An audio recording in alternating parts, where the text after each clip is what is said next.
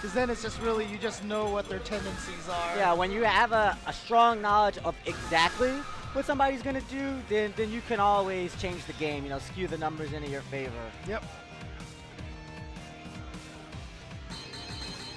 But of course, right along with that, you're forced, if you're at a disadvantage in a lot of times, to make these hard reads, so you can put yourself in crazy situations. So it all boils down to the matchups sometimes looking a little bit unorthodox yeah. when you have two players that know each other so well. Are you ready? Fight! And there's the first hit. What's next? But this is probably what you're going to see a lot of. They're going to try to keep, Velociraptor is going to try to keep Driftwood out as much as possible. Driftwood's going to find his way in. Fei Long, of course, excels in approaching on the ground, but it's not going to work against the strong fireballer as easily. Driftwood manages to get in with a frame trap Rekka. Here we go, trying to keep John from getting out of the corner. John just trying to battle his way out, but you see Driftwood backing up a little bit, and that forward jump then just has no effectiveness to get out.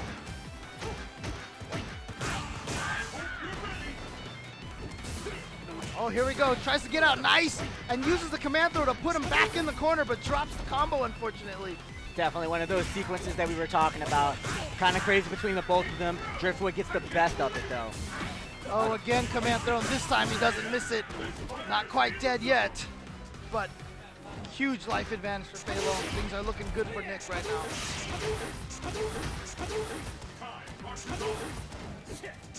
Oh, nice.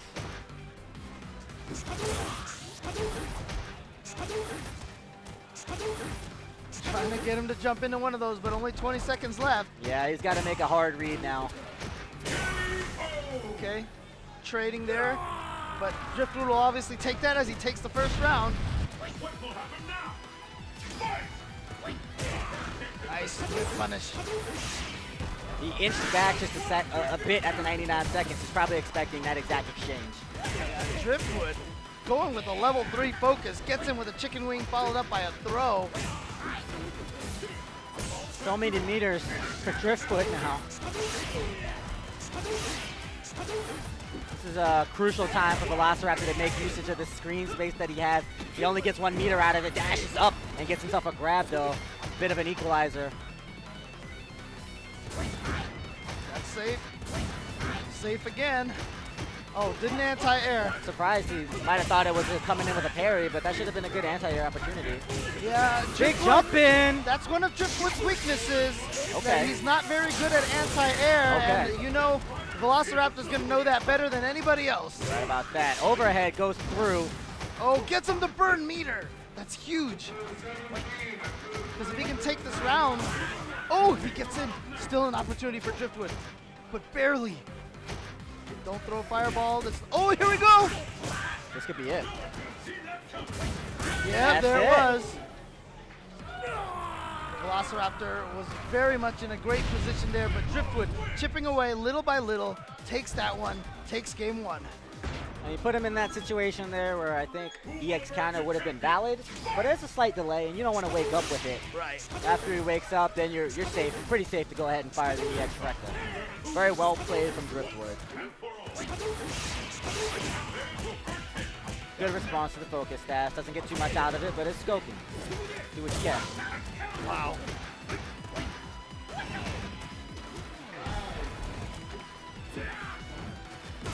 Nice, air to air. And he's jabbed him out of that every time. And you see, he knew he could walk right under him afterwards and put him back in the corner. Just won't let him get out. Yeah. Very experienced.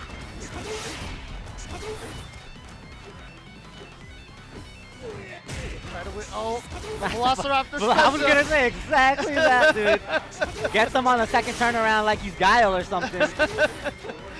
The manual Guile low round. He's got 2 sweeps. You got to watch out for the second one on the Revolution. Oh, wow, he went up for the throw, but Driftwood gets in with the chicken wing. Great rally from Driftwood. Great response. He sees that. Don't let these guys jump back in the corner. Again, forward dash into throw attempt and just chipping away at that life. Yep. Save pressure, save pressure, save pressure, and taking life away from him. Velociraptor has to make something happen quick. Nice. Are we gonna see another Pixel comeback? We saw Driftwood do it last round. Only 10 seconds left. So Driftwood's gonna try to run out the clock. Oh, there it is. And a sigh of relief from, sigh of relief from Driftwood there. EX Rekka has been his weapon of choice in this matchup, and it's doing a lot of work for him. Anti-air trade, but that's in Velociraptor's favor.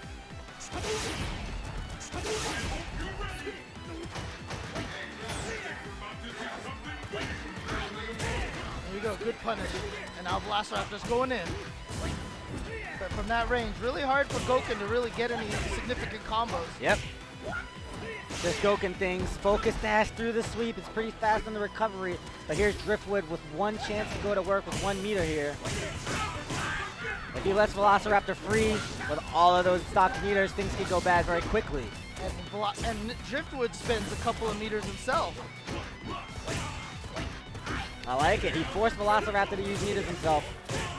Ooh, nice Velociraptor combo. takes it with the advantage that he had. And also, this is a winner's match. Whoever wins this one qualifies out of their pool. That's good. Oh, wow. Just walk up and throw. Snuck it through. All right, Driftwood trying to counter there. He's had a lot of success with the demon flip dive kick right after the knockdown. Yeah. Probably knows that it's a good safe jump timing, is respecting it. Yeah. Oh, again, Driftwood has gotten that a few times now, the frame trap Rekkas. Ooh, gets Velociraptor to spend all that meter. That's huge. Oh, and he gets out. But look at that, one Rekka combo pushes him right back in.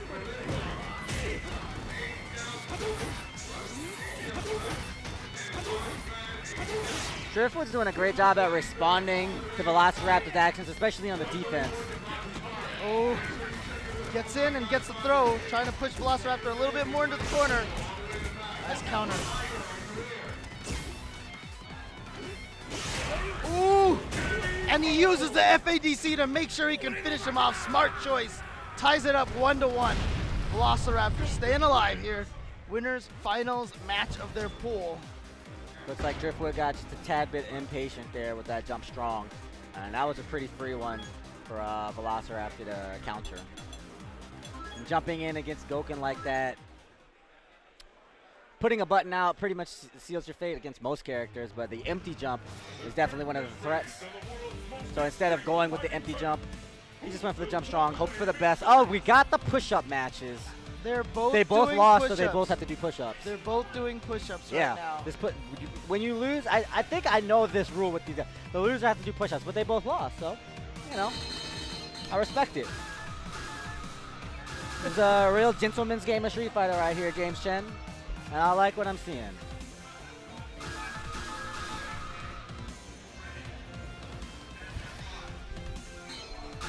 All right, last game here between these two players. Again, two guys pretty much known each other for a very long time. Driftwood, of course, spent some time in SoCal, has since moved back to Arizona, and now reps the Arizona Street Fighter scene. Velociraptor from Arizona as well, but remaining in SoCal. Again. He's pretty much almost 100% for landing those frame trap Rekkas. Yeah.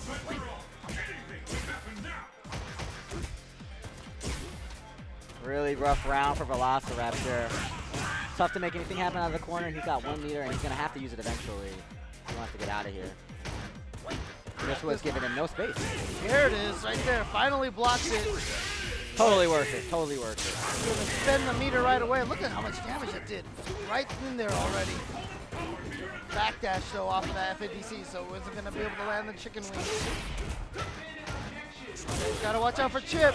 Oh, he got into the cross-up. He knew he went for the Rekka. Perfect distancing from Velociraptor. And he is at match point when it looked like Driftwood was completely in control of that round. What one great read can do. Oh, Top combo from Driftwood. Huge opportunity for damage and corner carry.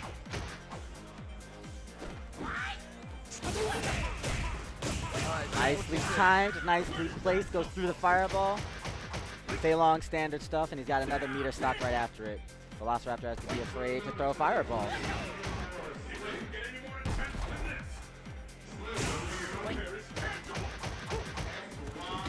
Oh, nice forward dash in the throw. We've seen that a lot from John. He's been going for that a lot. So far, he's only been punished for it once off of a chicken wing, but other than that, he's either landed the throw or Driftwood has just gotten a tech. All right, watch out here from counter into super. Beautiful EX Wrecker, well played. Oh, just goes for the hard knockdown on the sweep. He implied the threat of the counter. Yeah. Driftwood didn't bite. Oh, he got in there with the EX Rekka. And now, last round, last match. It all comes down to this. Fight! Unfortunate. Some of Velociraptor's tricks that are very strong against other players, you can see right now against Driftwood, they're just that tricks. And he can kind of break it down pretty quickly. Wow, it looks like the chicken wings get hit out of the air. But here we go, Velociraptor lands a big combo, huge combo. On the verge of taking this, Driftwood needs to figure out a way to get in there and do some damage.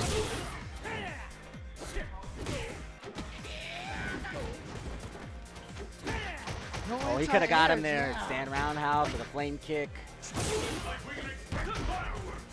Gotta watch. Oh, see, there it is. Jab him. Couldn't quite get under him that time. Jabbed him a little too low to the ground.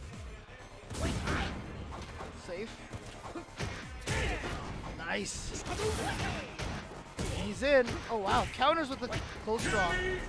Beautiful adjustments from Velociraptor. He just, he played patient and let that win come to him. Oh, they're going to do it. They're going to do it. They're going to, oh. Yeah, but Maybe next time. Maybe next time. that overhead from Fei Long is -3. And so I think Velociraptor might have just timed it properly to get the punish in that situation. Well, yeah, there you go. So Velociraptor moves on in winner's side. Driftwood sent to loser's bracket. Not a huge surprise Velociraptor to make it through, but that was close. Yeah, very close. So it looks like up next we have La Swagga from Georgia going up against Tobak #1. We saw Tobak a little earlier. Okay. He was up against, yeah, I'm not going to be able to remember at this point. But it looks like he's going with Hugo, whereas La Swagga is going with Rose. This is a losers finals match here for their pool, so they're going to qualify. Either Hugo or Rose will make it out of this one. This is the one we've been waiting for. The ultimate battle of supremacy has begun. You see them getting ready to go at it. He's definitely going to have his work. Oh, it was him. Yeah, he was up against Itabashi earlier. I was thinking that it was Jibbo that was up against Itabashi okay, earlier. So okay, yeah, that was the gotcha. Hugo versus Zangief that we had. He actually looked pretty decent in the matchup, but Itazan was very strong in the footsie game, the neutral game, and that actually worked out for him. I think he has a similar matchup on his hands here against a character that actually excels in that area. So I think Tabak is gonna have to really rein things in here. It looks like Tabak has instead gone with Rufus here. It's the battle of the century. Oh yeah. Okay. And doesn't wanna go with Hugo Probably- against Rose. Not especially surprising given how we saw him struggle with Itazan earlier. He can play offense, he can play aggro, and he doesn't have to wait against Rose if he doesn't really want to. Yeah, maybe he feels like it's better to go at Rose. Rose is a character who could probably keep Hugo out pretty decently. Yeah, definitely. She's the character that you want to be able to go at that you can. Right. And hey, look at that. Seems like the character choice is working great for Tabak right now. Pick up the pace. Looking like a totally different player here. Again, we've seen a lot of players go with very interesting you know, secondary. A lot of very opposite style of characters. We've got a rush down, and then we've got a grappler. You know? I think that's great. I mean, I think that's what you actually need to do. Oh, yeah. Opens them up. Couldn't get the link. Might be signs of the slight character inexperience. That was a counter hit after the cross up on the fat body Rufus. Stand medium kick will stop him. Well, Swagger answers back. Didn't let him get as much of that Rufus offense going as he would have liked. And now Swagger with some good responses to stop him at the approach. He's looking to mix in the stand roundhouse to cut strong. Wow, lots of trades. And jump forward, not jump roundhouse. He's not going to get EX snake strike, but he still manages to get in. And once again, with that instant dive kick, the instant dive kick has been working for him. Maybe Swagger's doing a lot of crouch techs, but Tabak just wasn't able to convert the combo. Yeah, he crushed a stand tech and a crouch tech. Didn't get the combo. He's still got a huge life lead. Caught Swagger pressing something there. Oh! Made it under. This could be... No. Not close enough for that soul spiral to hit. And with Rufus sitting on all that meter, yeah, things look definitely bleak for Rose. He was going to come back there. He needed the knockdown in the corner. Yeah. All of the advantage that would bring to him is what he needed. All right, Swagger going to stick with Rose. Probably has to be a little bit more careful about crouch teching. Again, Rufus getting in there a lot with those instant dive kicks. It's muscle memory, and it looks like Swagger he's not able to turn it off just yet. You know, you got to flip that switch and say, I got to tech late. I have to either see the grab or just be ready to take a grab here and there. One of the two. But his payoff is that much stronger if you do resist the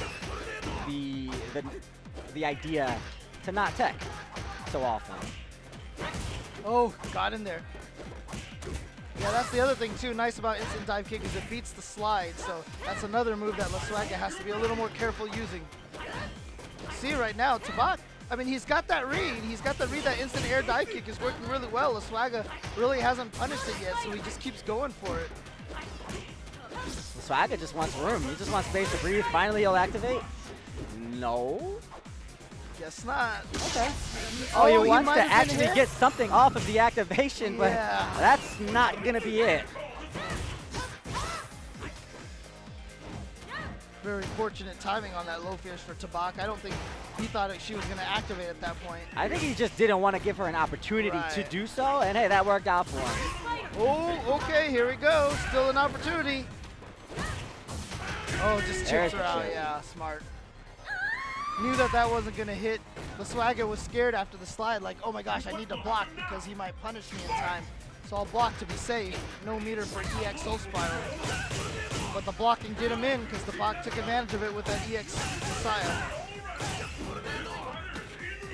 Pumps the crouch, gets the grab as a result, brings the stun out. Oh, wow, and he ends it with a perfect on a little bit of an okie doke there. Hey, he did not have to do that. He did not have to do that. But good stuff. He takes it and he moves on. Yeah. And as you see, a lot of times when the players come up to the station, they have the option of using the headsets over there. The headsets, of course, provided by Turtle Beach. You can check out all of their line of headsets at turtlebeach.com, official sponsors of the Capcom Pro Tour. Great games need great audio, and what game is greater? Absolutely. And here we go. Coming up next, we are having from Southern California, Brent, coming up here with his Rufus. He considers himself that other Rufus player because obviously the two most famous Rufus players, Ricky and Justin. We were talking about that earlier. Both of those players have kind of pivoted over to their alternates to their main. Yep. It seems so. Hey, So- maybe you're the best Rufus now. So maybe he is now that Rufus. Default, default, default, default. Exactly. And he's going up against Saltface from Atlanta. Saltface is a Kami user.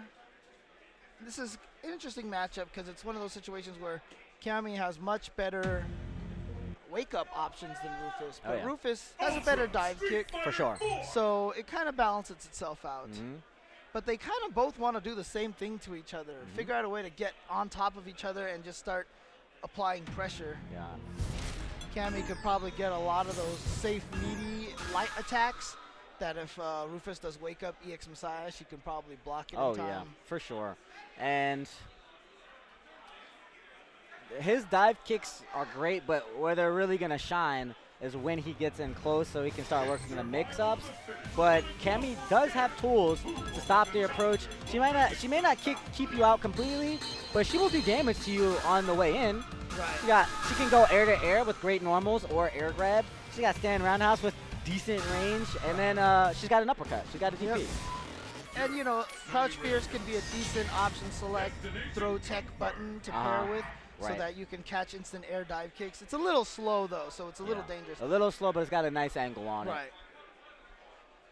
All right, let's see how this plays out. Are you ready? Fight! Brent immediately going in there, gets in there with the roll, but nice anti-air with the stand. Close, strong from Saltface. Too far for the whiff punish. Accidental input from Brent, and Saltface lets it go. There you go, there's that uppercut that she has. And now she's in, going for this mix-up. Oh, probably thought he was landing on the other side, maybe? Oh no! Is this enough to kill? Not gonna be quite enough, but close. Oh, safe jump setup. I love that because so many Rufuses after that setup, they go for some sort of crazy dive kick shenanigan.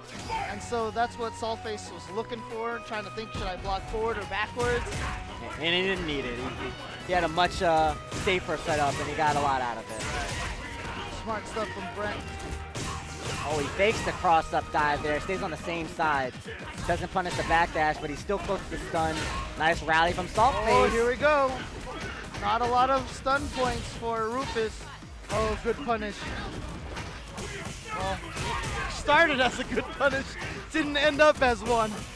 Oh, he's got it. Oh, too far. Oh, if Saltface had expected that one, he could have let it rip.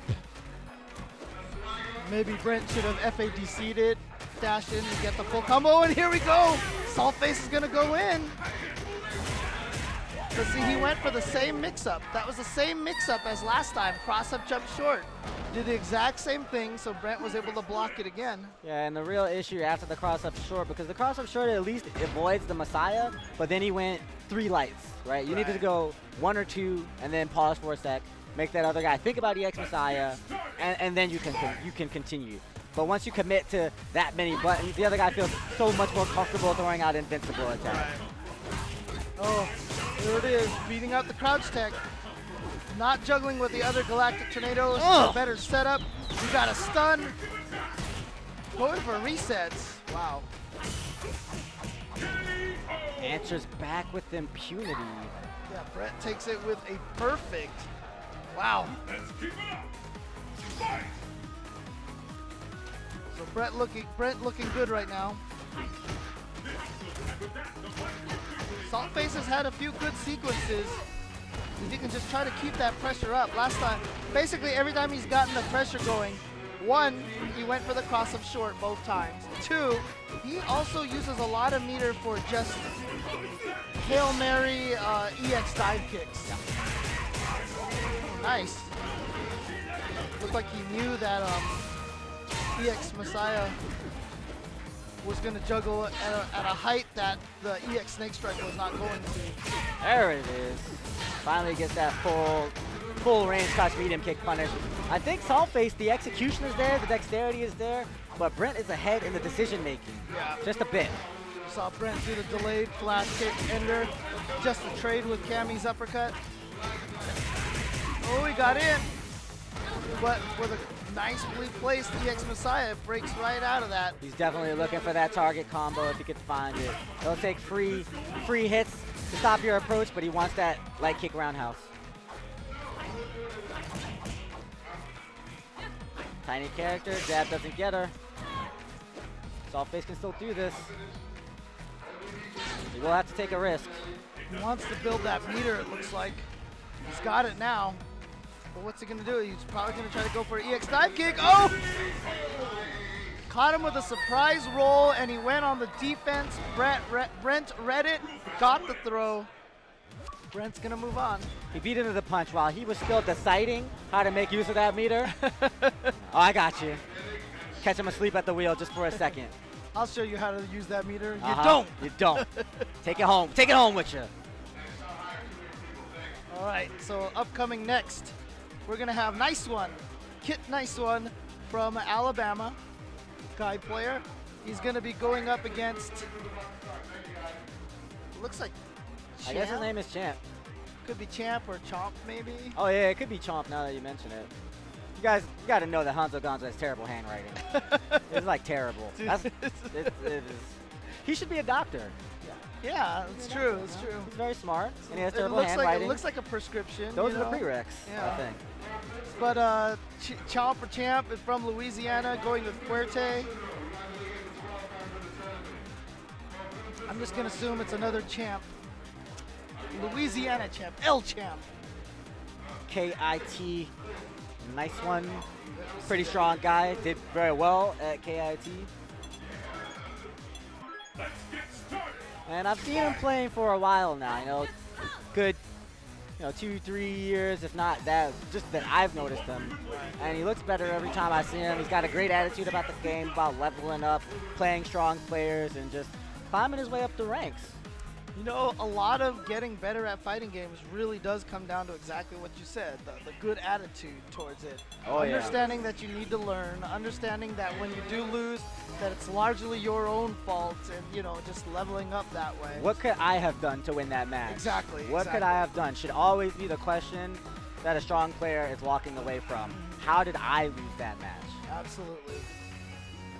All right, so Nice One versus Champ.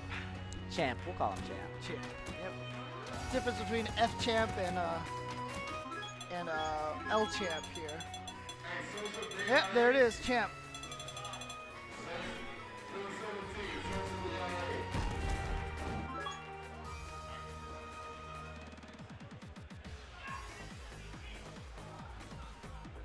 All right, now, Guy against Fuerte. This is a match that I've personally never been a huge fan of because I feel once Fuerte gets knocked down against Guy, a lot of his options are just hard to defend. Like the jump, the cross-up jump cross-up jump medium kick, hard for Fuerte to deal with. Gotcha. From forever away. Down strongs out of the air can actually give Fuerte issues just because he doesn't really have great buttons. Yeah, It's not like you can just say, I have a reliable button to swipe that thing out of the air with. So in a lot of situations, you're forced to block it, and then, Guy's going to work again. Right, but here's something interesting. Oh, okay. Champ was hanging around Vega for a second, so I was wondering. Thinking about it. And another aspect of this matchup is Guy's focus is pretty strong against Fuerte. Of course, he's going to have Q-Bomb to give him some issues with that. But if Fuerte is trying to do run-stop pressure, the way that the animation and the hitbox of Guy's focus are very useful. So he ends up kind of cutting that part of your gameplay out. Gotcha. Oh, wow. Goes for the fajita. Catches him walking back. That's a hard read right at the start. Hey, let him know. Let him know. You're playing Fuerte right now. All right, just gets a throw punish, but it's a hard knockdown, and he gets Fuerte mix-up time. This is his run stop. Get punished huge. Out of the air. A little too far for the juggle, but he'll take pressure. Hard reads, hard reads, hard reads. Yeah, good stuff. And then chases the backdash down with Hard a slide. reads. That's not going to go. All right, great first round for Champ. Basically read almost everything Nice One was going to do. Yeah. 4 wake-ups in a row. Those were not low-risk options, I will tell you that. They were well chosen. Not a lot of low-risk options on Fuerte's docket. Nice grab. That advantage after a late slide like that. And you also got to know how to punish that EX quesadilla bomb. Is every time you let him get away with that, that's a problem. Not sure what Guy's punish is. It might be just a run slide. Corner juggle. Oh, Good wow. use of the EX legs to get out, but he's still cornered.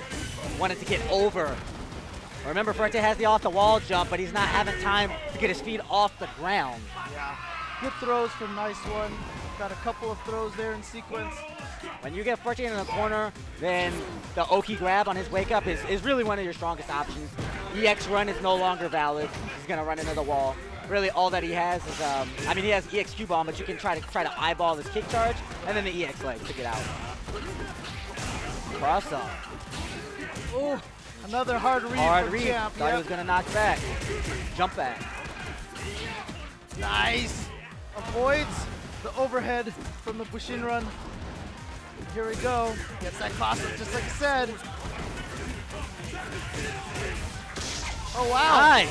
Spends the meter, but Ooh. not close enough to the corner. He probably thought he was a little closer. Hey, that couple of hits of damage is actually worth it in this situation, as long as he didn't get punished for it. That could have been his life. Ultra 2.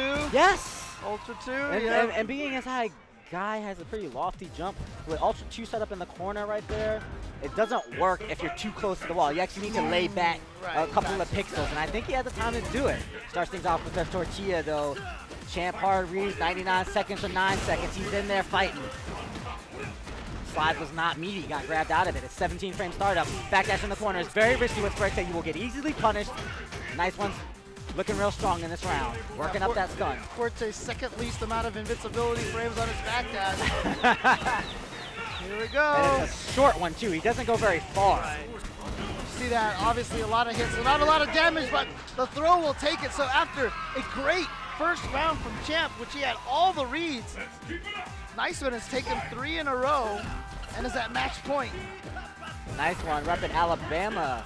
Champ from Louisiana. This lets you know we're at final round. The South is here to fight. Good combo to the knockdown. Another thing that is reliable for Guy that Forte doesn't have as much, so he's going to fight a lot of this round off of his back. Got to keep that defense. Okay, using the EX Quesadilla bomb to get through that.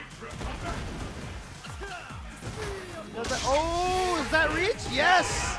There it is!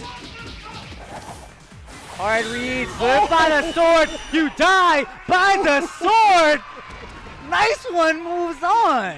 Great punish, great awareness. That's the benefit right there of knowing exactly how to punish moves. That was some good damage on that. One time he walked up to me and he was like, man, I hope you get to call one of my matches one day. And I saw him this weekend. I said, hey, man, you're going to be on the stream this weekend. He's like, all right, all right. He saw his face right after that matchup. He looked directly over to us. To see Yeah, our reaction. I He know. was like, As soon as he got the ultra, he looked at us, and then when it killed, he yeah, gave he us was like, another look. Oh, yeah. Awesome. Well, shout outs once again to Mad Cats here. You see the awesome TE2 sticks. You got the Xbox One version at the top and the PS3/PS4 version on the bottom. I have that stick. It's the TE2 stick is an amazing, high quality joystick. And then of course, XSplit version 2 is out now. You can try it for free at xsplit.com. It is the I would say it's one of the #1 streaming software that we have. This in the tournament's fighting game being run on community. it. Yeah. We run Ultra Chen TV on There that, you so go. great piece of software. And as I mentioned earlier, Turtle Beach, check them out at turtlebeach.com. Follow them on Twitter and on Facebook at Turtle Beach. Lots of high quality audio headphone products. A lot of players play off audio cues, man. You're going to need that sound. Oh yeah, A lot of games where it's super important. Like I know a lot of Marvel players specifically try to have headphones on so they can hear the assists being called. Hidden missiles. Yep, exactly. Hidden missiles. That's the main Hidden one. missiles. So we have Flash House coming back here, and as well as Nasser. Nasser, I think we're Nasser, called. yeah. Yeah, originally from France, now NorCal. That's right. This is the losers bracket to qualify here in Pool 3. You can follow along at home. Brackets are posted on finalround.org, where I'm sure you can check out Twitter/Capcom Fighters and get more information as well. That's right. This is a tricky match because Cammy wins this match, but she has to be so It patient. needs to be technical. Yeah. One of those kinds of matches. It's one of those matches that even though Cammy wins it at the highest levels, at the medium levels, Blanca kind of messes her up if Right. he plays very defensive. Yes. And she's a character that has to attack a lot, and just Blanc he welcomes that. Yes. Because that gives him the opportunity that he needs to make these crazy unorthodox trades. That is the kind of character that Blanca is. So this is why the Cammy needs to be technical. She needs to be clean. Yep. Methodical. That dropped, so we got a counter hit out of it. Yeah, so he got extra damage Hey. from that. But you can see right now, whenever Blanca has a life lead Walk up and grabs the- meter, it's really hard for Cammy to get in. But now that she has a life lead, oh no, went in a little too hard, and now one hit away from losing this round. Oh, but gets in with the drill. He committed to that crouched fierce. Yeah, Flash House walking around a little bit instead of staying charged for the EX up ball. Oh, risky start for Nasser. Finally begun. One of these two will emerge. Low distance slide. Very low range. That's an accidental input. That'll get him punished. You saw almost batting 100, batting 1,000 with those EX strikes. Oh, here we go. Oh, just goes for stand roundhouse. Sometimes it's hard to hit him off the ground, so he probably just did that in case you hit him out of the air. Yeah. Don't want to go for the combo, and then he flips out and gets a bigger punish on you. Yep.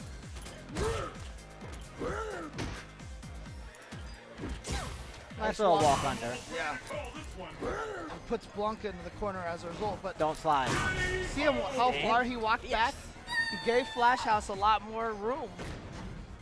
You want to keep Blanca pressured in the corner, force him to spend that meter to use the rainbow ball to get out of the corner. This is the thing about Blanca, even though he's a lot of single hits, but a lot of times they're fierces. Yep, just like that. They're sweeps. You know, he's making each hit count. Cross up, rainbow ball, took him back to the original side. See there, you saw it right there, the standing round, I'll just hit him out of the air. And the fierce. Ooh! Wow, into uppercut. I don't think that's what he meant to do. Drill gives you a little bit better offensive pressure afterwards. Accidental buffer. Flash House does not really seem to care too much about the charge. Hopped in after that. He's just making such good usage of the normals. He's not too worried about charging. Oops, air to air, and then gets in there. Yep. He got opened up on that one. Spit the Oh! grab him out of the hop? She grab out of the hop? I don't know what he was doing now that you've asked me that, because I thought that he was jumping and I thought that she grabbed him on the way up. Okay, But, okay. She definitely air grabbed him. This is bringing back memories of CVS too, when people would air grab him out of the Blanca vault. Oh yeah, yeah. The ultimate battle for supremacy has begun. All right, good poking from Nasser. Like I said, got to be very patient with Cammy. The whole match is feeling CVS 2 right now. Seeing That's low right. fierces and everything. Hey, these two are two of the better characters in that game. You got that right. Oh no, don't whiff that electricity. He's just trying to build a little bit of meter. Unfortunately, gave him a little bit of damage and just enough to give Nasser the life lead. Could have even done walk up, crouch, medium kick into the spiral, but I think didn't want to mess up his buffer again. Just took the roundhouse. But that's the exchange. Two fierces. He's keeping this thing even. Yep, and he's doing it by jump EX dive. Flash House has always been trying to anti-air with the fiercest, and that little delay in the air. I mean, it works out every once in a while, but maybe Nasser just isn't believed that he's going to keep trying it. Misses his input, but he still keeps him in the corner. Nice presence of mind there to let the ball rip out of the corner. Now Flash House got a good advantage. He does jump in, found the focus. Luckily for him. Wake up ultra, wow.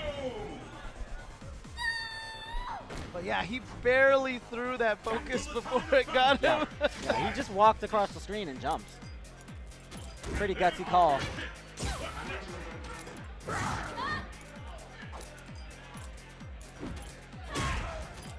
That jump roundhouse mechanic is so good. One of the best jump attacks in the game, in my opinion. Oh yeah. Oh yeah. Looking for tricks.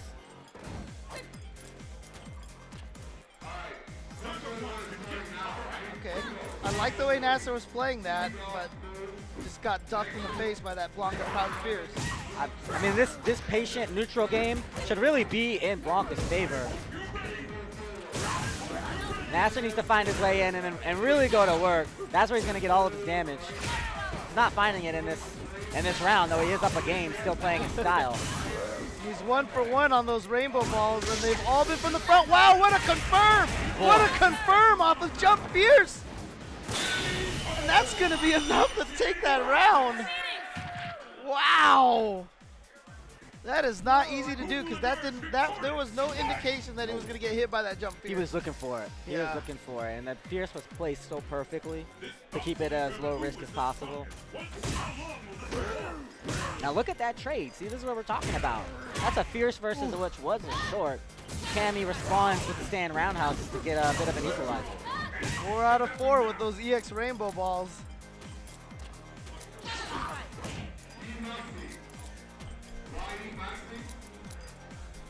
Resisting that urge to slide and just looking for whiff punishes. I like this play from Flash House. Nice. Ooh, dangerous trade. Fierce, Fierce, Fierce, Fierce. Oh, he And went a in for it. sweep. Yeah. That was basically what Nasser had been able to get in with a bunch of times.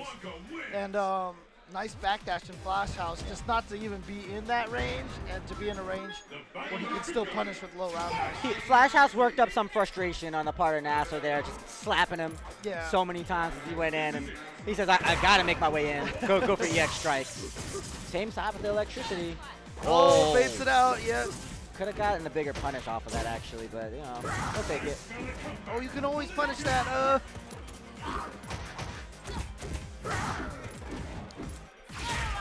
All right, gets in with the spiral. 5 for 5, 6 for 6 now. And he's also had the same follow-up every time after the rainbow ball, forward hop into up ball. His reliance on that jump fierce is actually why Nasser got that jump, on the stand fierce is why Nasser got that jump fierce. He knows the placement on it. And it's actually causing him some issues here. Oh no, hit him out of the air, didn't get the full damage. That's really unfortunate. If he keeps relying on that stand fierce, Nasser's gonna make a bigger bet. And he's gonna make it pay off in his favor. He did it in the first game. Nice.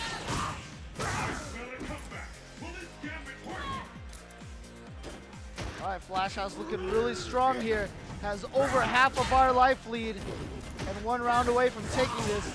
Did it again. He's done it every time. And then the hop forward into the up ball. Like I said, same follow-up every time.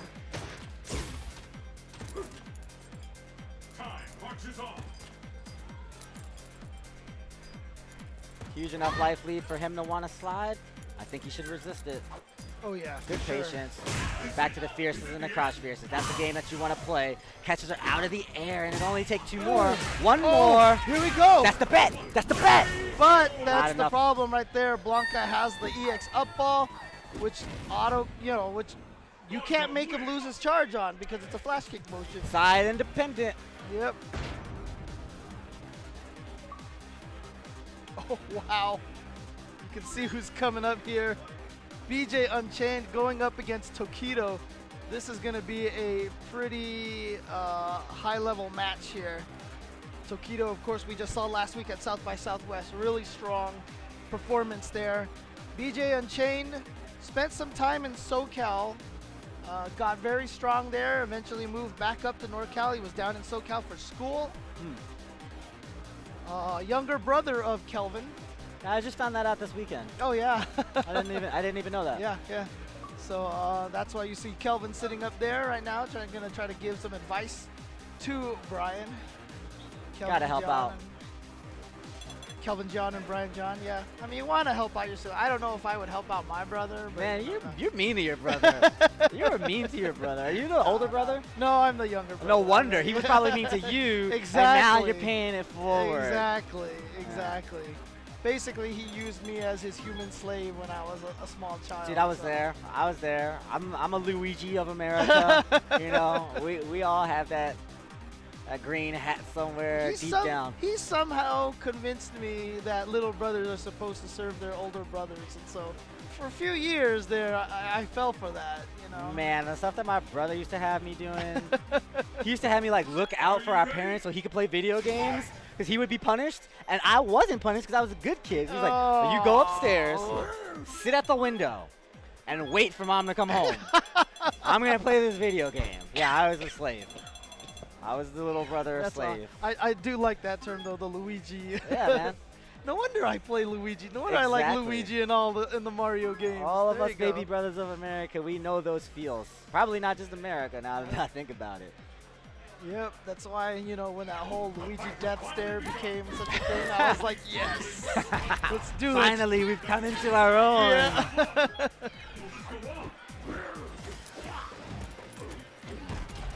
All right, BJ Unchained, one of the best Codys in the States.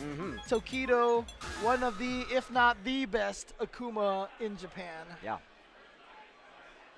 Definitely up there, and I mean, he's such a great tournament player.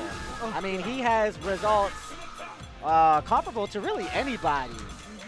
He plays so many games, and he's always a threat. It doesn't matter because that's how smart he is. That's how good he is at learning a game, like understanding it. Maybe like that last 5 to 10% for the specialist, he may not be there unless he's active, but he can tangle with anybody. Yeah. And I know he said he's concentrating mostly on Street Fighter now. Yeah, this would be the time. He's kind of cut back on a lot of other games, but you know, he kind of mentioned that he was a little bit of a genius. I mean, I think in Japan he is certified as a genius. Wow. If I'm not mistaken. Mensa, Tokido. I know he got into Tokyo University, so it's really hard to get into. That's so. true. Definitely at- one of the geniuses of fighting games. That's how I think of it. Look at the start for Tokido as well. Wow. Nothing. Extra meter. Nice. I like that. Very good. Can't really do much better than that. All right, so great start for Tokido. And wow, BJ Unchained just walks up with a zonk right in his face. He's got to make some kind of a statement here. Can't let Tokido just run away with this thing. Oreo counters that properly. Tokido gets the hard knockdown, stays in front with that jump short. Tried to fake into a throw attempt and kind of went with the jab. Said, oh, here we go. Big Combo damage. time. Takes the hard knockdown. BJ fails to block that cross up. He needs that. Potential stun here, but he's going to die before he stuns now. Okay, here we go. BJ spending a lot of meter to get out of that corner, but it might be too little too late. Let's see what he can get. Tries to bait out an uppercut. Didn't get it, and a nice just low forward from Tokido. He knew just how long he needed to wait to get that last little bit. You know, he didn't try to overplay his hand. He waited out the meter. He waited out the jump back on his wake up. It came to him. Tokido maintaining that murder face. Very quick first game. Let's see if BJ Unchained can make any adjustments.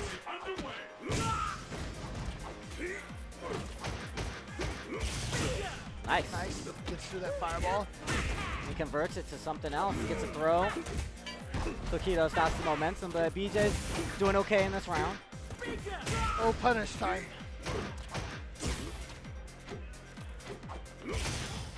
Trying to bait another one, another zonk. Just teleports out of there. Tokido doesn't have Ultra yet, so he can't quite cancel that teleport.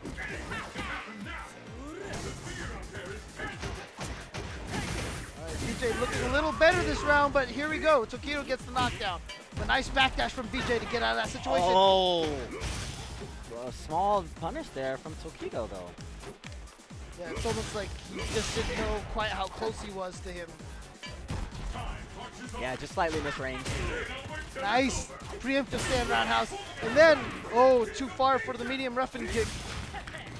Try to chip him out. He's in. He's in. Oh, meters to spare.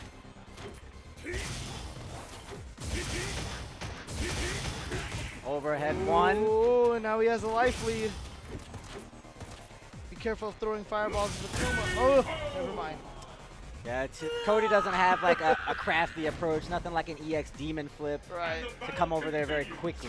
Thought maybe he would have went for the Ultra to trade, you know, spray some Yeah, sand in his yeah, face. just take the round that way. Yeah.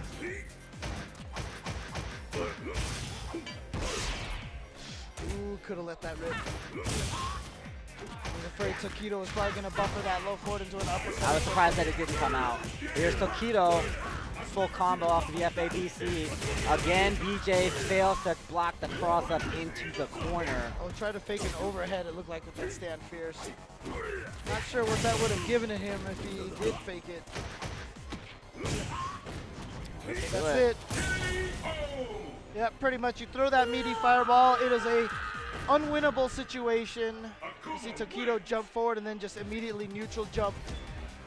No matter what Cody did, he would have either gotten hit by the fireball. If he made it through, he would have just gotten hit. You avoid the fireball, then he's sitting there waiting for you. Yep. So it looks like BJ's gonna sit. He's going to stay, and he's going to be going up against Poke Chop from Atlanta, native here.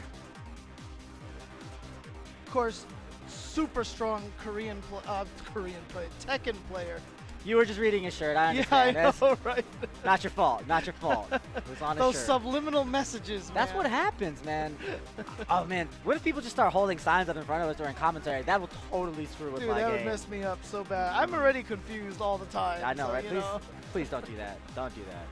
But yeah, of course, one of the strongest Tekken players here in a very, very Tekken-heavy state, Oh, yeah. city. Oh, So, yeah. One of the best regions of all time, for all time. Yeah. In North American Street Fighter, Atlanta has always been there, has always been present, been strong and competitive. We've had some of the best worldwide competition come out here to final round before even Capcom Pro Tour was a thing. Before there was this much here, people were coming out here for the competition. Yep. All right, so obviously Tokido, BJ, and Chain was winner's bracket side.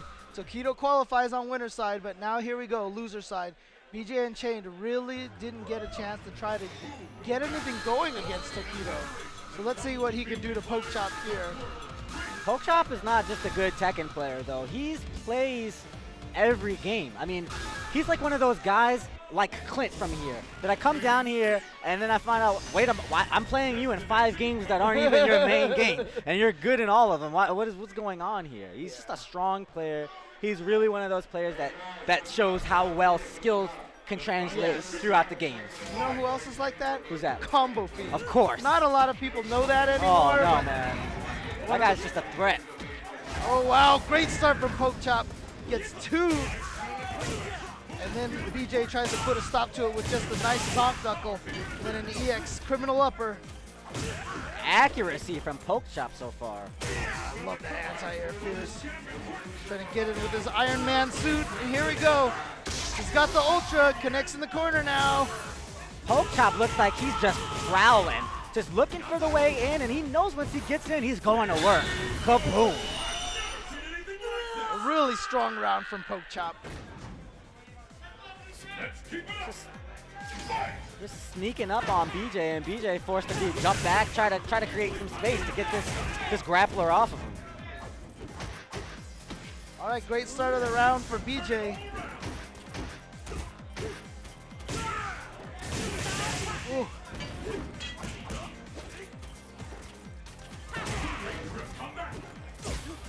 Yeah, BJ just hasn't been able to hold on to any meter. As soon as he gets it, he's used it. It's paid off this round, but I'm wondering what it'll mean for the next round. Oh, nice escape. Hey. Should have option selected that jump. Oh. But then you have to worry about the EXCOD as well Right, as possibility. A lot of guys aren't as free on Wake Up anymore in this version. Well done. Oh, wow. He just eats that jump roundhouse, but very fortunate that he doesn't get hit by the end of that combo, so no knockdown, no setup. And he chases the backdash down with a forward walk. But a great anti-air from BJ and Chain. Gonna pick up the knife for some chip damage, but one hit quickly makes him drop the knife. Picks it up again. Poke Chop doesn't move backwards. Nice. Always using that standing fierce anti-air. Nice reads. And a third. Oh, the anti-air. The jumping wasn't good. The combo, the counter hit, and he pumps his fist. BJ Unchained. BJ and Chain with a mini pop-off there. Hey, you gotta get pumped off of that. Dude, look at that face. Look at that face. Oh, Poke Chop is a trained killer. I don't think I've seen that face from BJ before. That was, I've never seen him that excited. yeah.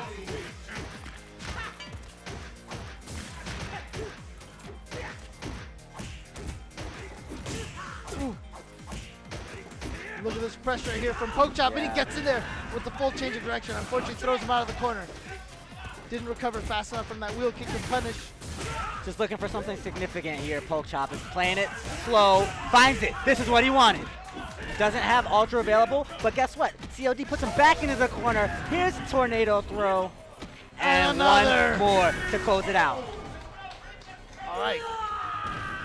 Pokechop won first round last time. Let's see if this time he can keep the momentum up here in the second round. He loves momentum. I mean, coming out of a Tekken background makes a lot of sense that he wants to go one knockdown to the death. Punish, yep. Oh, but Abel, of course, can't really get much off of the light attacks.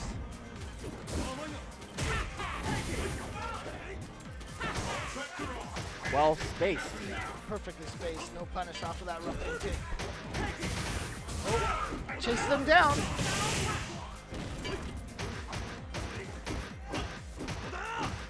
Oh no, Ricky. Tried to frame trap him with part of change of direction, didn't work. BJ and Chain ties it up 1-1. Who will emerge victorious? Fight! PJ looking at match round. ATL is about to get loud. Couldn't get the close fierce on that one. Follows the backdash, gets himself a punish, and he goes with the backdash again, Yeah. and he finds the EXCOD. Ultra Jacob was talking about that earlier. You'll rarely see players go for the same OS twice in a row, so a lot of times players will go for that option twice, and it works out. Oh, He's got a knife! Don't jump! and it's doing chip every hit that he blocks. They're losing little bits of knife. This is unfair, he's got a knife! EXCOD finds the mark. Oh, uses the bad spray FADC to get Pokechop off of him. What a dirty fighter. Oh, that had to be a feint. It is a fake. Woo! There it is. BJ Unchained takes it. Yeah, you got to be careful with that because the fake even still lasts a long time. Yeah. It's But- pretty far away, but I think it was a good choice Yeah. from Pokechop for that reason, as you said. Right. Uh-huh. You know, he was looking for something. He let that thing rip instantaneously. Yeah, he did that fast. Yeah, it was as fast as it possibly could have been. He let it go. It might have been good. For half a second, I was like, did he get him? But nope. I definitely Good thought he stuff. might have gotten them. Yep. Oh, man. So, yeah, again, thanks everybody at home for watching this. I know we have a lot of viewers. Definitely let more people know about this. You can tweet about it. Hashtag CPT 2015 or hashtag FR18. The hype is real. The hype is real. That is Quite the a whole hashtag. hashtag. Yep. You can use FR18. I think some people are using that one as well. If you run out of characters, you know, there are alternates available. That's right.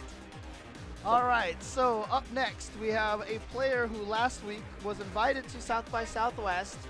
He went 0-7 and got a lot of flack for it, and he is looking to try to redeem himself here this weekend. And he's on a good road so far because he is at the winners finals of his pool, and he's going up against another player who did very well here last year. Tampa Bison Yes. placed top 8 last year. Yes. On his way defeating players such as K-Brad. There's Tampa Bison on the left, LPN on the right. So there's one thing that I know about this pool, and I'll have to check, but Shin Chang was in this pool. He was listed Really? as in this pool, if I'm not mistaken. I'm 90% sure that is the case. Huh. He may not have shown up. Have you seen him here? I did see him here. Okay, well actually. he was in this pool earlier, and if things haven't changed, then one of those guys might have defeated him. Yeah. We'll find He's out. an unusually strong player who doesn't compete in a lot of events.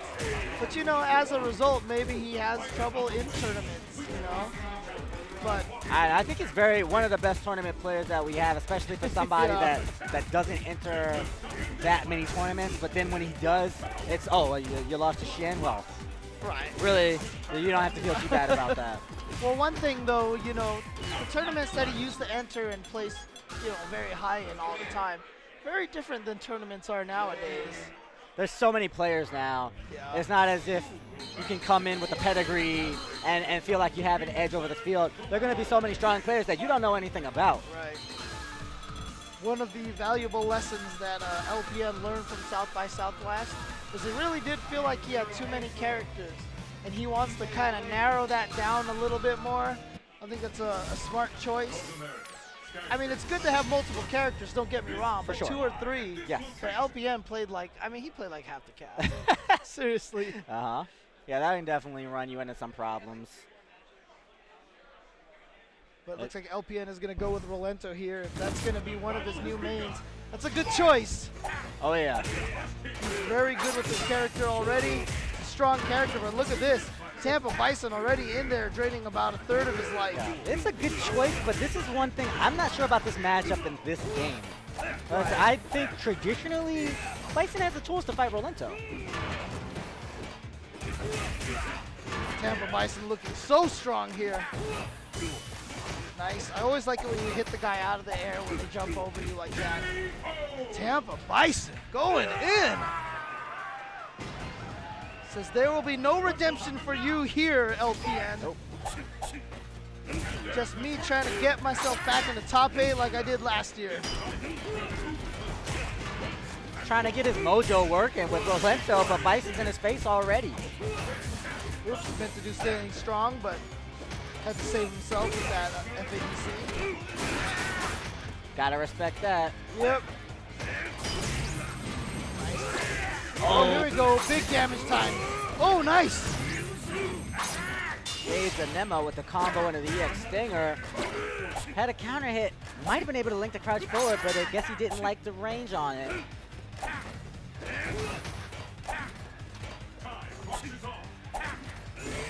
Methodical play from Tampa Bison trying to find this comeback. I mean, everything was going in his favor until he got tagged with that overhead.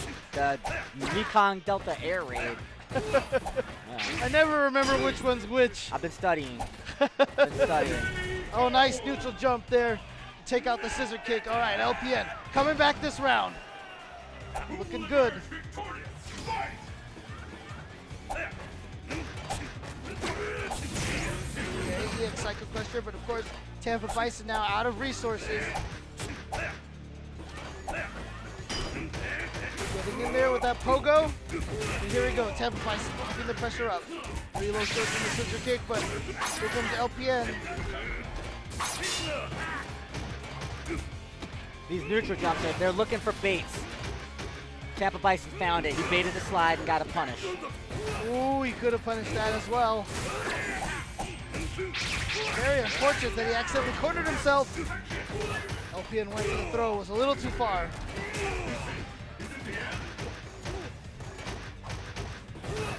Beautiful stagger strings here. Just barely whiffs on the overhead. And he'll punish that whiff. Tampa Bison taking the first game. LPN looked a lot better in the second and third round. But still wasn't enough for that third round. Yeah, he really didn't get to apply too much of like what Rolento, his more damaging aspects of his game. Right. He was able to be mobile. He was able to throw some knives. But he really only landed that one big combo, and that's what got him around, you know?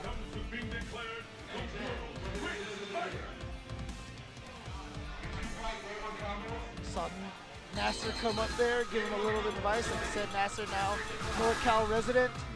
A lot of NorCal players made it out here this weekend. So we saw Julio on stream earlier. LPN's out here. We saw Nasser's out here. A lot of California in general out here. Yeah, that's true. Kelvin and Brian John, of course, both from NorCal now. I mean, we're not even mentioning people like Justin, Ricky and Shnega, yeah, you know, Eduardo, yeah. the people that might win the tournament. And we're just talking about other people right now. Yep. So LPN goes with Cammy this time. Winner of this, if we forgot to mention it, we'll qualify in winners. This pool. Oh, and we did, because Shien probably waiting somewhere. Oh, that's right. Yeah.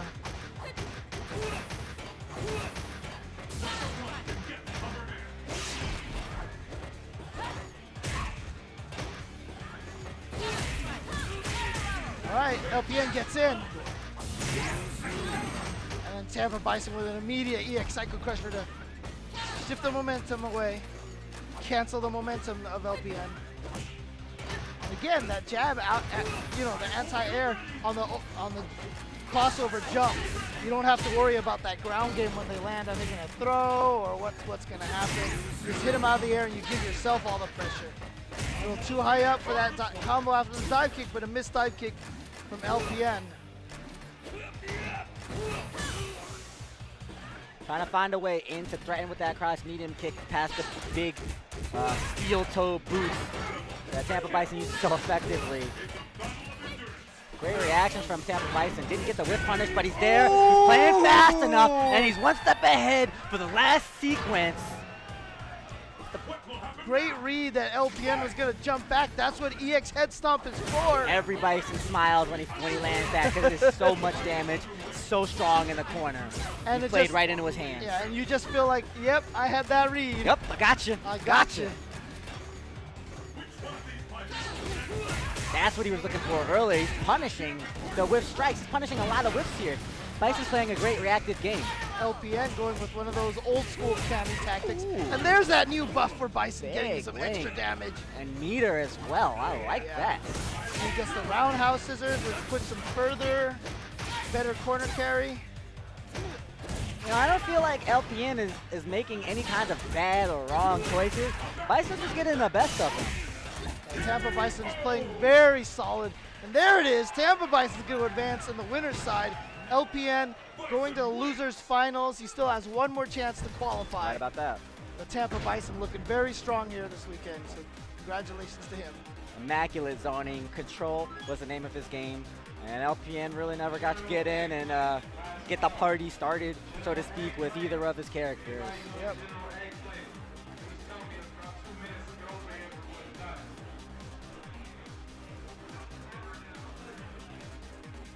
So upcoming next, we have Patrick from California, aka Lucan, as you may have heard him before. He is a very excellent Ryu player, but I don't know who he plays now because most Ryu players have kind of left Ryu, and in fact here it says he's an evil Ryu player now. Makes sense. And this is a qualification match, and he is going up against, from China, Dako. It's so funny that this version has made the Ryu players literally turn to the dark side. Literally, they're now Sith Lords. Yep. Every Ryu player has gone to evil Ryu. Hey, why not? Hey, you've got the hop kick, you've got a better low forward fireball, you've got the damage. They need that power. I will sacrifice anything for this power. Little did you know, all you need to do is get punched in the chest and you would raise up in tier levels. They should have known. I mean, Sagat figured it out. He figured it out with Sagat a few years earlier, so fair enough. It's fairly obvious. Now, the tricky thing about all the China players, such as Dako and Xiaohai, they are both multi-character specialists. Yeah. So I really have no idea who Dako is going to use. He's a Ryu originally, right? Or am I thinking of Xiaohai? Xiaohai was a Kami player. Okay, I think that Dako was playing Ryu, but I mean, he's one of those guys that plays half the cast. Yeah, don't forget, he also OCV Team Canada that one event with DJ. I don't even know what to say there. It looks like he's going to go with Ken. I believe the names are swapped. Oh, there we go. Okay. So Dako going with Ken. Hey, Ken is a very strong Shoto as well. He's obviously very different from Evil Ryu. Evil Ryu is more that glass cannon. You're looking to make every hit count that much, but Ken is way more of an all-arounder. You can have step kicks to rely on in the neutral game. Carrot grab is very strong in this game. And of course, the jump EX Tatsu when all things go wrong by making your way in. You can force it in with that one. Ken is basically the new Ryu. He's just so well-rounded. He has all the fundamental tools that you need. And right now, we have a great start from Dako. Look at this pressure game there. Oh, beautiful stand short. Always causes those moves to whiff. And then an EX uppercut right through the fireball. What? That was the hyper fighting trick. That's ridiculous. He hit him with only one hit of it. That was at the tip. That was one of the favorite things for Ken's to do in hyper fighting against Ryu. Yeah. Fierce uppercut through fireballs. Dude, he only hit him with the flame on his elbow. Right now, Dako is making such great use of that stand short. I love it.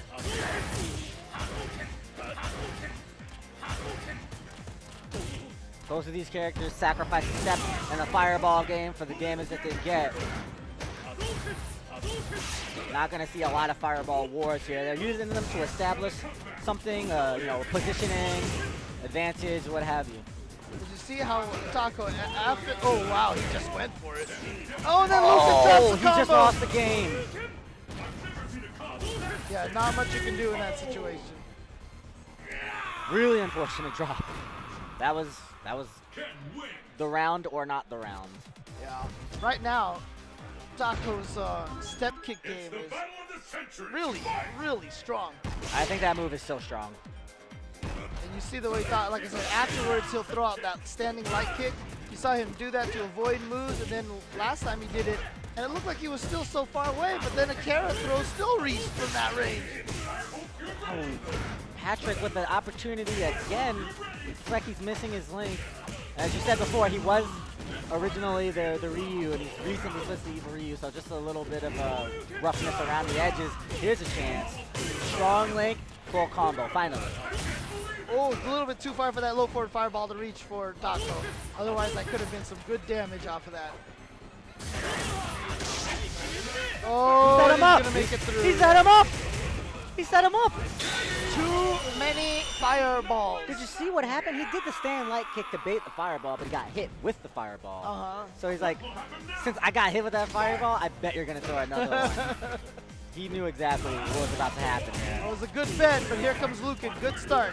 Getting some decent damage and waiting for that wake-up uppercut from Taco, which never came, so now Taco gets the momentum back on his side.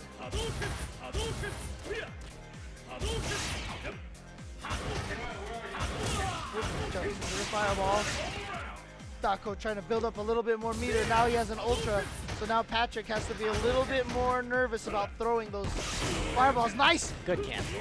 Buffer into the uppercut to save himself from the focus attack.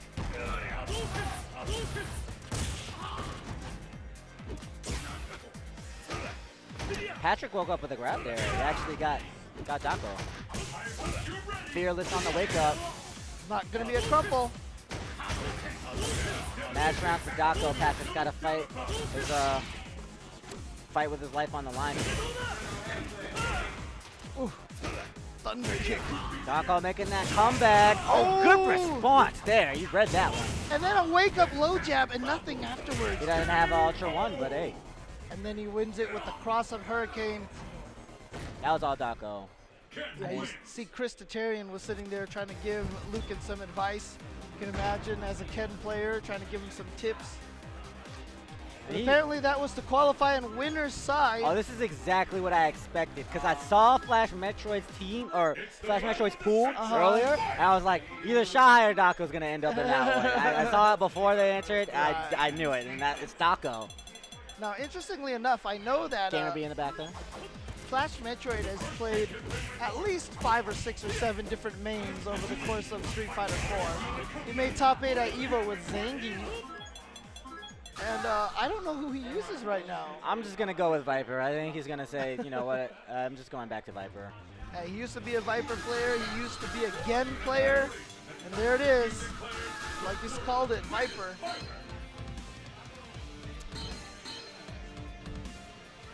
Thinking about it. I mean, Ryu has the low forward, low profile under Viper's burn kick. But I think all the Shotos have that. Okay. I think Ryu is probably the best one at it. Right. Oh, What just happened? Okay. Flash Metroid trying to troll us all. I have seen him play a couple of, a little bit. Just a touch. Just a touch of the strong one. Of course, Flash Metroid from Florida. Miami, Florida, yep. Very strong Guilty Gear player as well. Highest placing American Guilty Gear player at an EVO, if I'm not mistaken. His team. I think it was 08. Yeah, the year that there was a team tournament, he got into second Top 4. place. Yeah. Second place. Yeah, second place.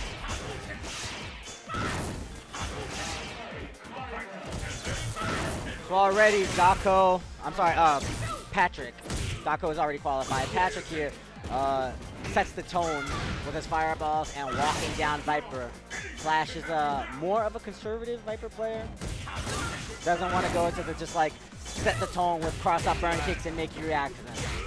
Oh wow, stand roundhouse to beat the burn kick and it's knocked down? I didn't know that knocked down on counter hit. Me neither. That's a new one for me. Oops, that was supposed to be an uppercut. Came out as standing fierce instead. Or crouching Crouch fierce. fierce and no punish from Flash. Definitely didn't expect that to come. Yeah. Pick up the pace. Fight!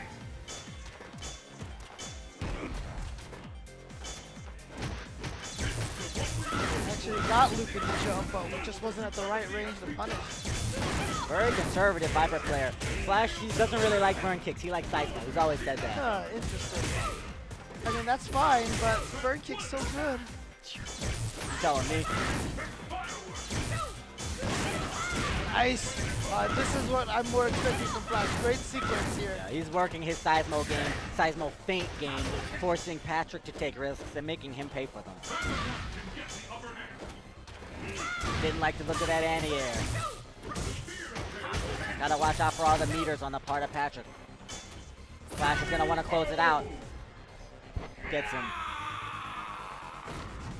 Definitely Patrick could have taken some big chances with all of that meter that he had, but he'll hold on to it going into this third round. Nice neutral jump. That's 40%. That's Evil Ryu. Empty jump to the low. 3 meters on the part of Patrick, and look at Flash Metroid's life bar. It's only been 14 seconds. Yep, it just is all melted away. It's gone now. And I like this pick for Flash Metroid because he's a very technical player. Viper's a good character for that, but great job from Lucan to get through that Seismo. Picks his spots with a couple of dashes. Seismo was behind him. Hey, he's gonna be up there. Punishes it easily. I don't like that. I don't like that. You're giving me too much advice when I just won. I don't want to hear that right now. You know, I'm just like, nah. I'm godlike.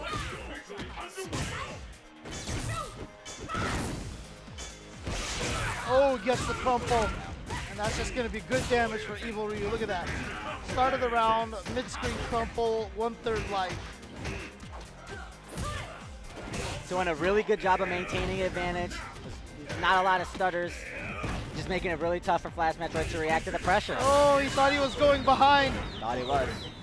Builds a lot of meter with those axe kicks, and now Lucan at match point. Lucan from Southern California.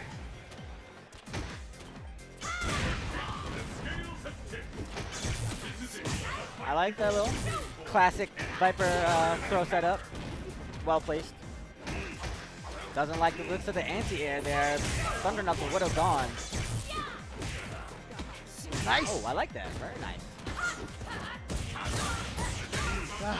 Combos from so far away in low forward fireball. Flash is just using as many tools as he has with the size, with the feints, the size moves. Now watch trying out. to get this Evil Ryu off of him. Viper can lose with 1 low forward fireball, FADC Ultra 2. But Flash Metroid catches with the EX Seismo. This is the last round. Fight!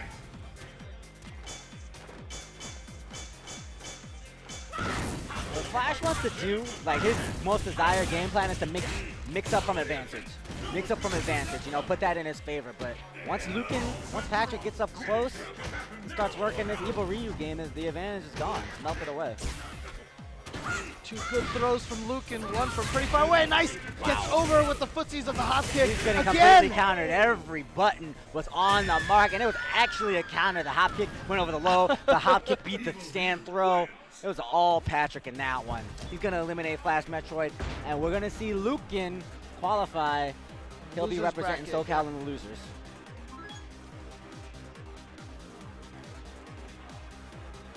Once again, want to give shout-outs to everybody who makes Capcom Pro Tour a possibility. These sponsors are the guys who make these events all come to you. We wouldn't be here if not for them. Yeah. Or we might be here, but you guys probably wouldn't be, right? Yeah. I mean, we're both old. Yeah, We're both for old. sure, for sure. But Mad Catz, Turtle Beach, X-Split, all of them great sponsors. And of course, you're watching this right now on Twitch.tv. Twitch also a huge supporter of the Capcom Pro Tour. Of course. You see an example of the Turtle Beach headsets. Nice headsets, very, very high quality headsets. Check out all of those great sponsors this weekend. We're using their products here, so we've got first-hand testimonials. Yep, and here we come up here was one of the players who looked so strong. He actually surpassed some of his demons last week. Managed to defeat Daigo, managed to defeat Tokido, and that of course is GamerB. He finished third, only to Kazunoko and Momochi, and that is that's good company to have right there. You're right about that. And he's going up against Cardell. Cardell. Yeah. Are you ready? Cardell. All right, so, oh wait, button checks. Looked like Cardell was going for button checks and GamerB was going in, and then he's like, oh, I'm sorry, this is button checks. This is some violent button checks here. As you talked about with GamerB, man, he had the roughest finish last year, just narrowly not making it into the Capcom Pro Tour. That was so heartbreaking. It was. I felt terrible watching it, even though, you know, somebody's got to win, somebody's got to lose. But Bruce is just such a great guy, a great personality. We love to see him traveling around, and I mean, we can still remember when he could barely speak any English. And when he first showed up in EVO 2010, like he couldn't speak any English. Couldn't talk to him.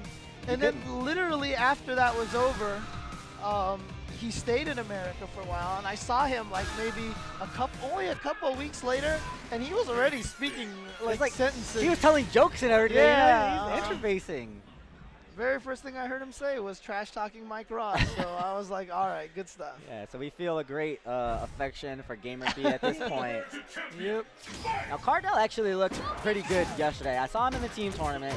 Can't say which match it was, but he was looking solid. That doesn't say much to being up against GamerB. He's just going to be one of the best that you'll have to fight. There you go right there. The air Jaguar kick is focusable. That's what Cardell got. Gets the crumple on there.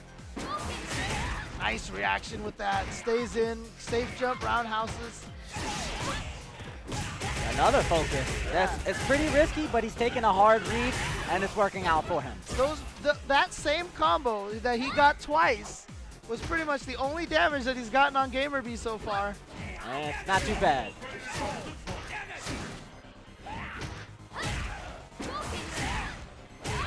Wow, only hit once, which gave Cardell a chance. Option he selected the backdash! And Cardell with a fist pump. Ooh, GamerB didn't respect the OS. He didn't respect the Oki. Great stuff. Cardell basically with just 3 really good sequences. Man, we're not very far from him. I could hear the OS input. Oh, yeah? He hit it with the authority. Nice. That was another option select. It looked like to chase down the back dash. Great whip punish with that low roundhouse.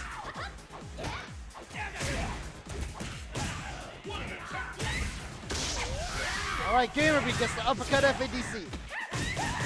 Gonna do a good sizable chunk here, but he's gonna still be alive. Safe jump timing, okay. He did a delayed wake up, but GamerB ready to respond immediately with the low short and the Jaguar kick. He's recognizing some of the tendencies because Cardell has gone for the defensive crouch tech quite a bit so far, and GamerB's getting Jaguar kicks as a result. All right, nice. Great start here from Cardell. Oh yeah, gotta FADC that to make himself safe.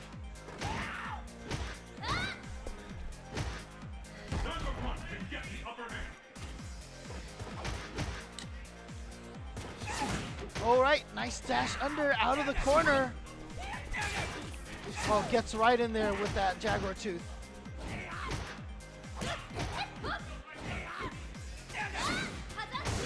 Nice block.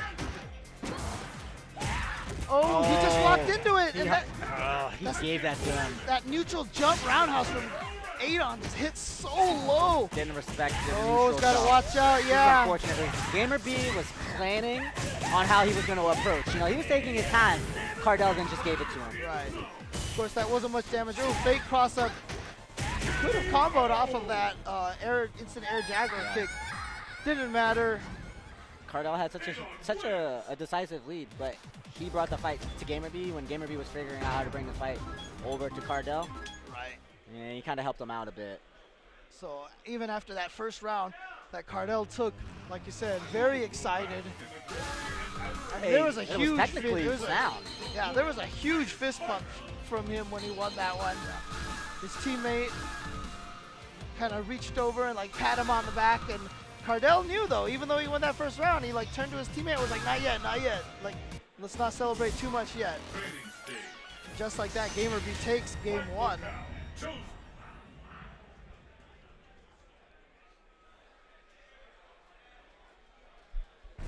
All right. It's the battle of the century. Fight! And there's the first hit. Cardell was, like I said, he played very solid, very technically sound, good kind of zoning game, landed the combos when he needed to. But Gamerby, it looks like he has a little bit more technology there. Well, I don't know, I can't even say that, because that option select Cardell had was really nice Yeah. to catch that back dash. He shows that he's actually playing some Street Fighter 4 out here. He gets a trade, gets the hard knockdown, but wasn't able to get any other. Nice, he gets the throw, trying to go in. No anti-air, but focus back dash. Such a powerful tool for Chun-Li to escape pressure. Oh, and here comes Gamerby when you get that instant air Jaguar kick. Oh, and that's gonna connect in the corner. Gamerby's gonna take it off of that uppercut. FADC back into Ultra. So now Gamerby at match point. Great first round from Cardell, but Gamerby has rattled off 3 rounds in a row now. Oh yeah, ground Jaguar kick is an armor breaker, as you just heard. Going for the throw. Oh, he would have been able to juggle off the uppercut. I don't think he was ready for that, but here he gets the second uppercut. This pressure's too much. Oh! Walk up, surprise DP. Wow. Cardell's gonna die with 4 meters ready. That was unfortunate. I mean, that was a great first round from Cardell. Yep. And then it just went downhill from them, and you could see how Gamerby just adapted, he adjusted, and he got such a beat on the flow of the match and was able to take advantage. He got stronger every single round. Yeah. And Cardell showed it. He's a good player, but I mean, this is Gamerby. He's a guy that's able to push it, you know, like you said, every single round. Cardell showed one strong round, but he needed to level up more and more and more to stay on par with Gamerby. Gamerby, like I said, after last week, looked like one of the strongest players on the planet. Said he defeated Daigo. He actually put Kazunoko into losers. He was the only person to defeat Kazunoko. Oh wait, Tokido beat Momochi. Kazunoko only lost to Gamerby last week at South by Southwest.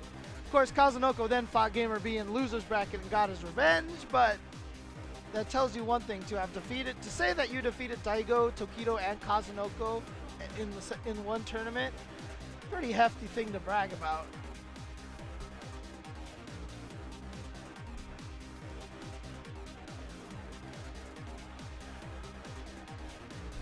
Here we see right now, this is going to be, we just saw LPN versus Tampa Bison in winners finals, and Tampa Bison qualified from that, so pretty sure that this match right here for LPN is a losers qualifying match. And are we throwing in a pinch hitter here? What just happened? He just said, you know what, I don't want to do this, I'm going to throw in my substitute. You play. You play instead. I'm not sure what happened, but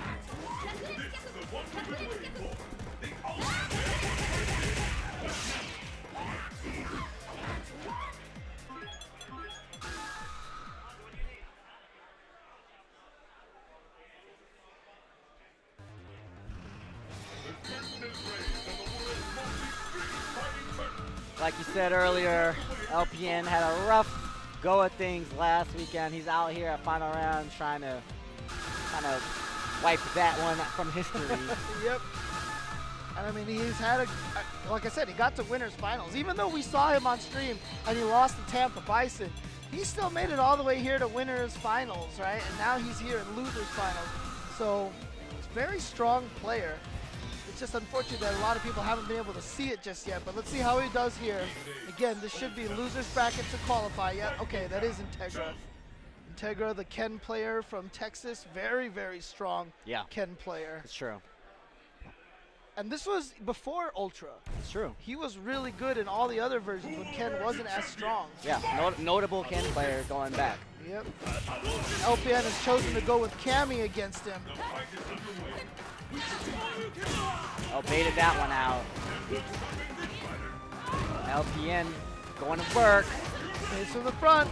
And then, wow, a throw from Integra. I'm surprised about that one. And then a wake-up low short from LPN. Immediate challenge.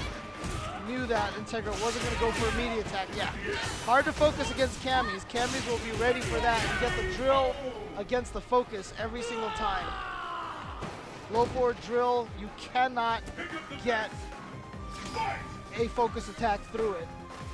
It'll be any level of focus attack except for obviously red focuses. LPN is just forcing Integra to make these choices on the defensive end, and some of them are perhaps questionable. You know, we already saw that grab that kind of came out of nowhere. It was very risky. It hit.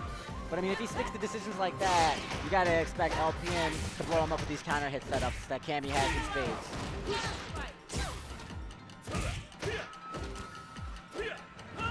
Whiffing some buttons right in front of LPN's face. LPN goes in afterwards. Oh, caught him! Ooh. He went for the delayed crouch light kick, and LPN with the counter, just a very quick strike, EX right from the air, crushed the low, gets the ultra. And there's that jump roundhouse from Cammy. It reaches so far. Only weakness is doesn't hit particularly low, so a lot of straight attacks can beat it, like a Akuma Stand Fierce kind of situation, but other than that, it's what makes Cammy so good, because when she jumps at you at that range, is she going to roundhouse? Is she going to dive kick? Or is she going to empty jump? It's a really good mix-up. It's how she gets in a lot. Oh, punish big.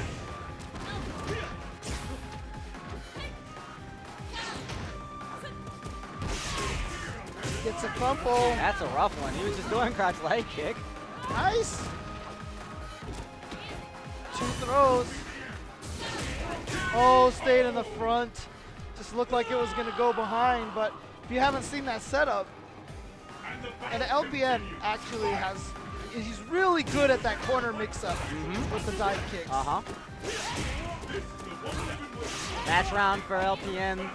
Looking very strong against Integra. Yeah, he's taking Integra out of his comfort zone very quickly here. Interesting throw setup. Ready to go from here.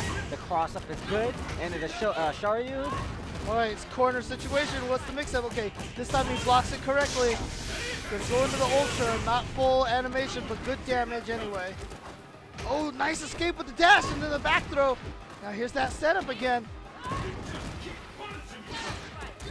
Oh! Too shallow to maintain the advantage. You know he wanted to use that EX strike again, and I think he must have got caught trying to go up back and throw it out there. Yeah. He's been having a lot of success with that, and it's been crushing the crouch light kick, so he can recognize that Integra goes for the option crouch tech quite a bit. Beautiful low roundhouse to punish that whiff dive kick.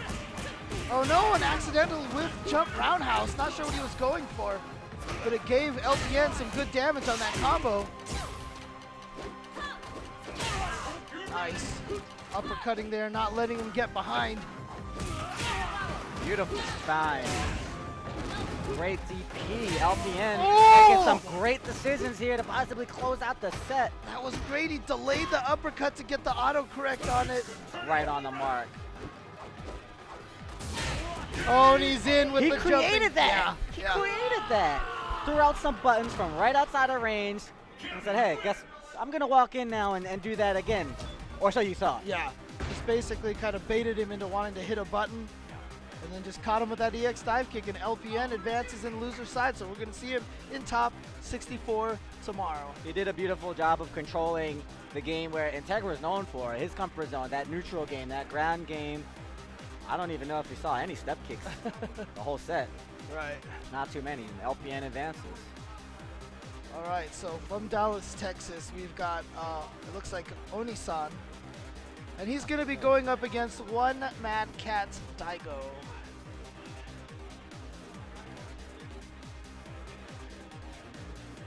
Or so we think.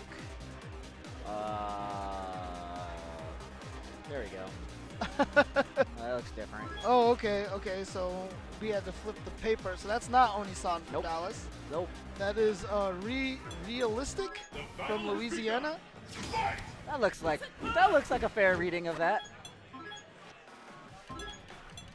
Okay. Realistic. From Louisiana, who's an Ibuki player. I really do like the fact that all the Mad Cats players have their special color, their color jersey. You know? I think that's really cool. Yeah. I think that is so cool. Mago, of course, with the white and red. Daigo with the yellow and black, and Tokido with the. Is he the blue and I think yellow? he's the blue. If you notice that set of Mad Cat stickers, there's the red and white, or there's the white and red, then there's the black for Daigo, there's the blue, but then there's a red one that's just there. And you're like, what's going on here? Conspiracy theories. Who was that one Yeah. for? Strokes his beard. If you think back, you know, it might be kind of obvious, but MCZ Daigo Umehara representing that Mad Cats. Going with Evil Ryu as he's been playing of late. Another one of the Ryu to Evil Ryu converts. The Realistic, of course, using Ibuki. One of those characters, like we said, is super strong in the game, but Very highly rated amongst players as well. Yeah. But we haven't really seen, I guess there's Pugeta. Right. We haven't seen a ton of Ibukis out here really like the results. change the opinion. Yeah, the results haven't necessarily matched what players think of her. So far, just a couple of badly placed slides from Realistic causing him some problems, and then Daigo getting in there twice with a couple of jumps. That's fortunate.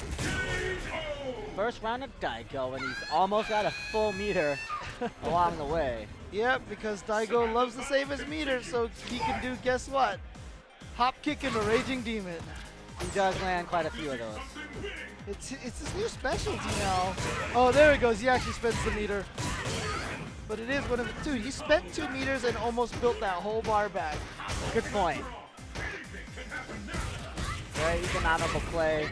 Realistic fights his way out of the corner with the overhead, but he can't keep it up.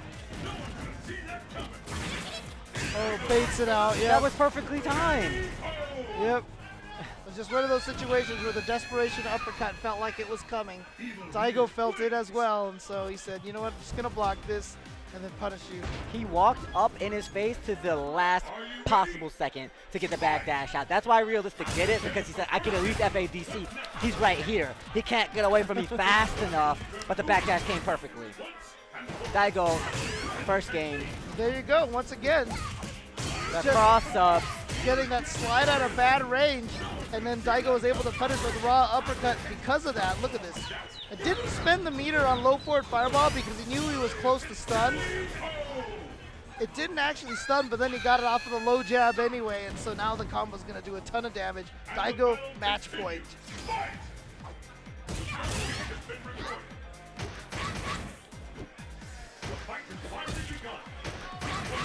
Yeah, this is just Daigo out in front.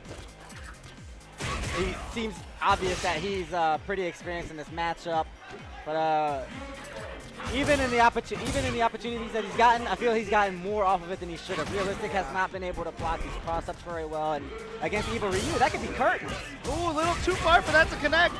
So he gets Daigo to waste a couple of meters. Daigo wanted the money link.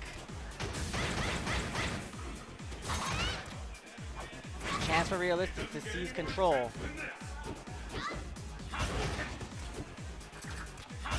Daigo looks like he's, looking for the crouch forward.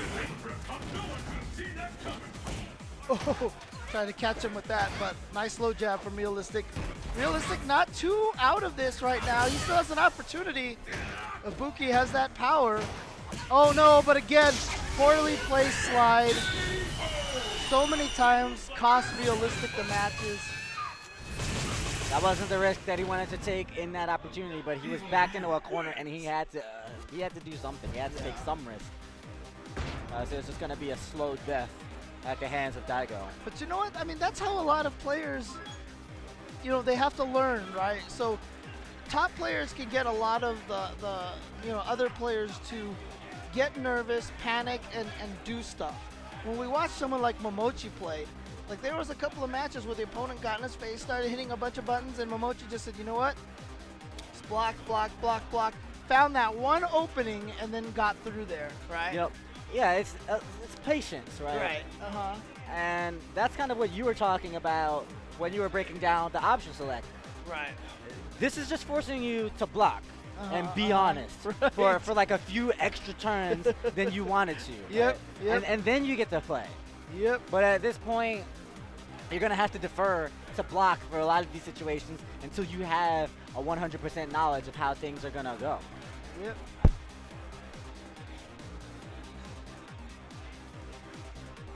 So next up, this is Oni-san. Oh, and he's okay, up okay. against Joel. See, the funny thing about that last matchup was you're like Oni-san against, and you look at the paper, and the paper says Joel, and I'm like, that's not Joel. But they call Joel American Daigo. So perhaps it's like a deep troll that's going on. But no, it's Daigo, followed by American Daigo. Is that really what they call him, American Daigo? I don't know who they are, but I do know that they call him that. I don't know. I've played him, and he's a strong Shoto. That's good. That's good. He's a good player. He's a good player.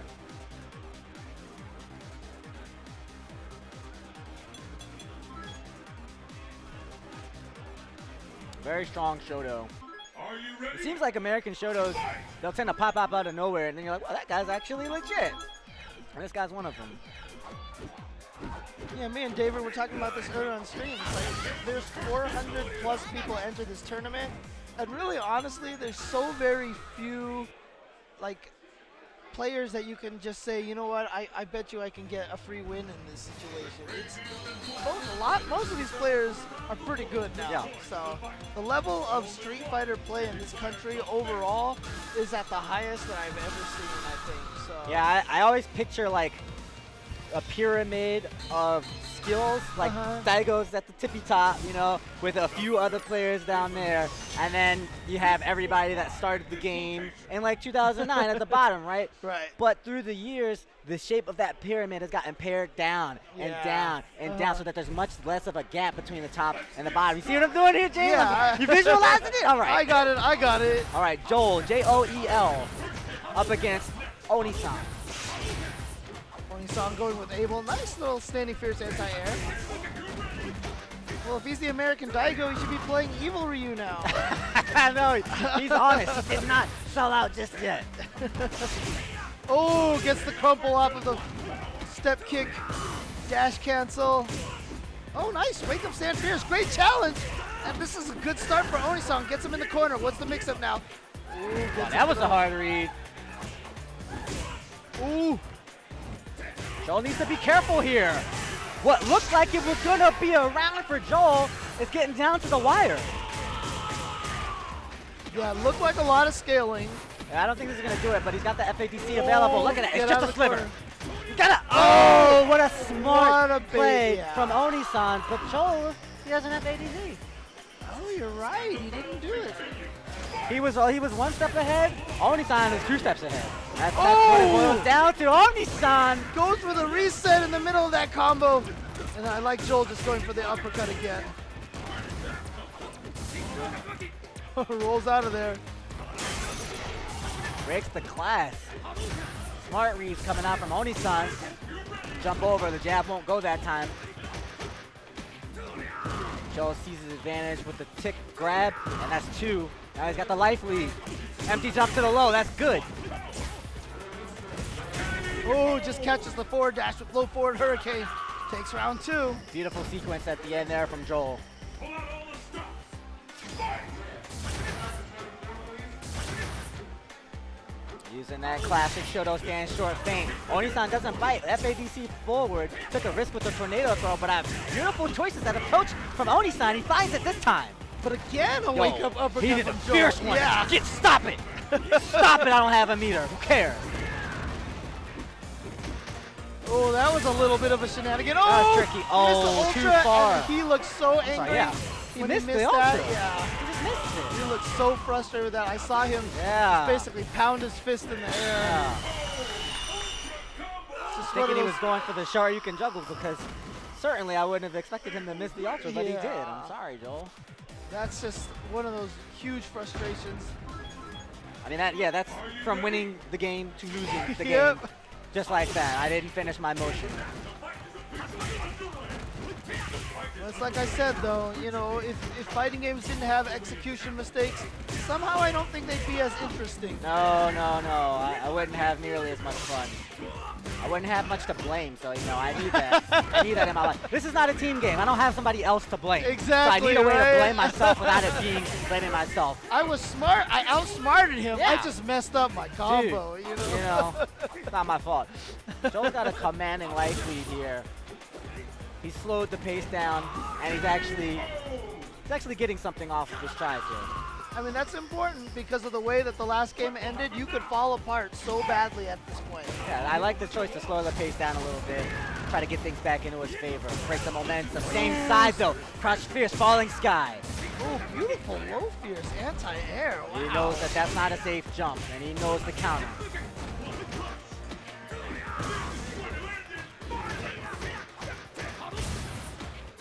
Nice throw. What's the mix-up here? Stays in front. Always looks like it's going to go behind. Now he's not going to miss that ultra. Goes ahead and burns it all. Does no damage. Oh my god. Nice chip after the cross-up Tatsu. Nice backdash just in case he uppercut it and he gets the EX tornado throw. It was on the same And side. Another tornado throw. Oh, he And got him, the fakes quack! it out. Oni-san, stand in this. Smart clutch from Oni-san. Match round now for the kid.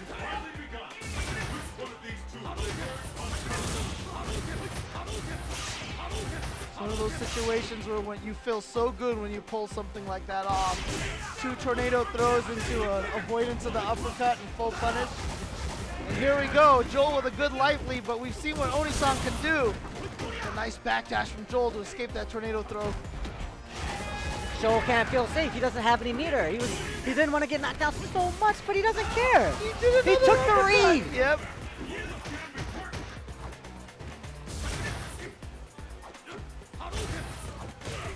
Oh, he's in. There it is. He caught him yet again. Oni-san is a monster in this neutral game.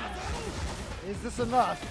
Not quite, but EXCOD is available. Oh, it was not the right jump!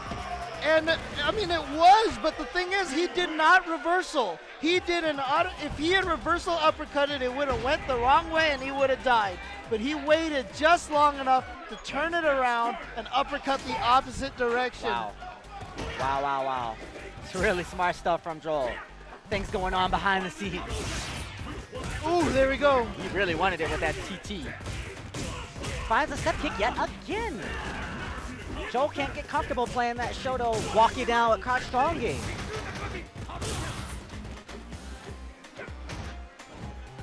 Not able to punish that. Oh, he waited for it! He did Chased the down the TT last backdash. time, didn't get him, and this time he waited! Oh, and then he just went for the uppercut again. Joel is going for a lot of wake-up uppercuts, and it's costing him. It looks like he's decided I have to do it because it's Abel, and I know Abel is going to pressure me on my knockdown, but Oni-san's not falling prey to that game, and he'll take another round, match round now for Oni-san. Let's hope Joel does not get too flustered here because technically he should have won right now already if he had landed that ultra in the first game. Very true. Oh, Joel with a quick turnaround in this second round of the third game. Late on the whiff punish there, he lets him in. Whenever he gets in, he's usually able to make something happen. Nice response from Joel to find the jump in and get things back into his favor.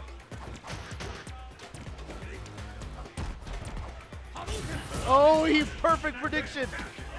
Okay, ends his own combo just to get in for that tornado throw.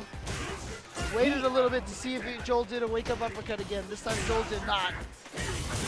Ooh, yeah, uppercut. Not much Oni-san could have did. He might have been able to roll into Ultra.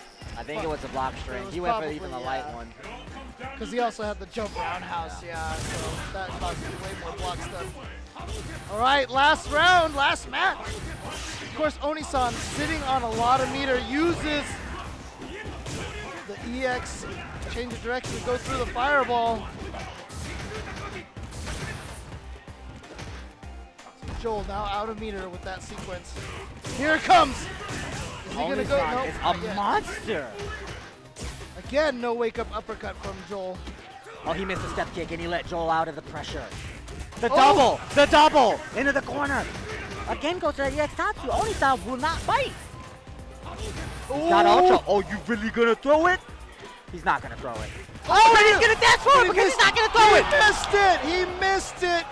And that is what goes around comes around twice now. In the first game, Joel should have won that one, but an execution error cost him. And then here in this situation, Oni-san should have won it, but he dropped that link. He made Joel work so hard for that. That was a great match between those two. That was a really, really great match. It was like Joel could never feel safe. He really showed himself there as a strong able. I'm such a threat. I'm going to get into the range where step kick is a threat, where roll is a threat, Yes. where jump is a threat. And he found those reads. He got over so many fireballs or through. He navigated the fireball game so well. He played really a beautiful set, but Joel is just a little bit too much for him. I really like that set Yeah, between those two. Abel's still a very strong character, and you see right there, Ryu also still a very strong character. So great match between those two, down to the wire. Whew. I like it. Yeah, but upcoming next now, we have Sanford Kelly, Steam Company's Sanford Kelly, who is going to be going up against a New Orleans Chun-Li player. Looks like it's going up against Oh, it's Toy. Boy Toy. Oh, okay. Yeah, I know this dude. For some reason, I didn't see that. I was like, Epic Goal. Oh, wait, that's GOL Boy Toy. There you go. Yeah, I know this guy very well. Yeah, well, most people also know Sanford Kelly very well. Very strong player, but you know what? The thing about Sanford is that, honestly, he's always been a strong player, right? But he hasn't traveled as much as a lot of other people has. I mean, most of his success always comes in the East Coast and the New England area. Now he is starting to travel a lot more. Even when I talk to him, he is loving the opportunity to be able to travel everywhere and play all these matches. And he says he feels like he's only getting stronger because he's playing all these styles that he hasn't played before. He definitely is. You know, Sanford is like, instinctively, he's one of the absolute best. Yes! His instincts are up there with the best of them. But he's not the most technical. He's not nearly as technical as some of these elites that he's getting the chance to play. So now he's getting the opportunity to figure out, you know, when instinct runs out. Right. Instinct, he's going to smash through the bracket up until like the winter semis. Yep. But then he's going to have to start dealing with these really technical players. And that's the part of his game that he's now able to tighten up. Now, Yep. Toy, on the other hand, he's one of those guys that the instinct should be strong against, because he's an instinctive player as well. I don't know exactly how technical he is, but I know that he's a very strong Chun-Li. He's just got great instincts, great movement, great sense of when to press buttons. So I think this is a very interesting matchup. Sanford Kelly trying to get in there, but Chun-Li ducking right under that hurricane. Gets the throw. Big damage. Also part of White Life as well. Sanford, of course, using Oni. Oni can do a ton of damage in one sequence. Uh-huh. Nice. Neutral jump roundhouse. As a defensive means, and he gets the counter hit, close roundhouse, linked into low short properly. Great combo there. Sanford Kelly, of course, going through lots of character crises recently. Has kind of settled on Oni and Sagat, but still looking to maybe add a new character into his repertoire.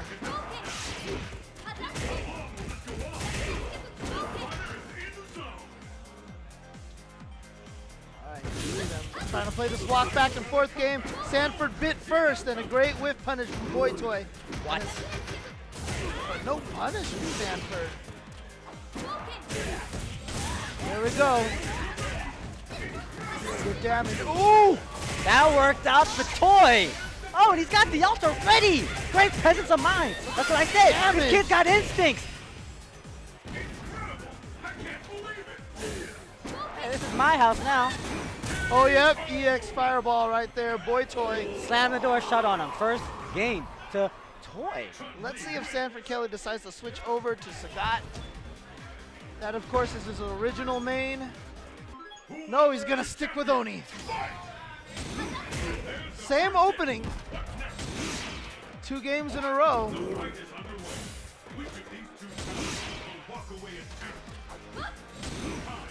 Toy looks like he's just a hard player to read. Look at, walk all the way up in your face, focus back a little bit, when am I gonna come in on you? Oh, wow. Oh, he found it that time. Yeah. He found it that time. But Just it was 20 seconds of just posturing. Right. All right. I can see Sanford feeling it a little bit more here. Sanford is a very emotional player. Very emotional player. He, like you said, he plays on reads, which is a lot of it just motions. Yes. Oh, here we go. Good damage. Not quite enough to kill.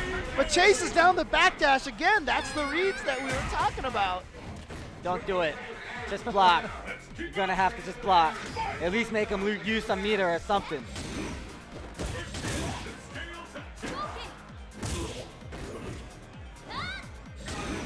Trying to bait out a counter poke. Sanford's made some nice adaptations to the rhythm, the timing that Toy is attacking with. He's Good finding button. gaps. Good buttons, but unfortunately Chun-Li auto hurt box caused that combo to miss, the target combo. And that worked out for him in the first game as well, and Toy got a huge combo off of it. Just a hurt box, inconsistency. Oh, nice! Yeah, knows that neutral jump fierce also is a knockdown. So gets the juggle with the EX light kicks. Toy is playing a dangerous game, going behind these stand strongs. Sanford is trying to match with the stand fierces.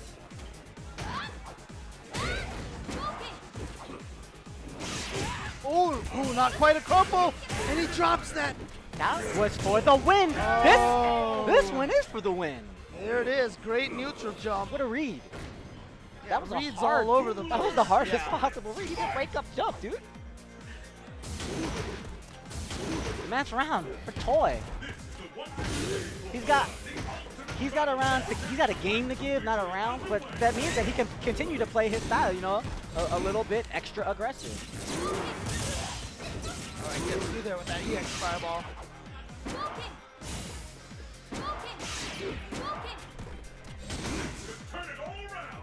Sanford with enough lead to be comfortable throwing some fireballs.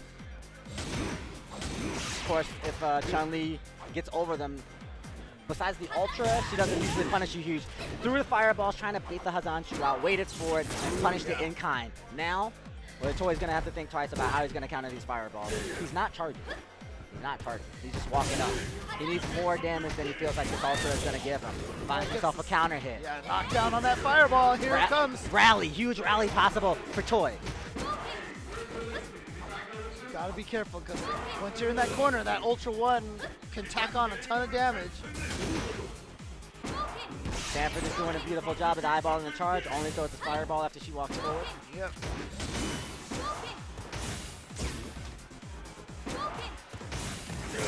Ooh. Swat back. Trying to base it. She's got Ultra and Super, so she's extra dangerous. And Here we he got go. the charge after the dash through. Beautifully maintained. 7 seconds. This is definitely possible. Oh, and just a wake-up EX uppercut from Sanford. Wow. He had the meter to FADC it as well, so that was probably what he was planning to do. Yeah, his issue was he was too close. Yeah. He was too close. That's, like you said, now he knows that he can FADC. Right. If he was that close, he needed to do what we saw Daigo do earlier, and last second backdash, that could have taken the game. Oh, the crumple.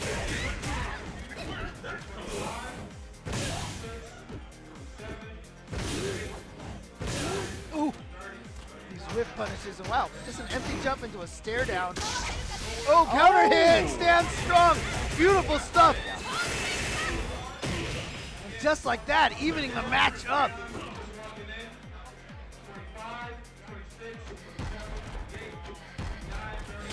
Toy is looking for a lot of specific things to come out, and it's a bit of a double-edged sword. You'll walk into some things, you'll get hit by some things, but if what you're looking for comes, you can make him pay huge.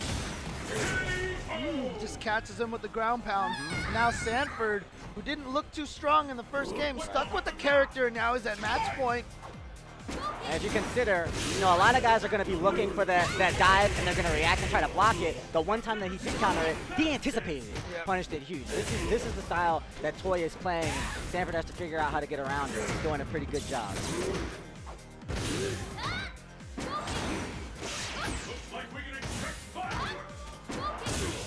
Toy is forcing offense, but he's finding success. The super stocked. Oh, Whoa. interesting. No follow-up. Could have just got a little bit of extra damage. Boy Toy looking pretty solid. He's probably going to try to save as much meter as he can for the next round. You see Sanford trying to build some meter with some jump back hurricanes. He's looking at something. He's got that stand fierce, red focus available. That please. Okay, well, not too bad for Sanford. Hits once, gets a hard knockdown, and unfortunately does not have that anymore for damage, but he's got a super and lots of FADCs for damage now. Oh! He wanted Ultra, and he just used all of his meter. No! Oh my gosh. Yeah, Sanford is playing this slow. Toy had to make a mistake or two, but he's made them now. This is perfectly winnable. Yep. Sanford needs one good guess. Doesn't have any more left to give. Oh, Sanford! Good! Sanford, Kelly, and Boy Toy with just that look on his face. That says it all. What a move from Sanford Kelly. That was amazing. And Boy Toy just does not want to get up from his chair because that Ultra should have been the victory, but Sanford Kelly, good stuff. But let's toss We're it gonna over calm to down Mike. from that. Yeah, we're gonna calm down from that. We're gonna but let's toss it over to Mike Ross, See, and we'll be here when you get back.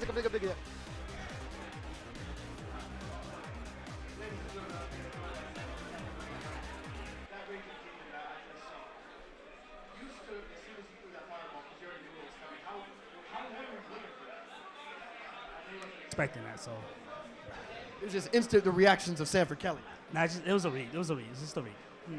You know, I know he kind of was not happy getting that super, and how thankful were you when you saw that super come out over that Ultra? That matchup isn't favorable for OD, but I like it, so that's why I played it. And it was just a read.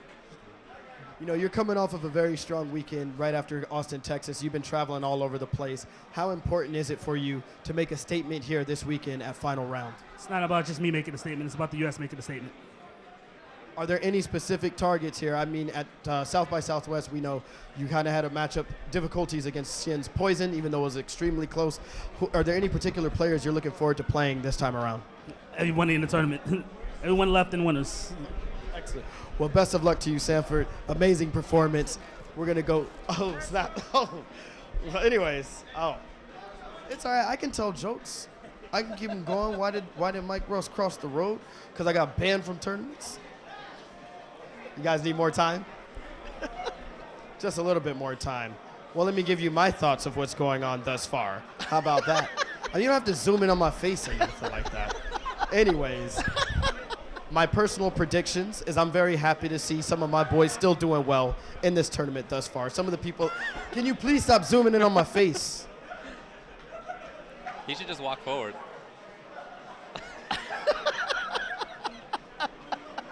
Walk forward.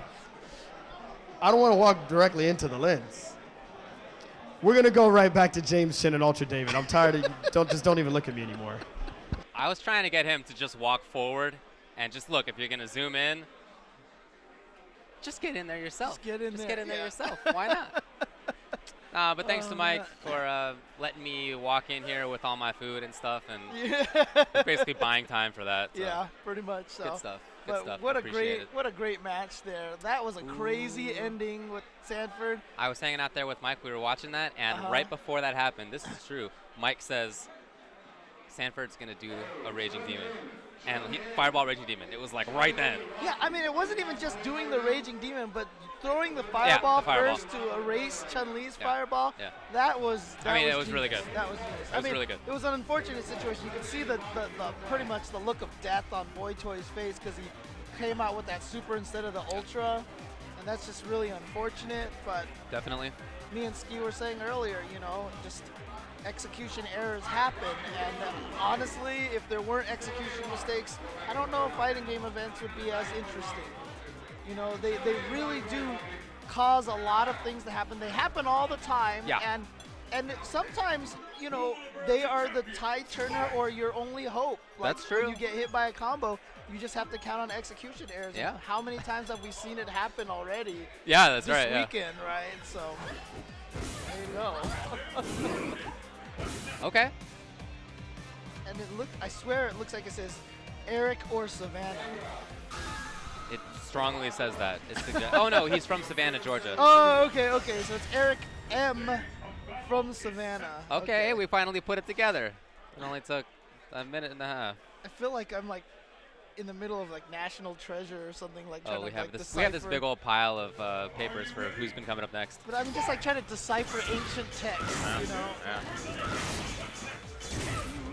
Well, anyway, wow, that's so much life to lose immediately. Gray health is so important for Seth, but now he's got the knockdown. Oh, just the escape. Wow, Fixing them really? down. Yeah. And that's kind of like it looked like he tried to throw a sonic boom, but missed the timing of it or something. Okay. Neutral jump roundhouse. Put an end to the air approach. Okay. Oh, I like the idea. Okay, trying to look for some setup, trying to look for her to jump maybe. Didn't come. And now the question is, how is Eric going to come in? Oh, this is how he's going to come in. He's just right in there. And now teleport maybe? Nope, dash up. Oh, picked her up. But just it wasn't Oh. close enough for multiple hits of the uppercut. Nice teleport to escape into a stand. Fierce. Great job from Eric M. Yeah, despite losing half of his health in the first 2 seconds last round. Okay, knockdown there for Viper. Very good option. Another sequence available to her, and then just gets the block. Oh, knew that was not a tight block string after that cross-up. Gets the SBD and then gets his own cross-up. Wow, that's good damage. It's the corner. Oh, thought he wasn't close enough for the stomps. Yeah. And then he went for the instant head overhead stomp, but Viper walked back a little bit, put herself out of range. Oh, I think he got baited. He did. I don't really know if she can punish it, though. Yeah, maybe EX Seismo from across the screen. Maybe but- like EX Seismo through the Ultra, Yeah. right? Oh, yeah, okay. Like on reaction to the Ultra, but I don't know. Regardless, he takes the round anyway, off of that corner fake cross-up burn kick. You know, they made that Ultra a little bit safer. Yes, they did. And yeah, I mean, that's the thing. Seth lost a lot of little vortexy things, regained a little bit of health. He got his safer Ultra, so Yeah. definitely still in contention. Yeah, he's still pretty good. Agreed. Corner control here for Cardell. Oh, wow, hit out of it. Oh, if that had been roundhouse, we might be seeing the next game, but as it is, Eric M's got another chance. So much meter, all the meter. Stomp, stomp, stomp. Yeah, he needs one more. Oh, that's it. Well, Stayed in done the anyway. front both times. Stayed in the Stunned. front both times. And Cardell, looks Thought he pretty was gonna- exasperated yeah. up there. Not looking too great. Yeah, you can see him there. I wonder if he picked the purple version of that Seth because it looks like Sentinel. I like that outfit personally. I think that's Oh a yeah, cool you outfit. like yeah. the robot Seth? I do. Look, you know me and robots. Oh yeah. Okay. Makes sense. Fair I'm enough. a robot fan. Robot fan. You robot. Yeah. So were there any changes there? Or was it just some time to think? Oh. Oh, it was a big change. It was a character change going to Chun-Li. Yeah, Cardell did well with Chun-Li. We saw a little bit earlier. He came over to me before his match against Gamer B and asked for some advice, and I told him I'm the wrong guy to ask about Chun-Li versus Adon. I don't know.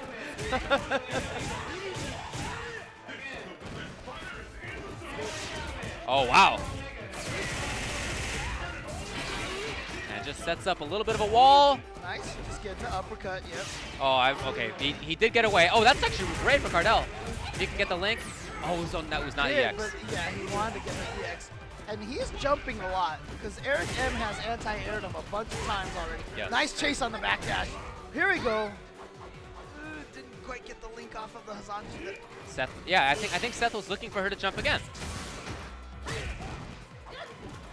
You could just see him at that mid-range kind of, yeah, you see what I'm talking about? He's looking for her to jump. Standing at Chun-Li's jump range. Yes, exactly. And if she throws a fireball, he can get Ultra 1. Oh, that was it, right? I thought that's what he was looking for, get Ultra 1 on anti-air, but... Oh, he should have let that Didn't Ultra bring Whip out. on the stand fierce. Yeah. And there it was, finally.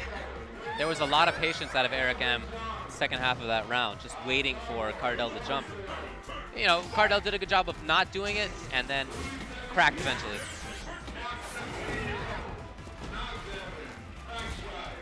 Ooh, interesting. And right back to that range. Oh, not anti-aired, but he dealt with it.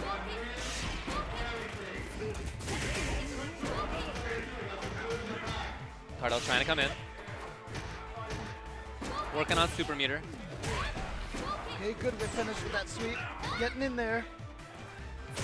And now it's Yeah. getting to the point where, oh! Again, interesting.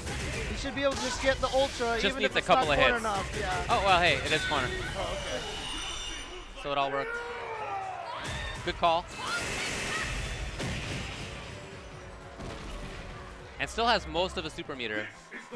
We'll Yeah, get it at some point. only spent 1 bar for that combo, so yeah, Right. good stuff. But I mean, Eric M has really got to do a better job confirming into the lightning kicks, basically. Yeah, he just goes for it in mid-range, right? Yeah. Just buffering. Oh, will he spend bar? Yes. Yes, he does. Get some extra damage. To be fair, look at the meter gain you get back. It's pretty solid. Yeah. Oh! And right back into the corner. This could be curtains for Cardell here. Ooh, tried the EX bird kick, didn't work. Here comes SPD. One more mix-up away for Eric M. Oh, wow, wake up grab! And now, how's Cardell gonna make this happen? He needs some hits. Ooh, we got the counter hit He strong. needs a big hit. Oh! Beautiful. They've already Beautiful, shaken yeah, hands. yeah. That's already it. I love it because he was playing this, you could tell he was playing this super careful Chun-Li. And so as soon as he came into that range, he knew that that forward dash was not going to be met with anything. No, yeah, and you know, Seth himself had stayed at that mid-range a lot and was Right. patient there and was looking for Chun to jump. I think that helped establish that dash forward. Right. And I'm going to say one thing. I never noticed how detailed that Seth alternate costume was. Ever Yeah? since you started mentioning that you liked it, I just Okay. kept looking at it and I was like, wow, this is really detailed. It really is a cool costume. Oh! Look at this match we Okay. have. I mean, I wouldn't be able to read what the name is, but because I see the person, I know that it's Filipino man. It looks like Face Palm Man. Face Pond. Face Palm. It looks- I see Pond Oh yeah, you're right. Face Palm Man. Yeah. versus maybe like TS Man. Man. This Yeah. is a Mega Man matchup. Yeah, Here we got TS Man. Da-da-da-da-da. It's TS Min, Team Spooky Min, against Filipino man from Southern California, Min from New York. And he's been, look, he's a really strong player, and he has great fundamentals, and he's very talented. But, you know, he's been spending more time over the last couple of years doing the organizing thing, you know, running stuff more often than playing. And it's hard to compete at a high level if you're also running an event. Right. It's not easy to do. So as a result, we haven't really seen him on stream as often as we once did, but he's still really good. Yeah, still very strong player. And you Question see is, will he go with Honda or T-Hawk?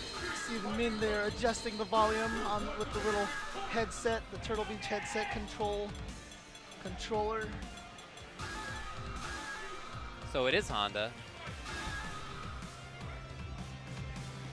against Filipino man. I remember Filipino man saying he really hated to play against T-Hawk. I'm not sure if that's a character thing though, or if it's just his personal Right. preference, right? Well, he has a lot of experience against Honda players. Yeah. We have Arrow, who's very good at Honda in SoCal. I would mention one, Mike Ross, but he's no longer SoCal. I consider him a NorCal Ken player. fair. So this is going to be a zone out match for Filipino Man. That's the goal here. Zone, zone, zone. Don't let him in. Anti-air. Oh, good timing. Thought he wasn't in range for the hands. Okay, here comes Min. Oh, Dude, that I really like that EX hands moving forward change for Honda. it's such a nice spot. It's such a nice spot. And like I said, one thing that I've noticed that people still don't use it for is just push people into the corner on block to suppress pressure. Nice. And right now, Min looking really good. See Filipino Man with Ultra 1 here, hoping to punish headbutts, hoping to bait jumps. And look at this fireball game. He's got so much damage from Chip. Oh, that's beautiful. Oh, Beautiful wow. play. After so long of just zoning out, zoning out, zoning out, he uses that super fast dash to come in for the grab. Perfect timing, too. Perfect timing on that. But you know, if anybody's gonna have experience against Rose, it's gonna be Min, considering fair that. enough, yeah. Considering that Arturo plays Rose. Yeah, so both of these players with good experience versus the other characters. Not gonna be too many surprises. Nice. Chase down with that jump strong and then catches the backdash. Doesn't spend bar on that. Okay.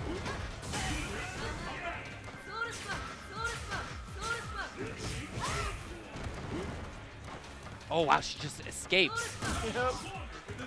And Filipino Man with that mobility. It's so hard to get a beat on when he's gonna be one Oh place or my. another. That was far forward that he got counter hit, and that's why he was able to combo off of it. He really wanted close forward to combo, but fortunately for him, Min got counter hit, so let him still get that 3-hit combo. Ooh! So Min trying to play a little bit in the mid-range there. You saw the footsies far fierce. And that was great, good positioning. Yeah, good anti-air. And yeah, you can see right now, Filipino Man, really one of the key things that he has is when he dashes forward. Because normally, you know, with Roses, you do see them kind of run away a lot. But then you'll always find that moment to get in there. But yeah, you can see now Min is not walking forward as aggressively. Because maybe he's thinking about that forward dash. And so Filipino Man recognized that and he stopped forward dashing. Oh man, went for the grab. Safe bet that Filipino Man is going to backdash. Yep. But I guess Min thought he had taught Filipino Man not to dash, or I don't know. It's tough to teach him that lesson. One of those, especially Rose players, they're going to stick to that game plan of backdashing, you know? Yeah. Why not? I mean, even a lot of option selects don't work against their backdash. Right.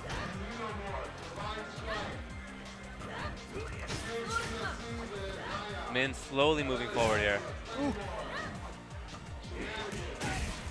Oh, okay. Nice. A chance now for Min. He's in the corner, but he can get out. Oh, he stays in. Nice block, actually. Yeah, because almost every Honda goes behind in that situation.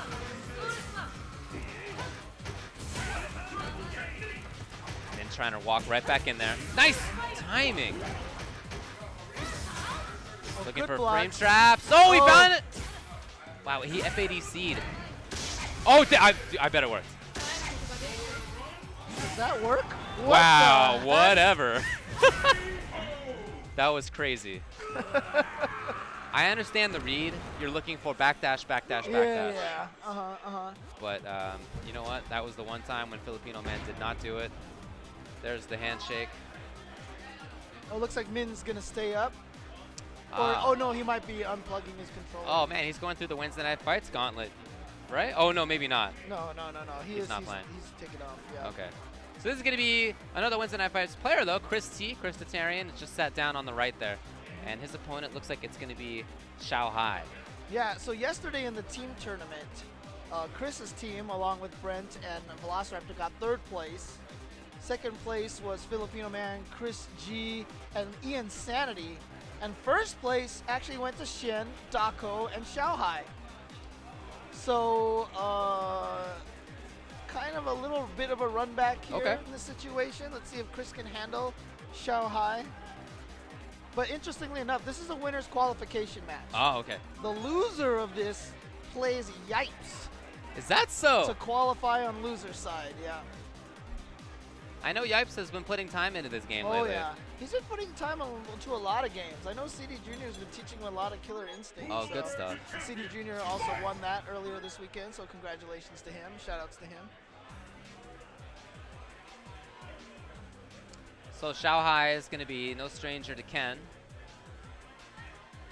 Yep, especially with Dako. Dako, playing that's, him, yeah. yeah. That's such Xiaohai's going to have some experience there. I really like that joystick art. That's really cool. On the left? Yeah. It's like a Chinese painting. It's very kind of clean. thing. Yeah. So cool. Xiaohai. English translation of that nickname is basically the kid.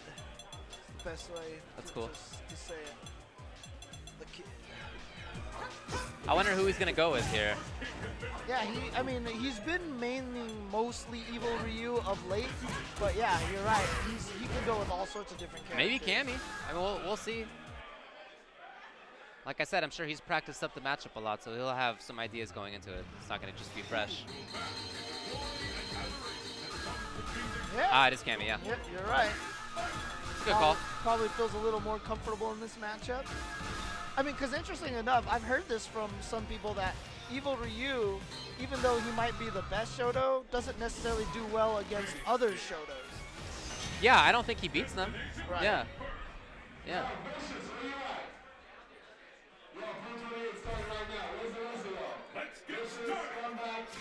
So as Cammy, it's not going to be so important that he plays on the ground, which is really where Evil Ryu plays, right? So you'll have to play footsies against Ken if you're Evil Ryu. As Cammy, your goal at least is not even to be there. Right. That's not even where you want to be. You want to be in his face, or you want to be farther out than that. You want to be at that range where your jump roundhouse Right. becomes really ambiguous. Jump roundhouse. But Ken looking real, I mean, Oh, sorry, punish, she knows. Chris looking really strong so far. Yeah, getting a lot of frame traps. He's just been doing like pokes and then staggering his pokes a little bit, and Xiaohai's just kind of running into a lot of them. You know, Chris has done so well lately. He's really been stepping it up. I think he's one of the sleeper picks in this tournament. Yeah. But here we go. Great start from Xiaohai, getting good damage. Good block. Recognized the dive kick was coming from the front. Look at that. Just catching with that sweep. And nice whiff punish on that low forward. Great spacing, reactions. He's been watching a lot of Momochi.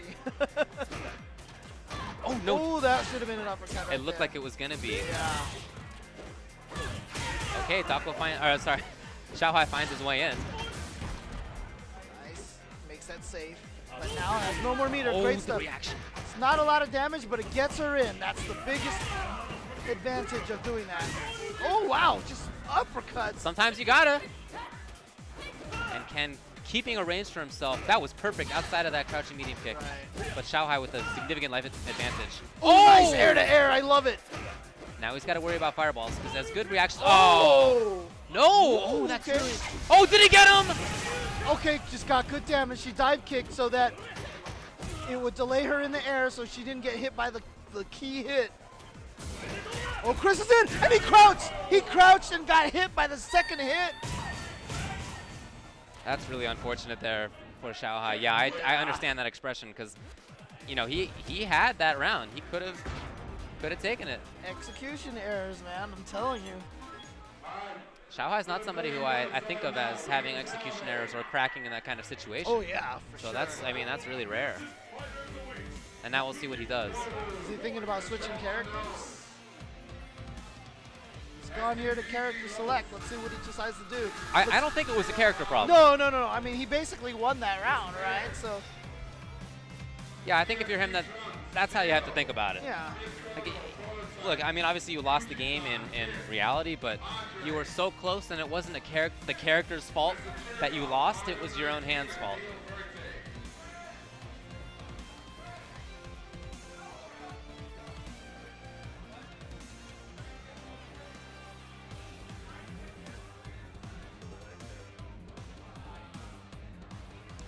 All right. Okay, they're ready to go. Okay.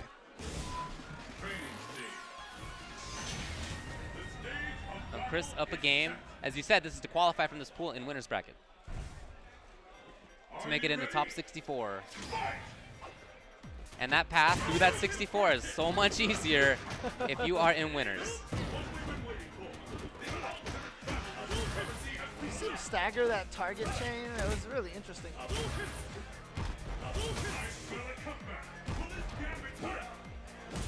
Lots of great positioning from Chris. Oh, Xiaohai finding some medium kicks, but Yeah, I Yeah. mean, Xiaohai doing a great job getting right into the range for those Xiaohai, low forwards. But yeah, a couple of, Oh, I don't like it. Something's up over there. I mean, he was trying to do dive kick, but might have just did it a little too early. Ow. Yeah, baits it out. And good punish. Something's up over there. He's not looking like himself. That's, it's not something you want to see. Yeah, he's definitely frustrated. To miss the cannon strike even. That's what he did. He got jump back medium kick. Yep. That's not what he wanted. Might have just did it too early because there is that height restriction. Sure. So But in any case, it's a sign that execution issues are real. I like Chris going with the forward dash on the F focus attack to keep pressure instead. He's been backdashing most of the time. Oh, dude, this footsie range from Chris is looking immaculate. Well, that was really, really well played by Chris. He had great positioning. He had great punishes. He just had excellent awareness overall. But I can't help but think that Xiaohai just didn't play up to what he's capable of there. Yeah. I mean, look, I hope he Chris- feels better for loser's side. Chris is a strong player, but you know what? Even he admits himself, as a player, his fundamentals, aka like footsies and stuff like that, not up to par as a lot of the other top players. But right now, what I saw was like it felt stronger than I remember the last time I seen him play. I agree So, with that. Yeah, I agree with that. That was actually really good. Good stuff. Good stuff. But like I So, said, I hope Xiaohai recovers. He's still in loser's bracket. He can still make it out of his pool. It's always hard to get your head back in the game after you lose that kind of way. Right. Okay. Good luck to him. Well, All right, who do we have next? Looks like up next we have HDY from Singapore. Oh, wow, cool. Wow, nice, good stuff. And he is going up against Kirby, aka PR Balrog, Oh, okay, I see why. I hadn't actually seen him. EG PR Balrog, who is, of course, one of the strongest players here in the States. Yeah. So, yep. HZY, we'll see which character he goes with. I know he plays Viper, he plays a Bison. Hi. That was my ringtone for a long time. Was it? Yeah, Kirby saying hi. That's awesome. Yeah. And then you see Yipes in the background. Of course, Yipes is going to go up against Xiaohai, I believe. Yes, that is correct. You can see Dako in the back there, back right. Oh, maybe not anymore, he's eclipsed, but he and Xiaohai are having a Okay, pretty in-depth okay. conversation. Gotcha. Some heads in, or some chins in hands over there. Yeah, it's just one of those. This is the torture that is the tournament. You can play 6 great matches in a row, and then you play one match, and then all of a sudden it's just like, for some reason, everything doesn't go right, and Yeah. it hurts. It does. Okay, well, they both have different characters that they can pick. Viper, Bison, for HCY, PR Rog, Balrog, Evil Ryu.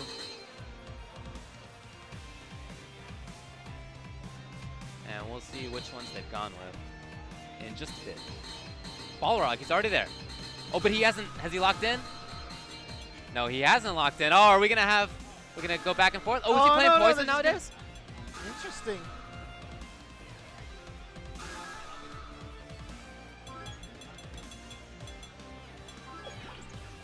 See if he locks in. Okay. So HCY out of Singapore. Like we mentioned earlier, there are lots of internationals here at Final Round. yes. There are often internationals at Final Round, but this year in particular, with the way that the Capcom Pro Tour is shaping up, there are lots of people. Yeah, I really hope that this is a sign of things to come. I really hope that all of the, not even just the premier events, but the ranking events too. Like, for example, Northwest Majors is going to have a bunch of guests from out of country as well. So. Right. All right, so it is Poison for real. Oops, armor breaker on Love Me Tender. Nice auto-correct uppercut, non-reversal timing. Oh, whip punish that, but I guess when you whip punish that, she's crouching, or was that just too far away for the hurricane to connect? I didn't see it, so. Oh, Oh, nice. nice. Okay. Got through. And this is PR Rug now in the corner. He's had this corner for quite a little while now. CHCY pumping for something. Nice air-to-air. That jumping roundhouse hits above her very quickly. Oh, caught her while she was flashing. It looked like she tried to go for something. PR Rock missed that upper. Yeah, he by the did. way. Just a chip kill. Oh, wait. It was a hit, but, you know. Anyway, he missed the combo. All right, he's in. I feel like she should have a pretty good time playing against Evil Ryu, Shotos in general. You know, her fireballs are just so good, and her pressure is good. Although she really hasn't had a chance to play it yet. HCY's just been caught in the corner. Yeah, kind of letting PR Raw get a lot of free jumps as well. You see him swinging with a lot of those buttons, and it just hasn't paid off.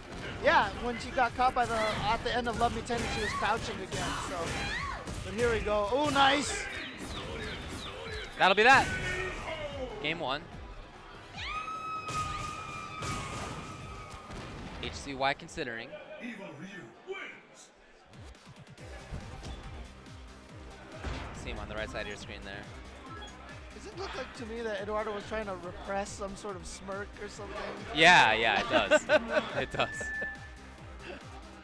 HCY really thinking about it now. Does he want to switch characters? Who did he originally play? Viper and Bison. Okay, that's right.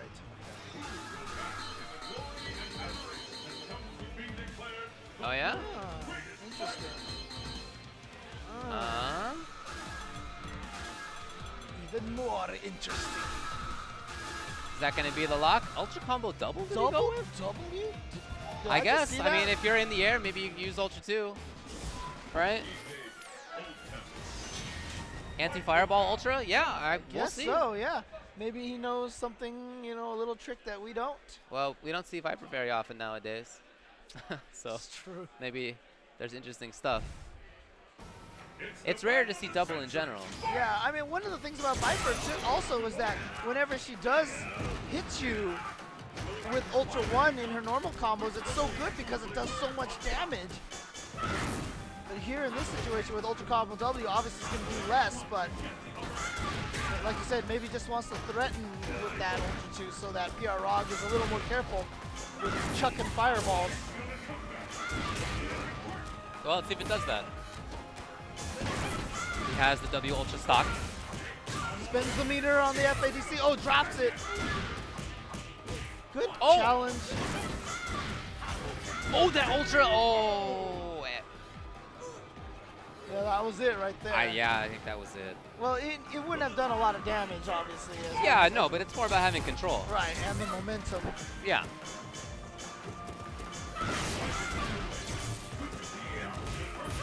Okay, good punish. Comes in, but a little bit too far. Rog's always told me that it always takes a couple of matches for him to get to the point where he doesn't make execution mistakes again. Oh, little late. Well, here we go. No! Oh, still drops. I don't think he's gotten the full combo yet. Yeah. Oh, I don't even think he meant to do that. Teleport there. I wonder if that was a... Well. You know that low short teleport? Honestly, I bet you that was a low short option select into Ultra maybe. But he accidentally hit it too fast, so it came out as a cancel into teleport.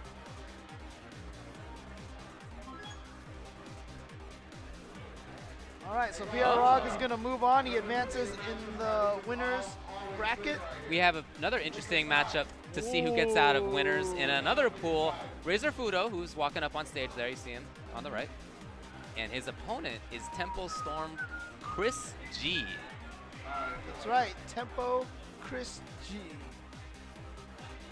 Making his way back into the tournament circuit again. He kind of disappeared for a little bit, like kind of in the last half of 2014. He just kind of disappeared. Yeah, I think other stuff was going on, but I'm Yep. really happy to see him here. Yep, and he has a new sponsor, Tempo Storm, with a strong Hearthstone team. Picking up Chris G, trying to get into the fighting game market. Well, he's a great you know, he's a really, really good player pickup. Yeah, absolutely. Solid and everything. Yep, but speaking of sponsors, we have here, of course, you see on your screen, the Mad Cat sticks. Check store.madcats.com/final round. Try to pre-order. These Ultra sticks are going so fast. The PS4, PS3 Ultra Yeah, they sticks are should. going super fast, so pick them up as soon as you get a chance. And of course, XSplit, one of the premier streaming software. So many people use this for streaming all their FGC content and just Twitch content in general. Get a free copy at xsplit.com. And change your game with Turtle Beach headphones. Check them out at turtlebeach.com. Got all sorts of, all ranges of headphones there. Super fancy to just very, you know, daily use kind of headphones. So.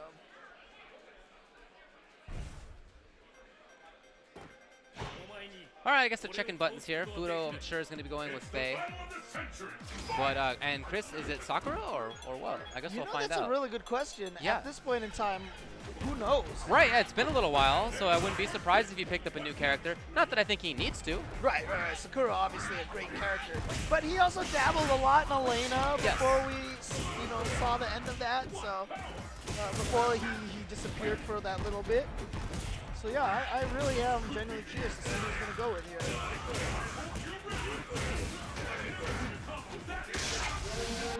Razor Okay. Fudo, of course, former Evo champion.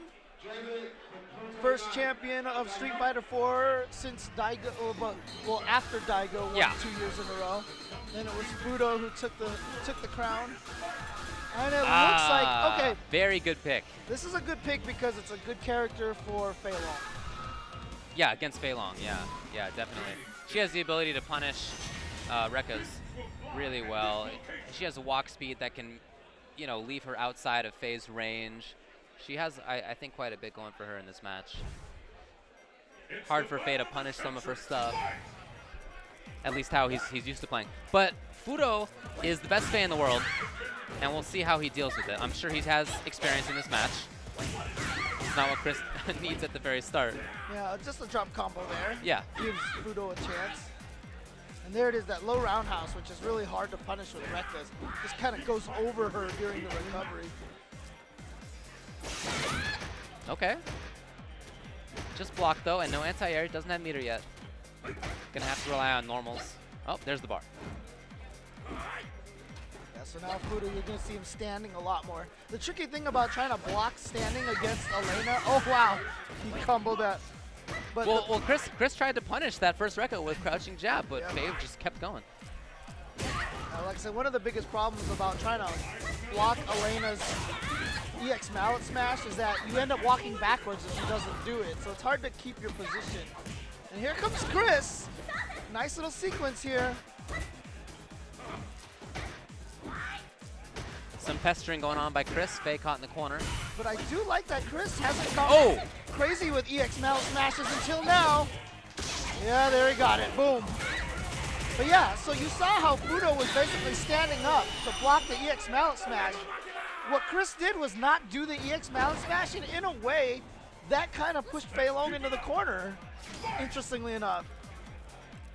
Yeah, really well played. Yeah, that's going to be the key. It's kind of like using Hooligan Roll in Super Turbo Kami. You really, really have to be sparse with EX mallet smash in order to make it effective. That wake-up EXTP beat a DP by Faye. You could see the flames for just a sec. Oh no. Tried to walk under maybe? Yeah, but that jump strong hits so well. And now Elena caught in the corner. Great spacing by Fudo. Oh, is there anything? Yes! You don't see Elena pick Ultra 1 very often. I think it's a good Ultra, but Yeah, you don't see it very often, I'm so actually maybe you surprised. don't expect it. I still feel like it might be a better Ultra in the end than healing, but jury's still out on that one, so. Trying to whip punish, not quite there.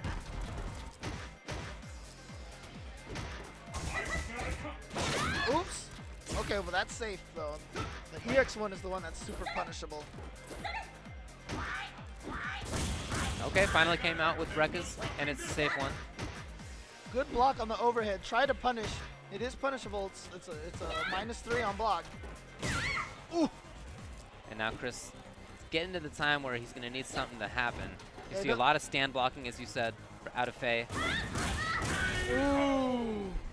It looked like that's what he was reading too, because I mean he just low roundhouse at an odd range. Pull out all the stops. Fight! But this is the power of Fudo right here. He's so solid on this foot. He's so patient. Probably one of the most patient players that is in the game right now. Absolutely. All right, combos. Tries to push it back. Oh, he gets it again. More of a frame trap, but hey, that's totally fine. 2 combos, gets the corner carry. And great damage. Oh, yeah. Oh, You know, he did make it under that time. Unfortunately for Atlanta, she doesn't have the most credible lows, but you do need to make Link's tail work in order to make the opponent think about whether to block high or low when you're canceling it. That's what we see Gamer be trying to do. But interesting enough, Chris just does it with just little pokes here and there. It looks like. Oh no!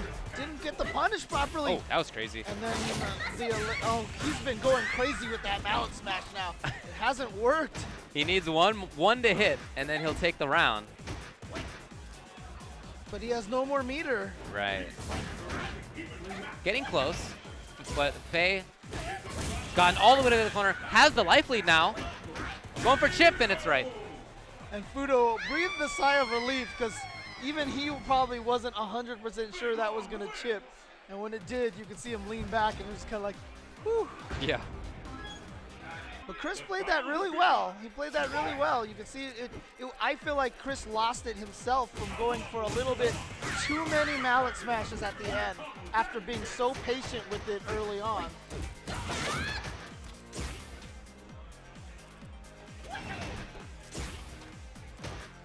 Corner control here for Faye.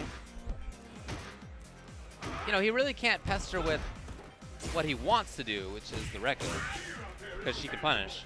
So as a result, you see him just going with, you know, still very good options. Right, Focus, crouching strong, crouching fierce. Right. Those are still really good. Lots of low blocking. One thing about Fudo is that his reactions are, yeah, he has really, really great reactions, so it's going to be tough to get him with something in the EX mallet smash. Right. You know, you can see the startup. It's possible. Okay, that's what I'm went talking low, about. Yep. You got to use that a lot more. We saw GamerB do that a lot in South by Southwest. Yeah, in fact, Chris could have focus canceled that and gotten the round. Oh, that's true. Uh-oh, here we go. 2, 3 into Ultras. It's going to be enough? Because this last hit does a lot of damage. Not enough, but very close. And so Chris tries to escape. He just needs one hit. Oh, I don't know, maybe. Too slow of a neutral jump. Oh, he got him walking forward. It wasn't even that he got him low. Right. He just happened to be walking forward. Wow. Keep it up. Fight! All right, so into round 2. Every time that overhead hits a lane, it seems really strange. Like the interactions just seem really odd. Nice. Okay. Changes it up. So he has to get the flame kick juggle because he holds on to the focus now. So that's a little bit of adjustment on that -5 ultra change. Chris doing a lot of blocking. Oh, here it is. EX meter. Yeah, he's got meter for 3 more of those. So even if he connects one right now, he may even go for an extra loop. Just trying to outrange. Oh, nice. anti-air, Yeah, you know, you have to be at a particular spot on screen to make that happen. But with her walk speed, you know, you can move around. She's mobile enough to find those anti-air spacings.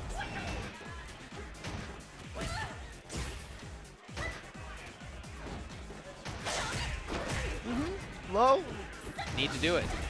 Oh, Oh, punishes it, but too just far. Yeah. Okay, had to save himself. Yeah, but here we go. Oh, why not EX Links, Yeah, I know, right?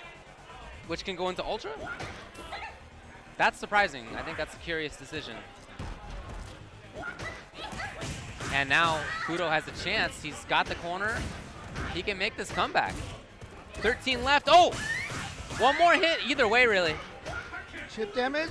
No, oh yeah, now it's relevant.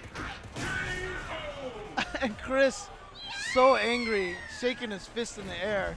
I mean, that really seemed like one of those bison moments right there.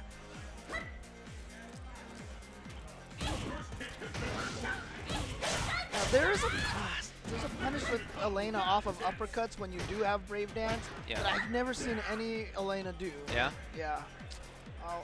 Now I just want to go talk to Chris about it. But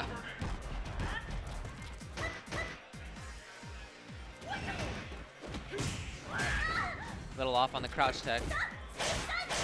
that's punishable. Oh no! Maybe wow. not. Save. Oh, Chris! Dropping his combo, and you know he is the reason why he's so good at that low jab link is because he never blinks anyway. Well, he's had problems with it in this game. And as a result, Fudo has the corner, he has match point, everything's going well for him. Super, Oh, yeah. good block, yeah. Oh! Oh, yeah. That's it. Chris G looking really upset with himself. Of course, that was in winner's bracket, so he is still in it. He still has a chance in loser's side. That's true, but if you're Chris, you know, you're thinking about the missed opportunities. Oh, yeah, for sure. Which there were. There were some. So unfortunate for him. Good stuff by Fudo, very consistent. He kept great spacing. The reactions, excellent to stand up and block the EX mallet. Really well played. So he qualifies in winner's side, and now we're going to go to the loser's side of Pool 13. Min on the right, Ailerus from Cincinnati, Ohio on the left, an able player. So this is losers qualifiers. Yeah, we Yeah. saw Min a little bit earlier going up against Filipino Man. It's with Arcade Legacy. Good stuff. Met him out in the Midwest a couple of times. Of course, Min, part of Team Spooky. Mhm. Strong player. Both with Honda and with T-Hawk. I don't know what that is. As far as Abel goes, you know, Ailerus' character, I'm happy to see a few Ables here. There Abel's have been a still few. so good. He's Yeah, a good character. Yeah, he's a good character. Really is. And it's funny too because a lot of the Ables that we see, I feel like you haven't even like used a lot of the new. Like I don't see a lot of lights comboed into EX change of direction. Only person I see do that is Gustavo in Right. Strider. And it's so good. As far as American players go. Does he do it off of overhead as well, like overhead stand? That doesn't work anymore. Oh, that's right. They changed it. Yeah. They changed it. Yeah. That's right. So that's too bad for Abel. Yeah, but look, he has a lot of tools. Yeah. I guess they probably just didn't want it to have such a powerful tool off of overhead, you know. Right, it was a legit like high or low, right? Right, It's yeah, a yeah, combo. yeah. So Yeah, not yeah. many characters have that. Yeah, yeah. Fair enough, fair enough. Okay. So, yeah, but I really like that character. As far as Min goes, I still think T-Hawk is good. You Yeah. know, of course, Oh, yeah, look, absolutely. Spire is worse than it was in the pre-update version, but That's a still a sick good character. joystick. Did you see that? Had, like all this vampire savior art on it. That was really cool. I wanna take a look at that again. That makes sense, right? Bunch of VSAB going on in that area. Oh yeah. So I guess Min is just not playing Hawk, or at least not for the matchups we see on stream. It's going to be Honda. Training stage. Your destiny will be determined here. We saw him on stream before. It did not go well. He did not take it. So this is losers of the pool. Losers finals. Didn't get the hard knockdown on that low fierce. Got hit the first hit instead of the second. Trying to chase down with the change of direction. Not gonna happen. Wow. Oh, here we go. Roundhouse works. Big jump attack, yeah. And he Good. saves his bar. Oh, wow. Was that a counter hit off of low strong and a step kick as a combo? Wow. Again saves bar. Oh, right into it. All right, so Min taking that first round pretty soundly. You know, Honda, another one of those characters that a lot of people kind of down on recently, but I don't know. I feel like he's still not terrible character. I don't think he's terrible. I do think he still has problems. Yeah, for sure. And that's the second time we've seen him try to go for that change of direction counter retaliation, and it hasn't worked. Oh, missed it. That link. And there's the benefit of EX hands now. Pressure even on block. Not only that, pressure on block, but you keep your charge so that after he blocks the EX hands, you still kind of have a guessing game that you got to deal with, because now he can actually headbutt or butt slam afterward. Right. Or command grab, I guess. Oh, just walks into it. Just like that, half life lost for Ailerus.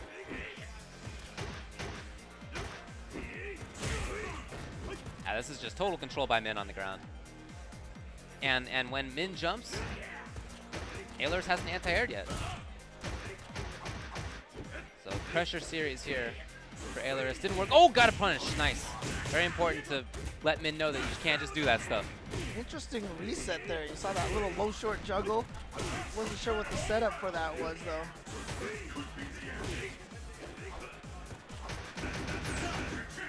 And now with full super, very dangerous. Okay, went for the mix-up, didn't pay off. Getting a lot of chip off of that though.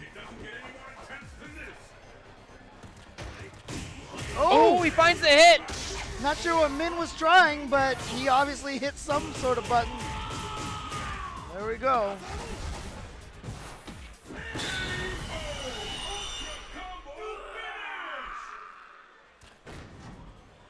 All right, so Ailerus gets his first round. See if he can ride this momentum against Min. Again, change of direction, trying to counter. Now this time an anti-air. Okay, Min just backs off.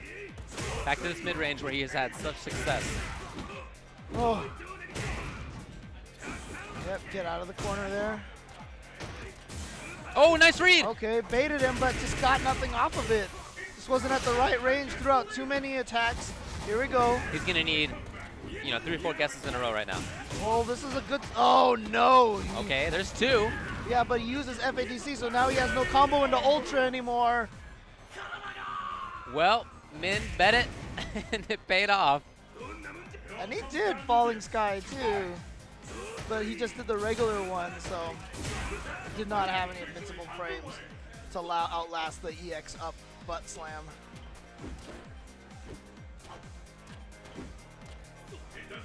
Taylor's building some bar. He's got 2 now. Maybe getting a little too crazy there. Yeah, he actually did it in a rhythm. It was like whiff throw, and then Min just got the headbutt in there. Yeah. Always got to be careful if you're doing that kind of thing to not be too obvious about the rhythm. Yeah. Oh, nice punish for that stand fierce. Okay, Ailerus has Min in the corner. Gets Again, another tornado throw. Needs What's the a mix-up? bunch of series here, not just one. Oh, and Min gets away. Oh, punish! Oh! Oh, that's punishable? Okay, not quite. Nice read, but doesn't get anything out of it. Oh, counter hit! And he didn't have 2 bars. But now Still the next one hit mix-up. could take it, yeah.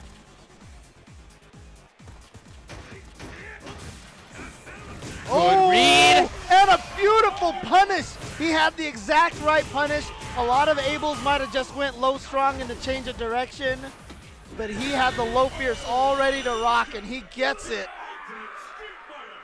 And basically, by the skin of his teeth, takes that second game. Min not feeling good about it. You can see it. Are you ready? He's gonna stick with Honda though. Min had control of a lot of that round, even though he lost it. There was a lot of control, and it wasn't until Abel had, 1 knockdown. But look, that's Abel. That's the character. Right. A lot of damage output, good mix-ups.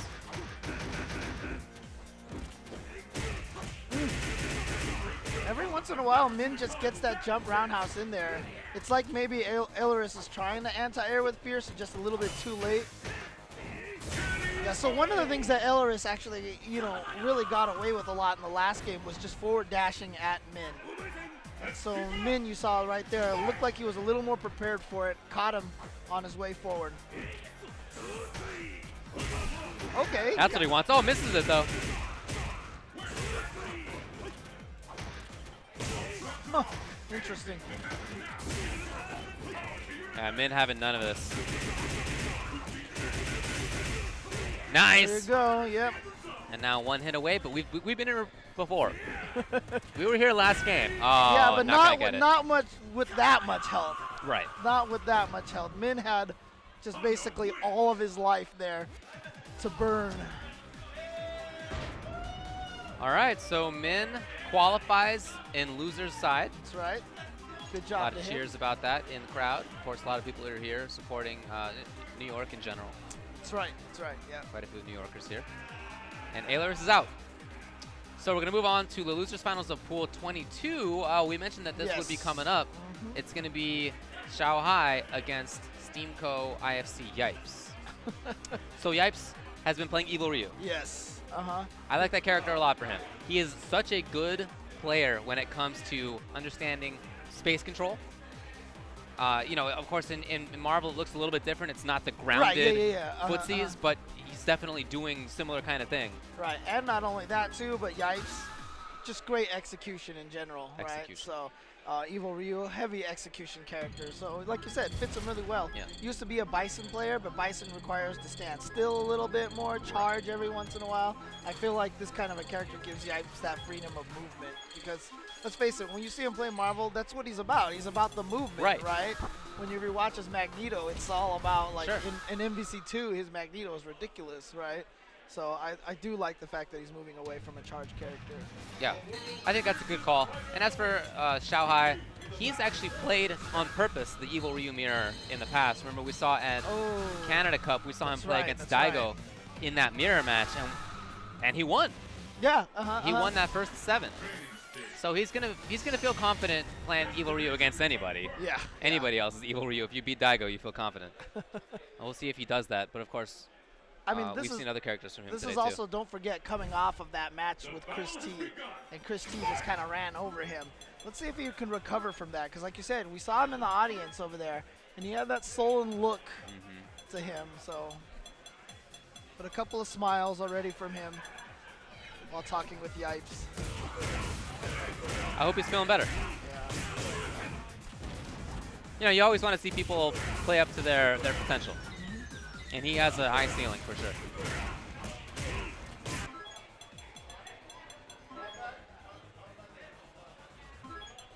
Definitely cool to see Yipes playing Street Fighter 4 again. Like you said, he played it when it came out.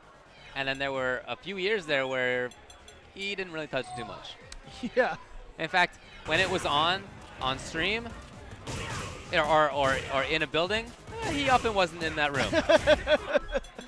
But he's back into it now. Yeah, he's picking up a lot of games now. He's picking up a lot of games. You can see Steam Company sponsored, along with CD Junior. CD Junior's has also been teaching him a lot of Killer Instinct as well recently. So. Yeah, you can see CD Junior just to the left. Yep. Along with Sanford Kelly. Yep. So who is Shanghai going with? That's the question. Yeah, I'd be surprised if he doesn't go with Evil Ryu. Yeah? Like I said, if he's confident enough to play Evil Ryu Mirror versus Daigo, Yeah. I can't see why you would pick any other character against anybody else. You know, he did have some execution errors in that last set. So Yeah, that's true. That's true. although that's going to be an issue for him, regardless of who he picks. So Shanghai, Cammy. Oh, Yipes with Abel, not Oh. Evil Ryu. Okay. That's interesting. Well, I mean, Yipes has played Abel in the past. Right, but Well, I wouldn't have expected this. Yeah, right I now. thought that he was just playing Evil Ryu, but I guess not.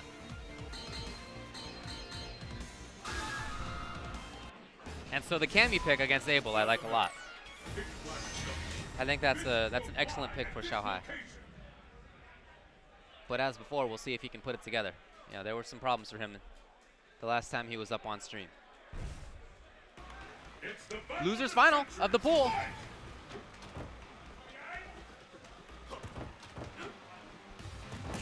Yipes trying to be mobile. But it's not that easy a match for his character. You know, she has great pressure against him. As long as she has meter, going for a tornado throw could equal death with Tiger Knee Cannon's EX Cannon strikes at any given moment. Nice read. Yeah, stayed in front. Thought it was going to go behind, and there it is right there. That was even just a regular throw too. So not a fun match for able players. Well, that's the benefit for having multiple characters, right? If you're Shanghai, you get a chance to tailor your matches. A now a chance for Yipes. Oh, double grab. Oh, he read it.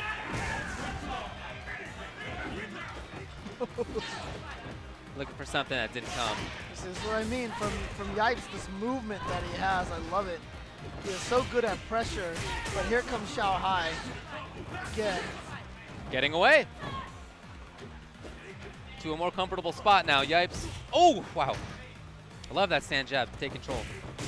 Oh, he got it! All right, Yipes. Gonna do good damage here. As you can see, a lot of scaling kicked in already.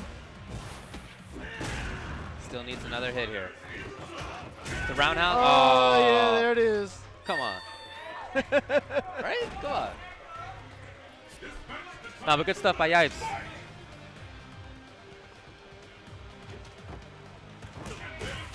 He needs to keep that spacing. He needs to either be up close on his own terms or far, like outside of her jump range. Oh, he went for the the falling sky. He had a read there, but Xiao Hai stayed grounded. All right, good stuff. Got Xiao Hai to waste his meter on that dive kick, but you see how fast Cammy builds meter. Good range, good distancing on that wheel kick. Yeah, I can knock her out of the air, so it's pretty useful. Yeah, if you do it at the right Oh, Yipes had a big chance. He went for the step kick, came out with just neutral stand forward, and it might have given Xiao Hai the round off of that mistake. He went for step kick, let go of the controller to dash a little too early, so he came out with the neutral stand forward instead. Yeah. That's frustrating. Well, he's going to go back to Abel. Yeah, you're right. He was basically that punish away from potentially taking that round, potentially that game. Certainly he would have been in a better spot. Interesting that he got hit by that. It's not like the dive kick is an overhead. It's like he crouched and touched a button or something. Yeah, it might have wanted like down medium or something. Really interesting that Yipes chose to stay with Abel though. Especially since, like I said, this match can be very frustrating for Abel players. Okay, got the grab.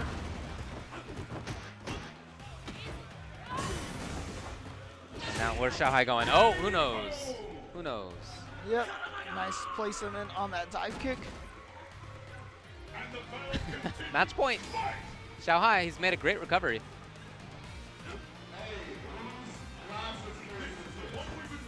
Oh, yeah, Oh, too a little far. too far, yeah. And so well punished. Oh, waited for the backdash, but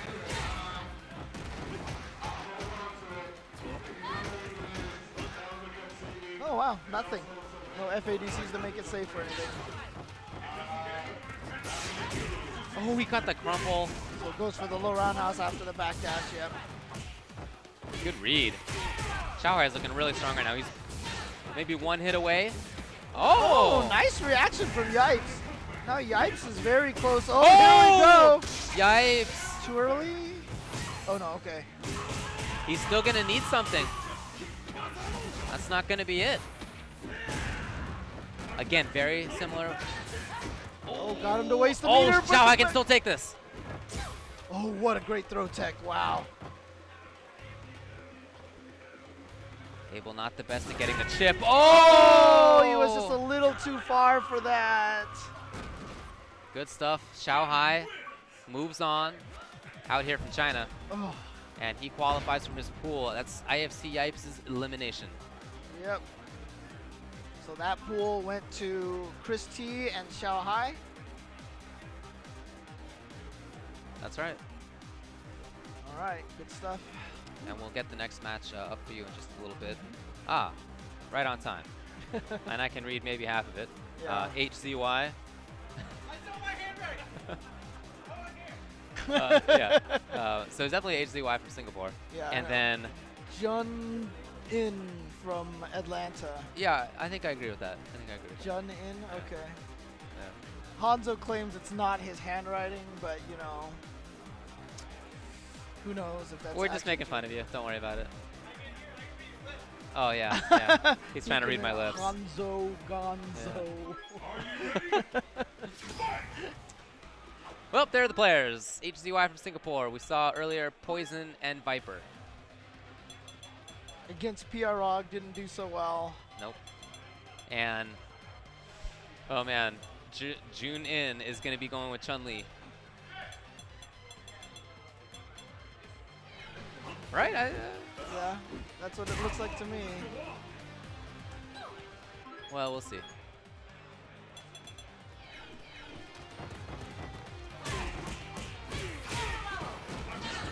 For a little while, HCY hovered his cursor over Chun-Li, so he might have, you know, that might be a character in his pocket. Right. And if that's the case, then he'll have you know, pretty good understanding of what it is that his Chun-Li opponent wants to do. Come on, names. Tunnin? That dude. That is Look, not let me tell you this.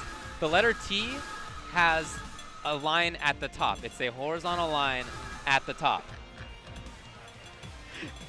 It's not there. It's on the bottom. It 100% is on the bottom. 100% on the bottom. Well, Tunnin from Atlanta. Oh, it was Junin? Oh, okay. So that was the mistake of Mr. Harrison. Shoutouts to Harrison, of course, here streaming. Well, anyway, it's Junin from Atlanta, so local. We'll see what he can do against HZY all the way out here from Singapore, who traveled quite a distance. Yes, it's going to be Chun-Li against Viper.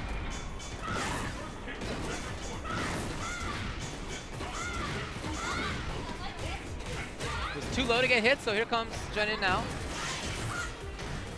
And blocking. Oh, Always important behind, to establish your defense against the Viper. You know, you have to let them know that you're not going to get hit by the stupid simple stuff. But that's not what's happening right now. Junin has gotten hit by pretty much all of the Vipers and stuff. But just like that, Junin working on a comeback. Fatal mistake to think that the Viper was going to sit still for the grab on her wake up. Yep. You know, I like that idea of neutral jump short that he went for there. But unfortunately for him, that's not where HCY was going. Yeah, he did a good job with ending his jump arc with a short burn kick. Kind of stop that forward momentum. So it's a new round for Junin to try to establish something different, not just to get hit. You know, once you're in the blender, it's hard to get out. Oh, he's in now. Yeah, he's really getting caught by a lot of cross-ups. Not that one. Oh, chase down the backdash with Hazanshu, but a little bit far out of range, so she couldn't get anything more. Oh, wow. I don't think I've ever seen that before. Chance for pressure, maybe? No, doesn't really get much. Oh, tried to challenge in the air. No dice. Tried to backdash. No dice. Yeah, HCY has just been able to get everything that he's wanted. Basically, that was like a prototypical Viper round, where you just see the burn kick mix-ups like that. It's the battle of the century. Okay, back into it.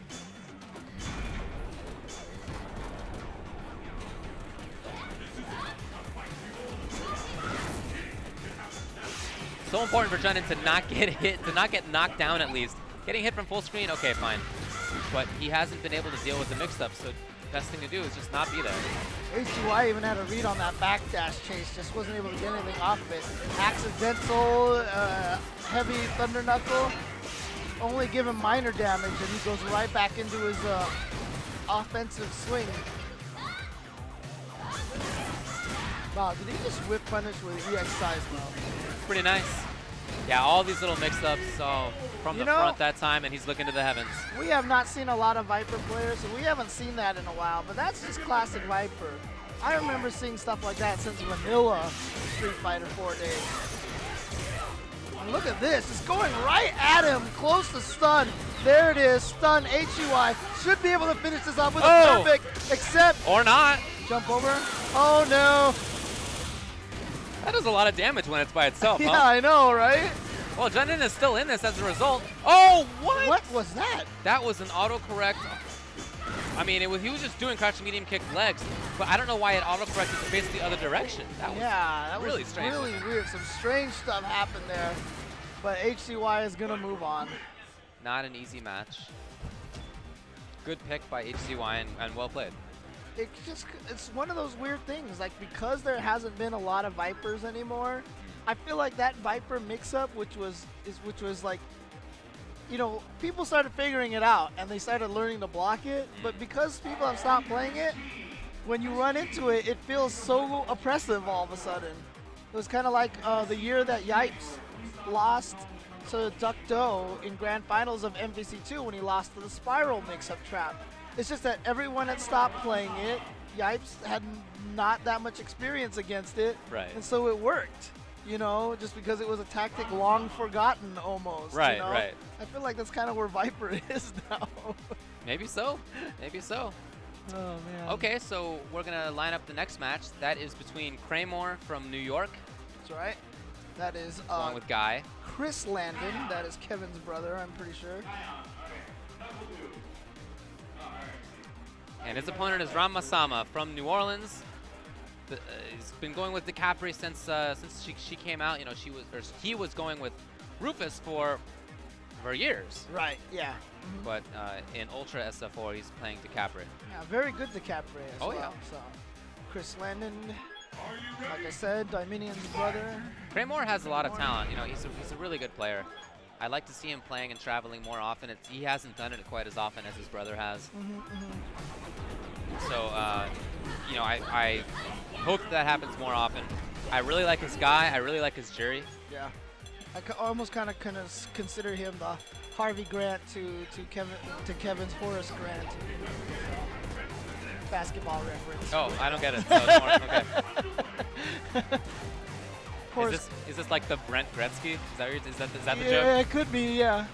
Horace Grant, of course, one of the key members on the Chicago Bulls championship series run. Okay. So, his brother Harvey, not as well known. Okay. But, you know, But also was he still, good? Yeah, he was still very Okay, good. because yeah. Brent Gretzky was not good.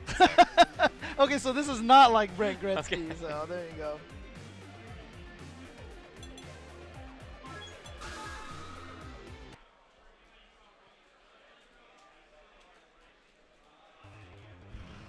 New York and New Orleans. Yeah, Ramasama right there. Oh, jury it is. Awesome. Nice. We don't get to see a lot of juries. This is definitely, as much as we talked about Viper disappearing, jury was never played to disappear. Right, yeah. She's just never appeared. When I see a jury on a stream, or even in a replay, I feel like it's usually Craymore. There's not that many others. I can think of just a couple of other players who play her often. Like an Edma or something, and Edma doesn't Like even Derek go to Legend. tournaments. Yeah, oh, not- yeah, okay. Not Ed. All right, But yeah, I really like his jury, so we'll this- see what he can do against DiCapri. Speaking of New Orleans, this really looks like the Mardi Gras match here between these two characters. Nice mix-up, okay. You know, she's a new enough character, DiCapri, that we're still seeing new mix-ups for her. Yeah. New ideas from all sorts of different people. That's the cool thing, is that we've seen at least 3 or 4 different players play her well, and they all kind of have this really slightly different take on the character. Yeah, see, he doesn't do rapid daggers, he just goes into the slide on those lead combos. Very confident pressure. Wow, this is such solid pressure. Okay, finally there was a miss, well not miss, but there was a miscalculation. Yeah, but I feel like it was kind of worth going for, you know, in that situation. He had just been dominating so hard, and you know what? Craymore didn't even really punish it even all that badly, you know? Oh, nice. That low strong from Jury, such an amazing anti-air. And now she gets corner pressure. This is what I really like to see from her.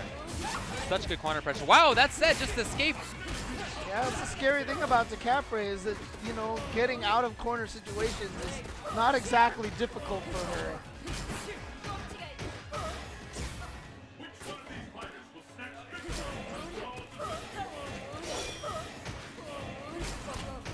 Ramasama threatening to get close again. Yeah, that's such a good tool for her, those rapid daggers. In that mid-range, there's that range there where scramble doesn't work that great. Right.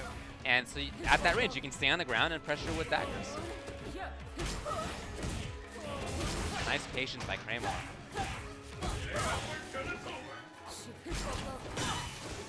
Not quite crumple. But yeah, with all this movement that we've seen from Ron Masama, he was going crazy that whole round. And really, honestly, Kramer, look how much life he has left. It was very much similar to like what we saw from Momochi, blocking a bunch and being okay. Right. Oh, here we go. Now he's gotten in.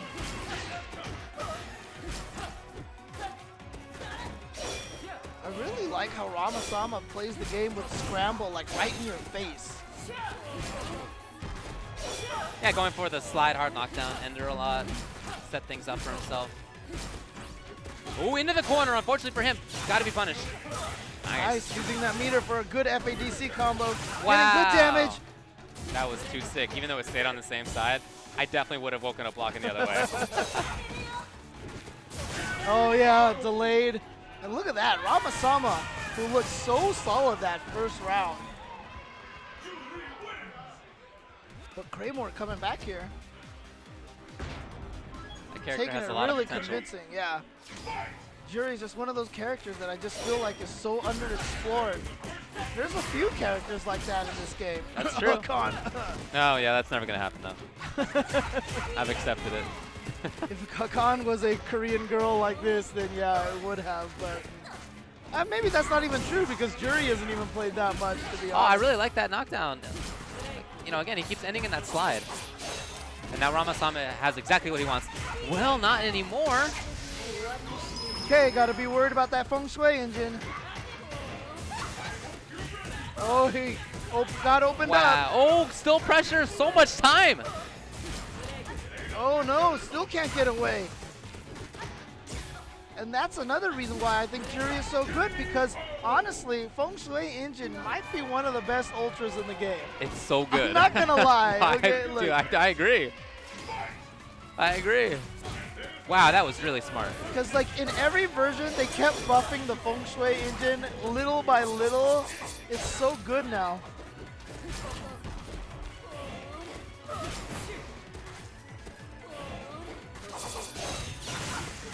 Okay, FADC for corner carry. Look at that. Dang, that damage, that distance, and right into the corner. It's exactly what Kramer wants, exactly what Jury wants.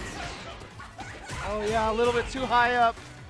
Smart. Last time Kramer challenged with a bunch of jabs. This time he challenges with the throw and That just setup. gets the chip. Yeah. Needy fireball that you can't do anything about. Dash forward into EX pinwheel that you can't do anything about. Very, very nice. Great stuff from Kramer. That was a really impressive set from him. Agreed. Good stuff. Cool to see. Happy to see it to Capri, but happy to see a Jury. I really want to see more of that character. There's been I feel like she's so interesting. There's been a lot of DeCapris recently. There That's have. the thing, right? So, you know, even though Jury's been around since Super, there are way more DeCapri players than Jury players. So Fact. it's That's- actually That is definitely true. okay. Shoutouts once again to those who make the Capcom Pro Tour possible, including Mad Cats. You can check them out at store.madcats.com/final round. You see the TE2 sticks that they have available there. They sell out fast, so grab them while you can. Of course, XSplit, one of the most used premier software for streaming. Most people that I know stream, well, that's what we use to stream, Ultra Chen TV. Go check xsplit.com right now. You get a free copy, a free trial copy. Turtle Beach, provider of gaming headsets. A lot of their headsets work immediately on PCs, PlayStations, Xbox One. Come with detailed instructions on how to set them up on all of them. Really nice control deck as well. And then, of course, from Mad Cat, you see coming soon. It's really, really, really beautiful stick art there. Up next, speaking of Capris, it's Knuckle Dew. It looks like he's going with Guile actually this time. And his opponent is GADSC Tab Nylon from Georgia. Knuckle Dew at South by Southwest last week. A little bit disappointed with his performance. I'm sure he's really looking to make a mark here this weekend. Yeah. Yeah, he did not do very well. He went 1-6 in that 8-person round robin, and that's definitely not what he wanted. You know, he seemed like in general, maybe not even just in Street Fighter, he just wasn't feeling that great. You know, so. But he seems to be doing better so far this weekend. I haven't seen him play, but I just mean as a person, he seems to be a little bit up. Cheerier? Yeah, Yeah. I think his girlfriend is with him here, which is nice. That's good. Yeah. But you know, also, I mean, he has one of my favorite Guiles to watch. It's just so fun to watch because he's just throwing out punches and just going crazy. Normally, you expect Guiles to play this defensive game, but then NuckleDu likes to go in on people. Yeah, and he challenges in all sorts of situations. That wake-up jab, for Right. example, right? Not many people are willing to do that. And right there, that was really beautiful that he was ready for that dive kick to flash kick it. Knew he had charged up enough. And there it is, very buttonsy Guile, likes throwing out those haymakers. Just excellent spacing. And now he can wait for Rufus to come in. What's Rufus going to do? Rufus has to approach. Yep. And if he just had charge as Guile, I mean, at some point. I mean, the only thing that Rufus was going to be able to use to beat anything Guile did was EX Messiah, but only has 2 bars, so you wouldn't even be able to FADC it. So even if he had did it, you would have successfully gotten the waste meter, you know? But Tab has just been having a really, Nylon I should say, has just been having a lot of trouble getting in. Yeah, so NuckleDu has punished that every single time, but see, no Ultra, so not really going to get much off of that, but gets the forward throw, and he does have a life lead, nice! Okay. Here comes Nylon. Oh. That pressure's over. And now it's on NuckleDu to try to make a comeback. I'm not sure how Nylon's going to play this. Is he going to stay away and make Guile come in? I mean, he very well could, but right there, he was scared he was going to land on the fireball. NuckleDu recognized it, caught the dive kick. Again, same thing. In that situation, you're almost better off just landing on the fireball. It's going to be far less damage. He lost the life lead because of that. Yep. Because of that 2-3 times that it happened, that was it. Again. Again, yeah. This neutral jumping over fireballs has not been working. NuckleDu has basically been he doing... just got frozen. He did a great job switching between fast and slow fireballs, and it really threw off his neutral jump timing. Yeah. And even after he lost that one, he just kind of looked at NuckleDu and laughed, you know. He was just like, yeah.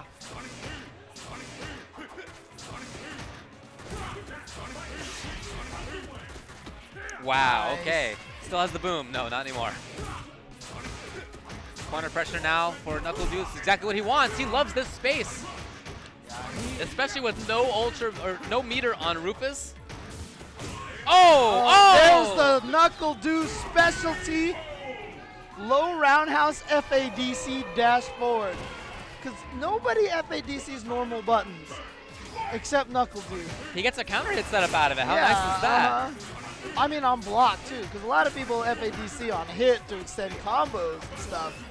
But just like low roundhouse into it, Yeah. it's such a unique thing.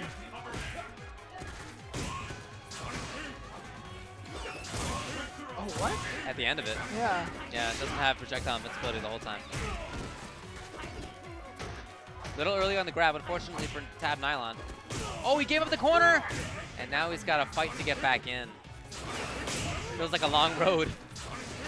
I do like him trying to use Galactic Tornado through there, but obviously this neutral jumping over fireball is just not working, so.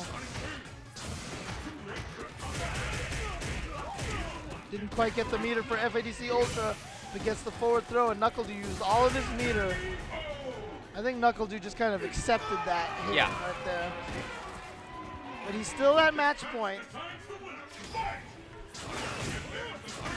Yeah, he used up all of his meter in kind of questionable setups. Wouldn't expect that to happen this round. I feel like he'll try to play a little bit more solidly. Still very NuckleDu-y, just maybe not Sonic Boom FADC so many times.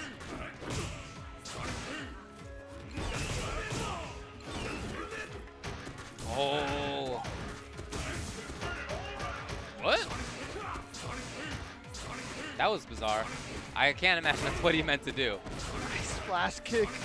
Crouching strong, red focus. Okay, here's Tab Nylon now, after so long of being out. Oh, man. Yeah, I haven't seen NuckleDu really be a crouch tech monster, so going for that instant dive kick mix-up. I feel like you need to throw Knuckle Do a couple of times first. Oh, great bait. Great bait. Knuckle Do looking very solid. Good job to him. Yeah, he really did. He had the space control. He had the offensive Knuckle Do mix-ups that we've come to expect. Everything looks good. So he moves on. Yep. All right, so thanks everybody for tuning in to the Capcom Pro Tour. Of course, this is the first premier event here of the year, final round 18, celebrating 18 years of final round. The hype is real. That is the hashtag FR18, the hype is real. That entire hashtag. That's correct. But for sure, this is a celebrated event here. Very cool that they've been running for so long. Yeah. And again, thanks everybody for tuning in at home, watching all of the Street Fighter 4 action. Great stuff here. We've seen some great matches, and we're still going through the pools here. Once we get to semifinals, I mean, that bracket is going to be ridiculous. Oh, yeah. Look, there are lots of good players just in this regular full bracket. There aren't that many players that are just that are not very good, right? Almost everybody understands what's going on now, and that means that it's tough. But it also means that after pools, there's nobody's going to qualify from one of these pools without being a good player. It feels like it's by the time we get to semis, it's going to feel like a 64-man invitational. I mean, it just is going to feel that way. So this is GLB from the Chicago area. He's a Ryu. I've hung out with him at UFGT. And this is Fumi from Virginia. I've hung out with him at Civil War. Nice. But yeah, I mean, if you think about it, we have some strange players in losers brackets already. Like Xiao Hai's in losers bracket. He qualified out of his pool in losers. Bago qualified out of his brackets in losers. So yeah, that top 64 is going to be ridiculous. In any case, Fumi, it looks like he's going to go with Sakura. GLB going with Ryu. Student versus the master. Fumi is really talented. He's a really strong player. You know, he lives in an area that basically has Civil War and not that much else, and he doesn't travel terribly often. You don't see him regularly, but I do think he is really talented. Oh, nice. Getting right over there, right over the fireball with a regular Hurricane. Regular Shanpukek. And I heard that GLB won some tournament up there, some Street Fighter 4 tournament recently, so I guess he's really been playing it.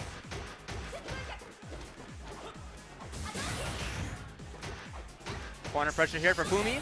Oh, he's going to get in. Wow. Wow, that was not even super a true weird. combo situation either. Okay, so he's going to go for the Ultra. Get some decent damage off of that. Not a lot. Right. Sakuras doesn't do a lot of damage.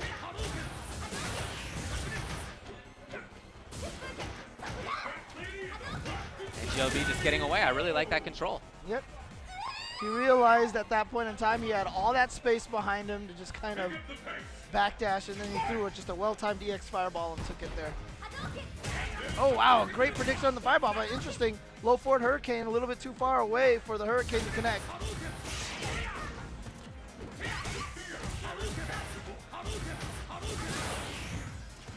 Yeah, great zoning. And Sakura really hasn't had chances to go nuts so far.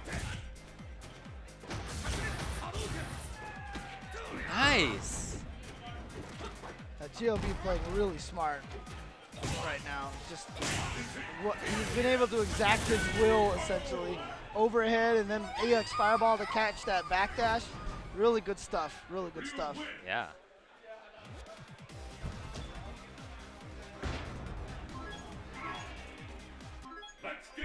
Okay, let's see if he got any words of wisdom there, if he changes anything up. Wow, just at the start. Great damage for her. Ooh. One more. Oh, wow. Okay, I didn't know I was going to do it already. It's a little unfortunate because then the follow-up combo wasn't going to do any damage.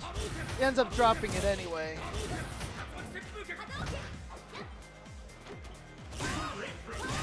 Good spacing. You know what? He did look better. He definitely did look better.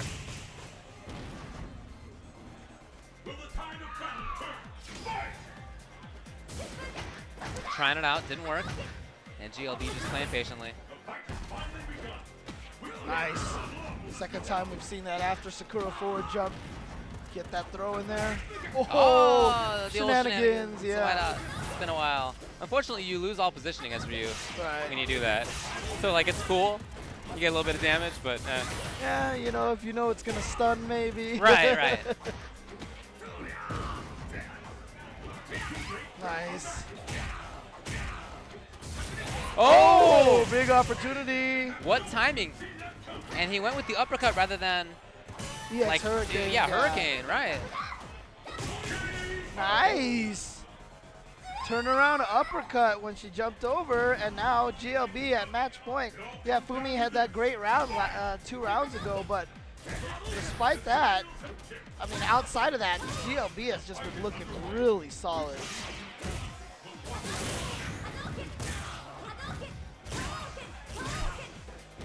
Into the corner again. And he just fights so well there. You know, he is looking like he has really good fundamentals, GLB. Right. Oh, the delay.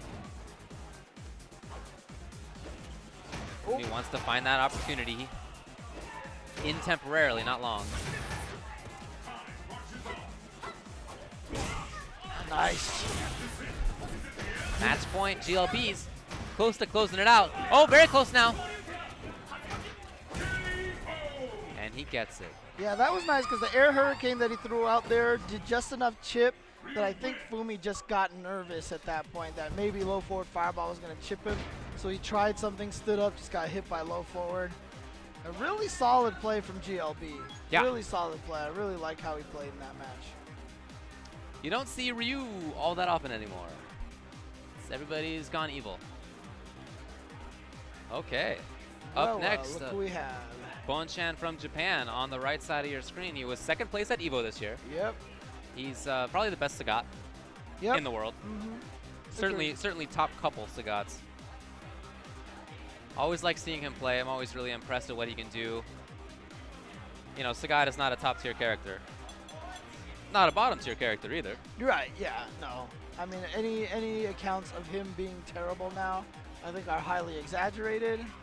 Having said that, I have heard rumors that Bonchan has trouble defeating Daigo now I've heard that too. with Ultra Sagat, so that'd be really interesting to see how that plays out. I mean, he got second place at EVO in Ultra, right? Right, so, right. You know. It was in Ultra. Yeah, exactly. I don't know. His opponent is going to be Tally Drew. Totally Drew. Totally Drew Okay. from Florida, a Dudley player. Sounds like a TV show on the Disney Yeah, Channel. it does, right? Some 90s TV show, right?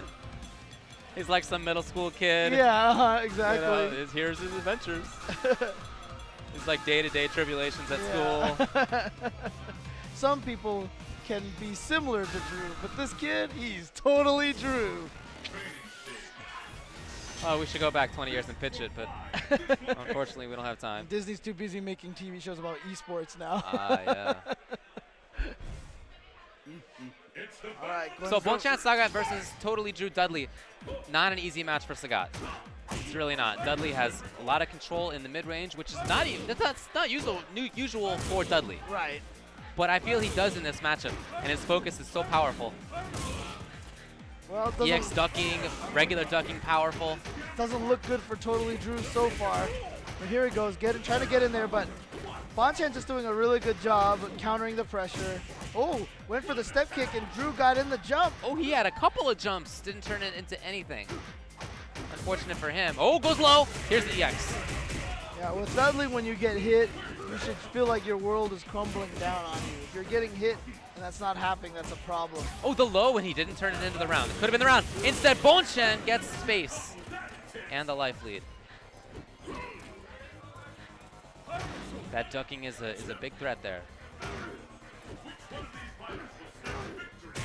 Oh, double standing roundhouse, yep. Stuff. To blow up the walk toward and to blow up the jump, just Yep. in case. It's just pretty much when you have a read on your opponent that they really want to get in because they're losing in life. Right. You know, they block that first down roundhouse and you're like, time for me to move in, and then you just throw out the second one. Wow, those are all so well placed. Yeah, he just walked into 3 fireballs in a row. But hey, he can still even it up with a combo and a half. No, maybe not. Maybe 2 combos now. Oh, no, anti-air. Anti-air, and that jumping roundhouse ended up crossing up weirdly. Oh, yeah, That's yeah. it. That Yeah, Bonchan was just waiting for it. that. Those fireball placings are so interesting. Yeah.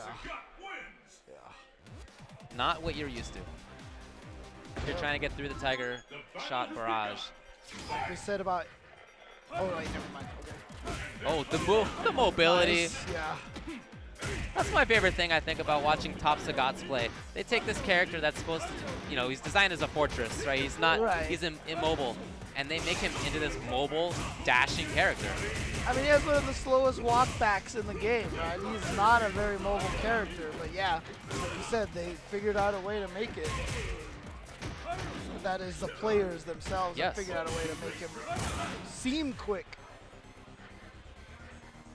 Totally Drew really trying to stay at a range where he can react with Ultra 1.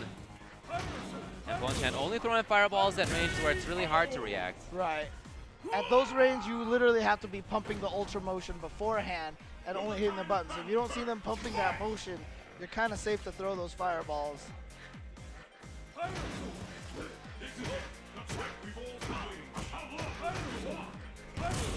Ooh, if he had held it. But Bonchan's willing to challenge.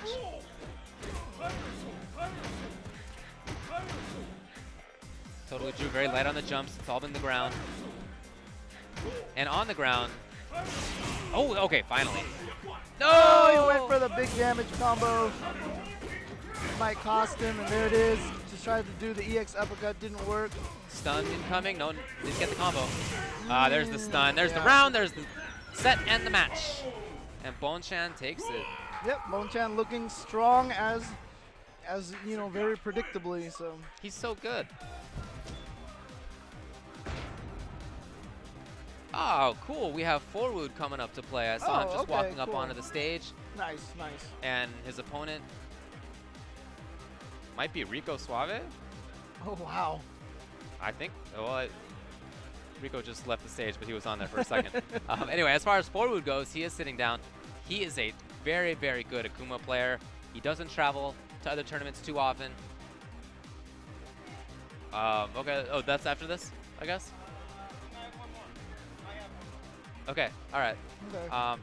Anyway, as far as Forwood goes, I really think that he's very good. When people travel to Texas and get a chance to play him, that's what everybody comes away saying. He's done a good job in the past, more recently even, preparing Snake Eyes to play against Tokido. Yeah. You know, and I remember after Tokido played, I remember Forwood being disappointed in how Tokido played because he thought that Tokido was gonna have cooler stuff, and he didn't. So it is Forwood on the left there against Mortality's Rico Suave on the right. Able player. Presumably still with Able, we'll see.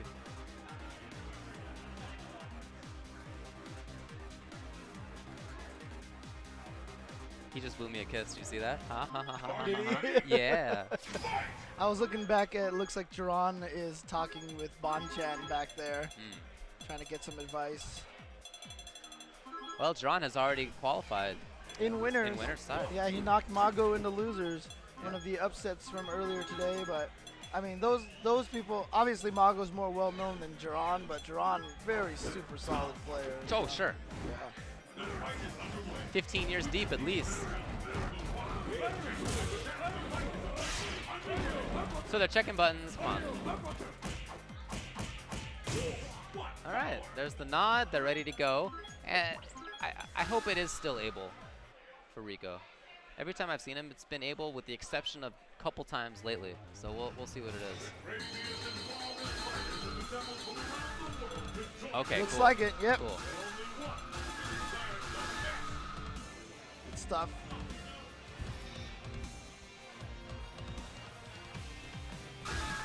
Display lags Forwood. Yep. I like a lot of his game in general. You know, he has cool setups. He thinks about the game a lot. He has nice spacing. He's a very smart player. Very smart person. Very, very smart player.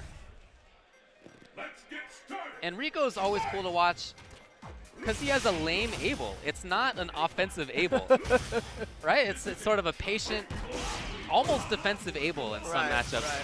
When he gets a chance, of course, he can mix it up really well and get a lot of damage. But he's often not pressing all that hard.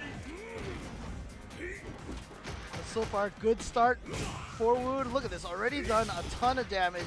And Rico Suave just has not been able to get out of the corner, but nice, well-timed and well-placed tornado throw. Has an opportunity, but then just walks right into throw range. Yeah, that uses the EX to make sure to kill. Very convincing round. And the battle continues. Rico talking to himself a little bit after that round. You see that? Yeah. I don't know what that was about. Toru just getting out of there.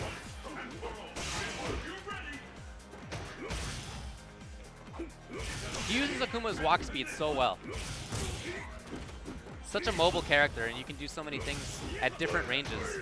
Yeah, most people probably don't even know this, but he's like the first or second or third fastest walking forward character in the game. It's pretty crazy. Yeah, right? To have all those options and then to be one of the fastest. Right. Hey, whatever. And have like a really amazing sweep. But Rico Suave doing really well this round. Ties it up 1-1. Who will emerge victorious? Fight!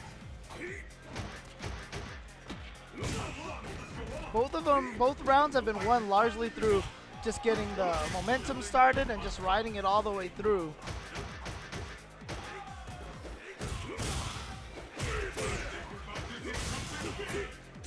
Love this corner control. Oh, Rico, what a read! And he really just needs one or two more. Oh, not quite there. Now notice, of course, that Forward has Ultra 2, so trying to chase that teleport's not going to be easy. Oh, Wow! he just caught him. Moving forward.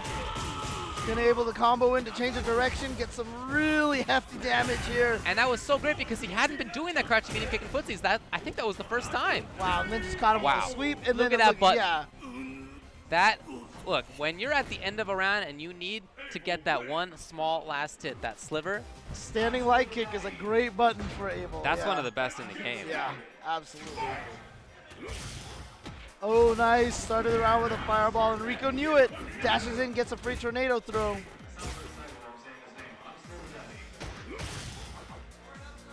And Rico back to playing patiently and running away. But that's his style. Oh, Forward's, he's far away too, but he's gonna have to make something happen eventually. Coming in for the little stab, not too much. Oh yeah. flattens down there, gets a throw. Here's that corner pressure, but a good escape from Rico Suave, just rolling right out of there. And now fireballs are ill-advised. Oh, nice, confirmed. Forward now has the knockdown pressure, very light. Oh, here we go, he's in. Oh, he didn't get that dash. No! Huge Lucky drop. break for Yeah. Forward, who now has the corner. Oh! Not for long. Rico Suave now at match point. We've seen a lot of this right now, where one player will look so strong in the first round, and then all of a sudden the other player just says, you know what, I figured everything out. And then they win 4 rounds in a row. As he's playing that lame defensive game, you don't know when he's going to do the dash. I mean, I feel like that's a big part of why his style works. Oh, Wow. nice. Just caught him right out of the demon flip with that. Oh, man. It's a bunch of stun. That There's so many far fierces there. stand Oh. Fierce. Now being cancelable, so nice. I wonder if he let him drop just because he knew it wasn't going to do much damage, or if that was just a missed uppercut. Oh, no. Not sure if he thought he was going to fall behind, have like some crazy Tokido cross-up dive kick trick. Ends up walking into it.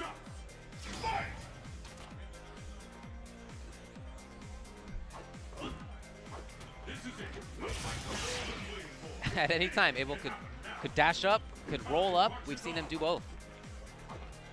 And that's a scary thing for Forward. So he's just not in that range. He goes in close or he's far away. But every time he has managed to get close, I feel like Rico has found that one moment to get in, you know? Yeah, I agree. Oh, great spacing. Oh.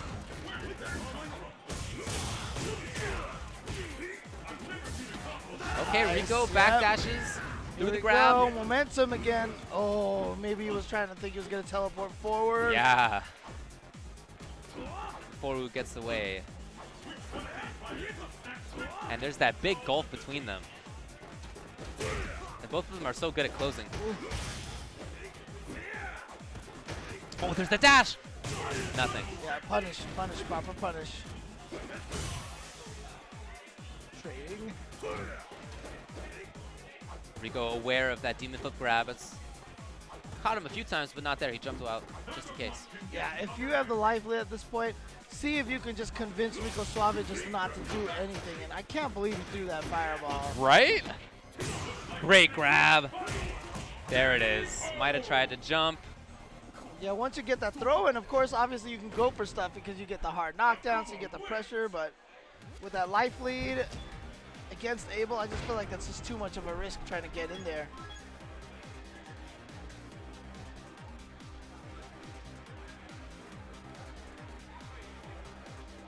Let's get started. Fight! 1-1. Forward gets back to that space.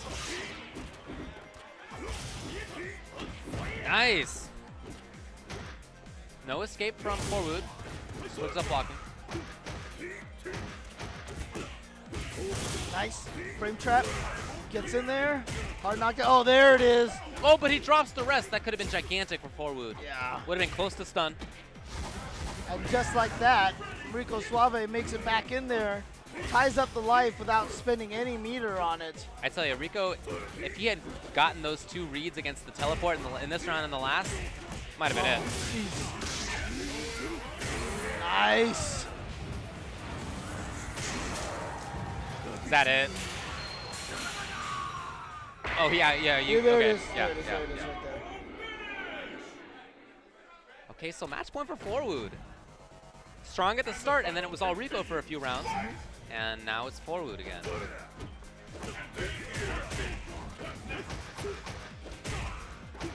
You know, it's just such an unconventional style for an Abel. I feel like it's tough to get used to on the fly. Nice. Oh, no. Didn't get the forward dash off of the FADC. Would have liked to gotten to at least crouching fearsome do falling sky. Great reads on the teleports by Forward.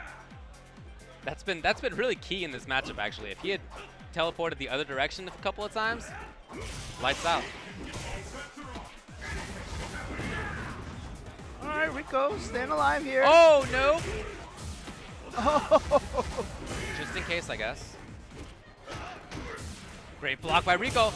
Forward putting up a fight in the mid-range here.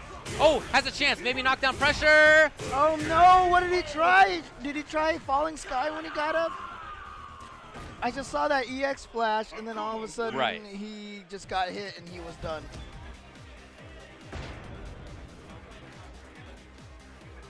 Wow, we got some interesting news. So Kelvin John put Kazunoko in loser's bracket. 2-0. Wow. We were talking with Mike Ross last night, and he identified Kelvin as a sleeper. I want to know what character he used in that situation. That's a very interesting There's question. Kelvin on stage right now. I was like, is there a way we can just like yell at him and ask him? Ask him. It was Hugo? Yes. Hugo, there you go. Yes. I've been saying Hugo fights that match. All right. So it's going to be Kelvin as a result against Dominion from New York. The Guile. okay. The Guile. See Kelvin sitting down there on the right. And he has signed up as Hugo. I know he has secondary characters. And if he's feeling confident in them, this might be a match to bring them out. I feel like this is one of the tougher matches for Hugo. Well, it's like you But said, we'll see. he knows a lot of characters, so could go with a lot of different characters. Previous to Hugo, before Ultra, he was a Makoto player, right? Makoto, yeah, Yeah, right, uh-huh. right. So there's definitely a chance that he'll go with that character. Are you ready? Fight! We'll see what he does. And Dominion, expect Guile. You know, he has at least a few times said he's done with Guile. Or maybe not entirely done with Guile, but Right, yeah. time for a secondary. Uh-huh. And he just hasn't done it. Yep. Hasn't done it. I haven't seen a secondary really. I mean, he's used other characters. He's played Rolento, Oh, yeah. for example, at NLBC. So he definitely has other characters. But Right, just not in major tournament Right, situations. uh-huh. Very rare to see him bring them out. It's hard because, like, when you're so used to a character and you just know every situation, every matchup, of course he's going to feel better in every matchup that you want to play, you know? But eventually it's just going to get to a point where there's probably a different character that you want to try. Like, I've even heard Snake Eyes say that he doesn't want to use Zangief against Sagat anymore. Right. You know, he's tired of that matchup. You know, now that I think about it, Kelvin is a really rough draw for Kazunoko to have. Kelvin plays all the time against Julio, the Yun in NorCal, very strong player. Kazunoko probably doesn't know Kelvin very well, so he's not going to have a read already. Right. Kelvin knows the match, knows the player. So Kazunoko, of course, can still fight. He's just in losers. But this is winners finals of the pool. Loser will play Kazunoko. That's Okay. the order here. So might see a rematch between Kelvin and Kazunoko, but maybe not. Was So that Rolento. Rolento? So I didn't know Kelvin had a Rolento. But don't forget, you know, like we just said, Dominion has a Rolento as well, so you might be familiar with this character. But then again, how familiar is he with this matchup? Well, I guess he plays against Steve's Rolento. Yeah, I'm sure that's happened. Coach Steve, of course. Shout outs to him. Also sending me informations on the Twitters. Oh, that's nice.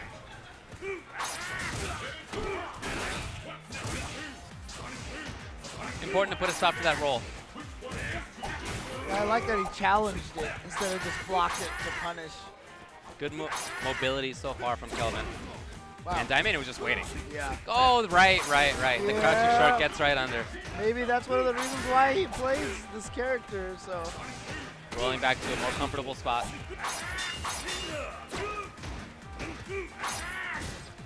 Oh, he landed in that dagger. Really good corner pressure right now. You know, it's mostly safe, but there's a lot of setups involved. Oh, wow, okay. Again. That is so unfortunate for Guile. That's so frustrating. You spend your whole entire life saying, you know what? I want the ability to make sure I can upside down kick even characters like Blanca. And then here comes Rolento. Well, I've always said Dominion fights probably the best of anybody in the corner. Yeah. Just because you've cornered Dominion does not mean that you've won the round. One thing I will say about Kelvin, the way he's playing Rolento, he used a lot of EX stingers. And that just shows you how fast this character builds meter. Because he had a bunch of EX stingers in that last round.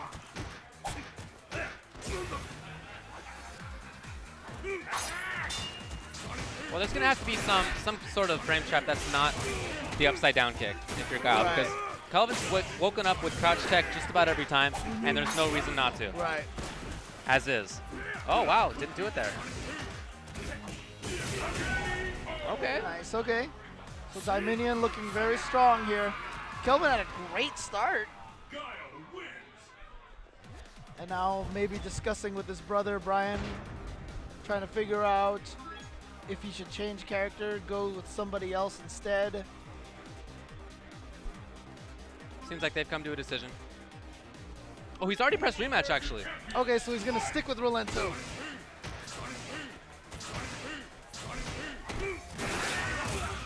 Oh, that was unfortunate.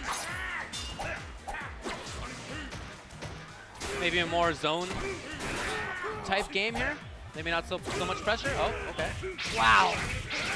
Comboed off of peak of jump fierce in the close roundhouse.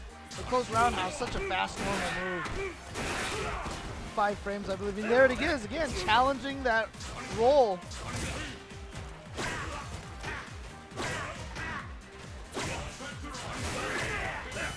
Oh, that was pretty sick. So Dominion has the life lead. He will after this chip, yep. Oh, especially now. How will he? Oh, yeah, beautiful desperation. stuff. Yeah, beautiful. Felt like he needed to get in close. I mean, there's only one timing you can do on that, right? So if you know the timing, then you're not going to be worried about it. Kelvin's really got to realize that he can't just go willy-nilly rolling into him anymore. No, that's not working. You can see him stopping really short now just to make sure. Oh, he missed it. And that's not a good sign for him.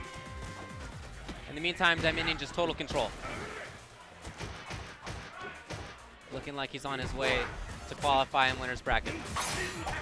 He's gonna take a big adjustments and big changes out of Kelvin. No, that's it. Yep, good stuff. That's it. So we are gonna see the rematch between Kelvin and Kazunoko. And in the meantime, Dominion has qualified. Yeah, I don't know if that's coming up on stream right away or if we're gonna see something else first, but I think it is. okay. That's what my little card says. Yeah, and he's staying up here, so yeah. Sure, once we get Kazunoko.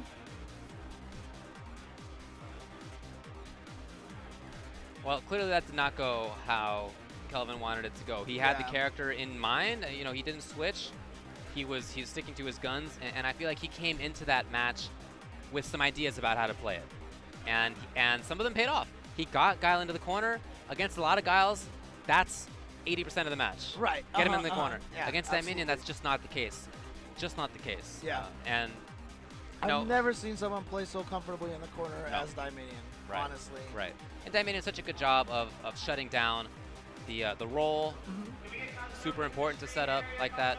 It's like I said, he challenged it so well. You know what I mean? Every time he just had that low roundhouse. And even if he stopped early, I mean, I don't know what Rolento... I mean, if he had stopped early and Guile was whiffing low roundhouse, like maybe Rolento can do something. But see, it's weird because now I'm just thinking back on it, and he did stop early a couple of times, and I don't remember seeing Dominion low roundhouse. So I don't know. Maybe he's just got some amazing reactions when he sees him coming up close or something. Right. Yeah. It could be a pseudo option select that you see him roll forward. If he's about to stop in front of you, just hit low roundhouse, you know, just in case he does stop. But I don't know. I'm not sure. It really looked like he was intercepting Kelvin's rolls with the low roundhouse. Yeah. So. So that's that was Rolento. Now, as far as playing against Kazunoko goes, I would expect Hugo again. I feel like of his characters, that's probably the best against Yun. Like I said, he's very well practiced in that match. And if that's what he won with the first time, then that's what you're going to want to go with, right? So it makes total sense. But Kazunoko might have been going into playing against Kelvin not expecting much, right? Maybe he didn't know. Now that's not going to be the case. Okay, now he's gonna be playing against Kelvin, thinking, okay, this is to get out of my pool. I've been one of the more dominant players in SF4 worldwide over recent times, and in order to keep that going, I have to beat this player. So certainly he's been thinking about it. I'm sure he's been talking about it. I think that Japan in general sort of underrates Hugo. There are some matches where he does well, and this is one of them. And you know, not that I've seen this so many times, but when I've seen Hugo players play against the top Japanese players, I see a little bit of unfamiliarity there. Can you imagine if Kazunoko doesn't make it into the top 64? Like, that would just be the most ridiculous. Like, no one would have predicted that. No. But like we said when we were starting this day, that is the kind of thing that always happens at big open tournaments like this. There's always an upset here and there, and it's always great to see players like Kelvin have success in those kind of scenarios. But you look at that expression on his face. He has some determination there. Yeah, you're right. It looks like he's like marching upstream.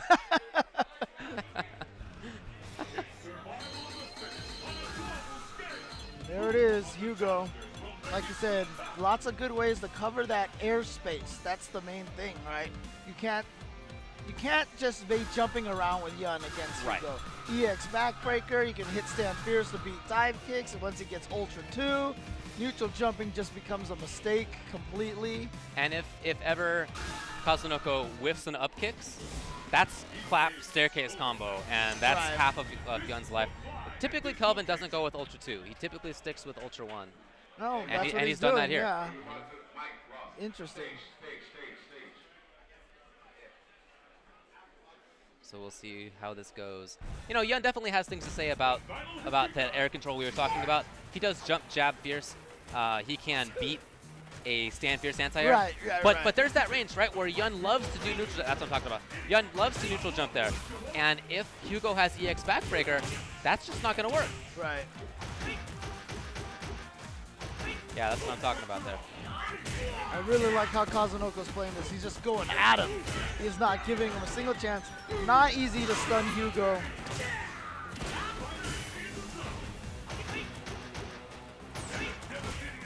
There definitely are times where I wish that Kelvin would go with Ultra 2.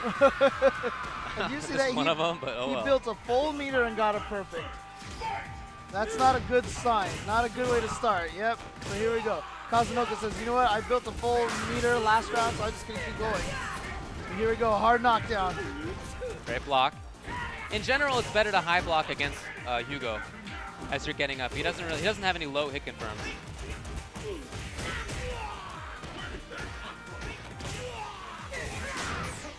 No counter hit that time, but he still gets the clap. Oh, did he get away? He Yeah, did. he did. He backdashed. He was actually waiting for it. Wow.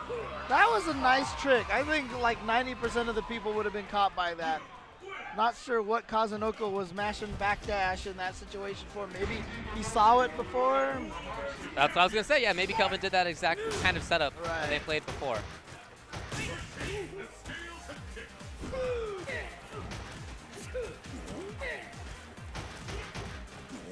Oh, no. I got a little greedy on the strongs.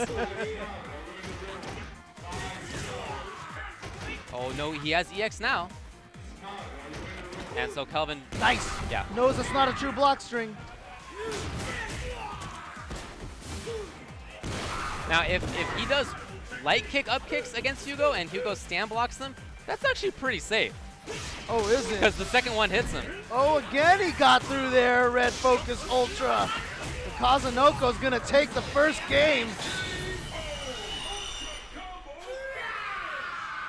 Yeah, it's match point already. It's gone by pretty quickly. Kelvin needs a big change. Now he's starting with EX bar, so he's got to let Kazunoko know that he can't just jump around. Oh, didn't link it. Ow. That hit from so far away, it looked like Yun threw out a button. Only went for the meat squasher. It's really interesting. Kelvin, I feel like, has just been going for some interesting desperation attempts at SBDs and meat squasher.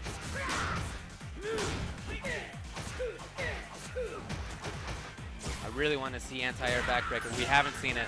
I'm not sure if we're going to get a chance at this point. Oh, execution error. Of course, so easy to happen with Hugo. Oh, no, we're not going to see it. That's going to be it. And Kelvin sent Kazunoko to loser's bracket, but unfortunately for him, he loses to Dominion and then immediately after to Kazunoko in the run back. But hey, Kazunoko, like you said, he is a big player here. A lot of people, probably including us, expect him to be right at the end. Yeah, Right, absolutely. and so it would have been a big surprise if he had not qualified out of pools. right. But we are going to go over to Mike Ross, who has an interview lined up.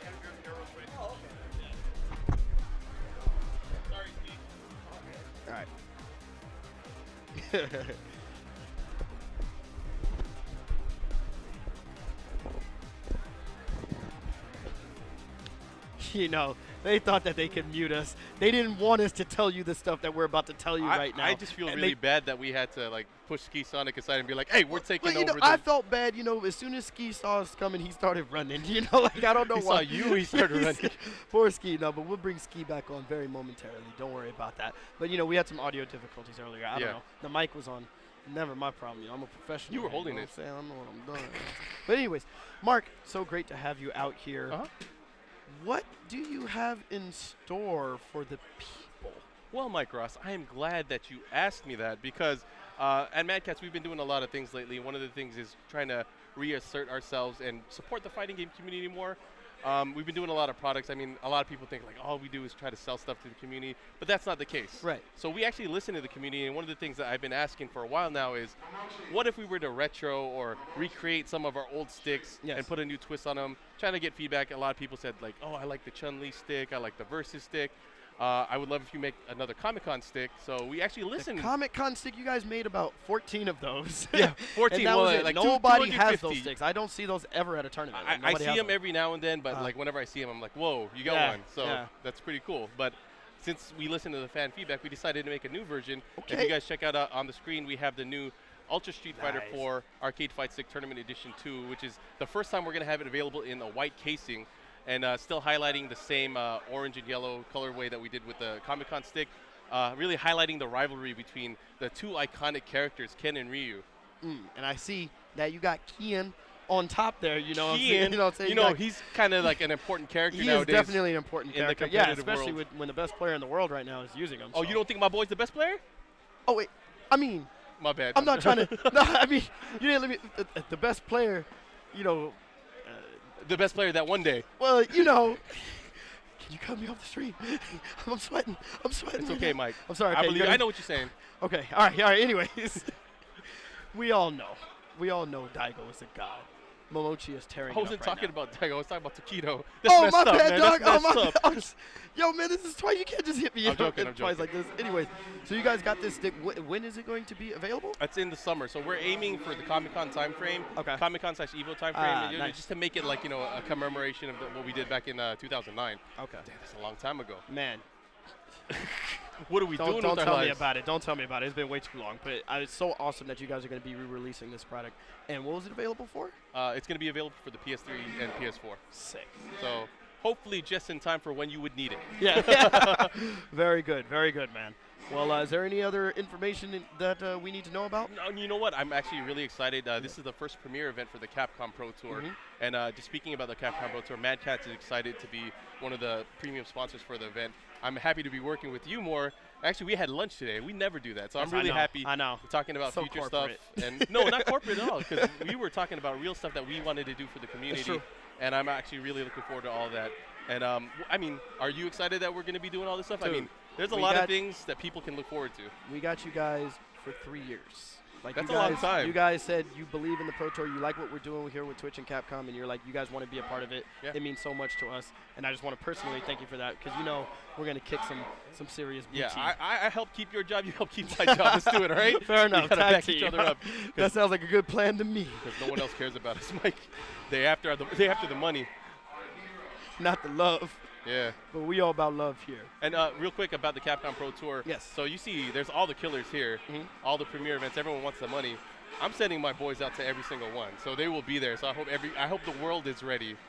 If you guys are hearing that for the rush. announcement now, you guys are gonna get these Mad Catz players at every single premier event. Unless they Oh, conflict. Yeah. Oh, God. But there's like obviously, one yeah. or two, but we'll pick and choose. So it's time for us to start practicing. You know, I know you want your boys to win, but we need I our want my boys to win, Yeah. but I'm an American. I believe in Mike Ross, but since Thank you can't you. play anymore, we're gotta gonna have go to for your vote boys. for someone else in America. All right. I want us to defend this turf. Well, Like right now, I'm actually really excited to see the next match. the next match is actually going to be insane. I don't know if people are ready for that. It's It's going like- to be Chris T versus EG's Momochi. It's like he's Ken facing. versus King. He's facing against his maker. Yeah, that's It's right. just like, how do you do that? Well, I don't know. Are we jumping straight to the match? Oh, not yet. Good. Okay, then what we're going to do to get you guys ready is is what we're going to do is we're going to take a quick 5-minute break, but don't go anywhere because Chris T versus Momochi is coming up right now. Sit tight. I was like, wait, are they playing?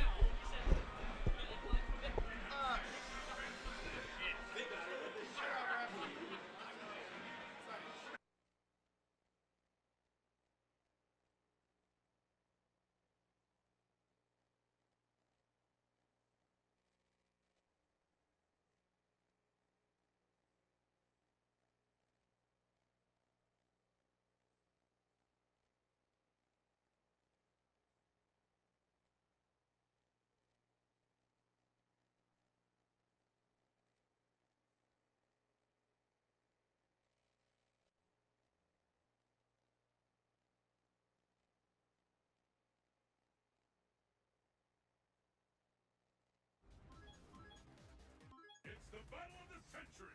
Fight!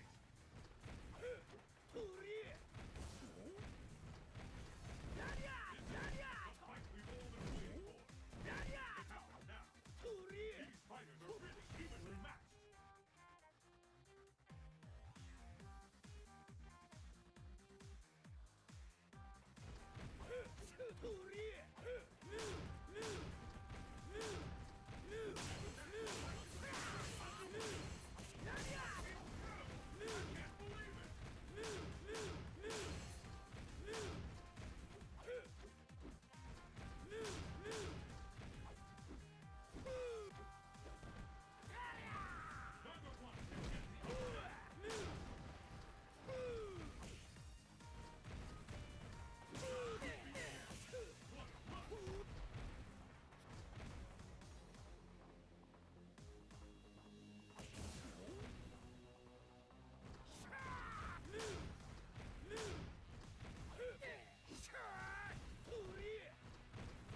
It doesn't get any more intense than this.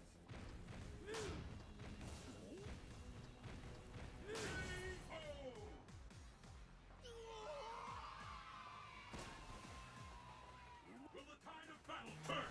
Fight! It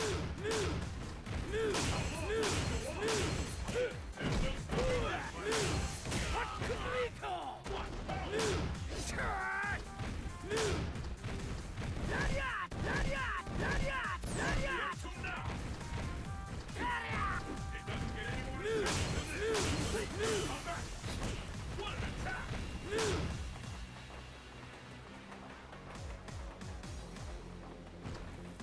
KO!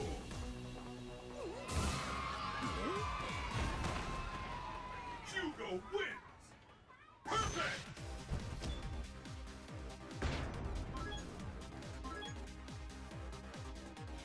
Who will emerge a champion? Fight! This bout will determine who is the strongest once and for all. It doesn't get any more intense than this.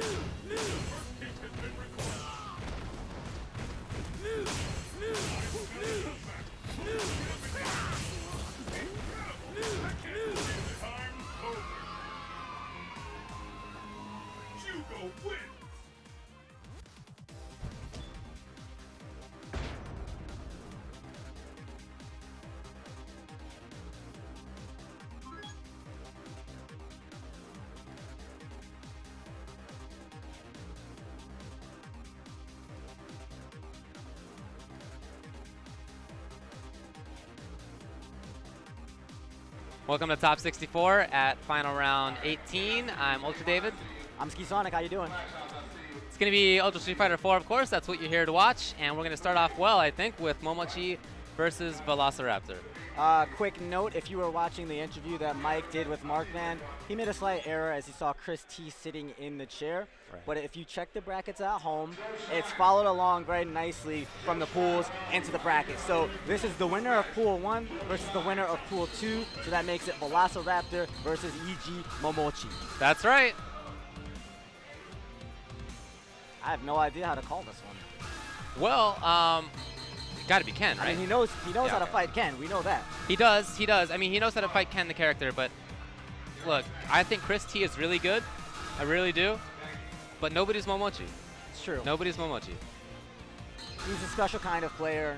He's able to take all of these very high-level techniques and utilize them on the fly, as well as, you know, innovate, integrate, figure out what is the right high-level tactic to use right now and rattle it off. That is still a frontier that a lot of players have yet to traverse. Yet. Sure.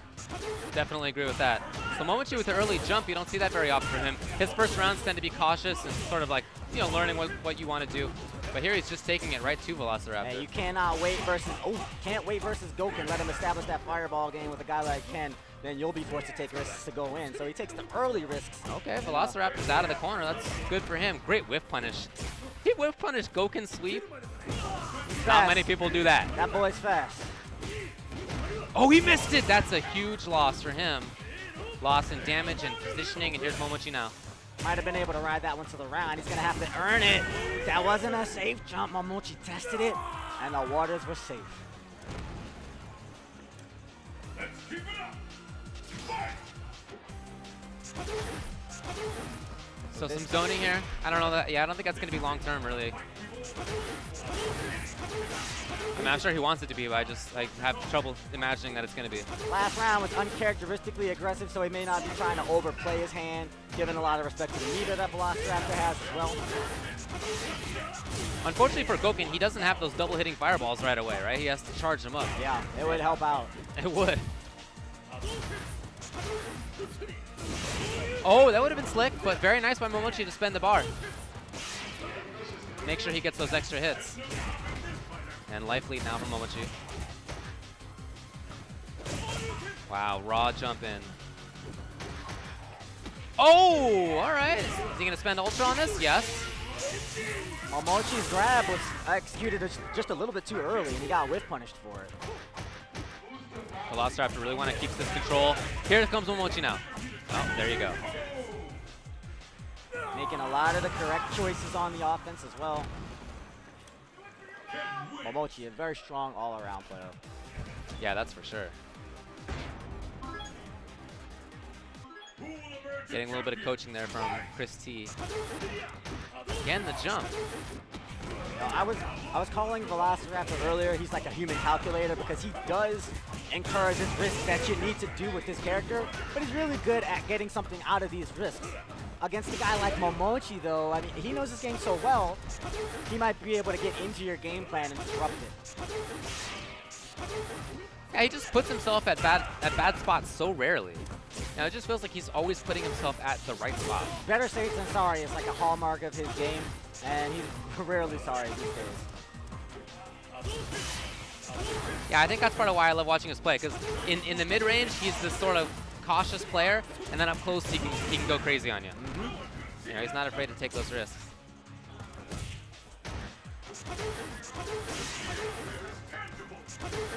Ultra 2 lined up for Goken, and he wants that air fireball, but Momochi knows that is what Goken needs, right? He needs to get that anti-air fireball into Ultra 2. That's where the damage starts. Right.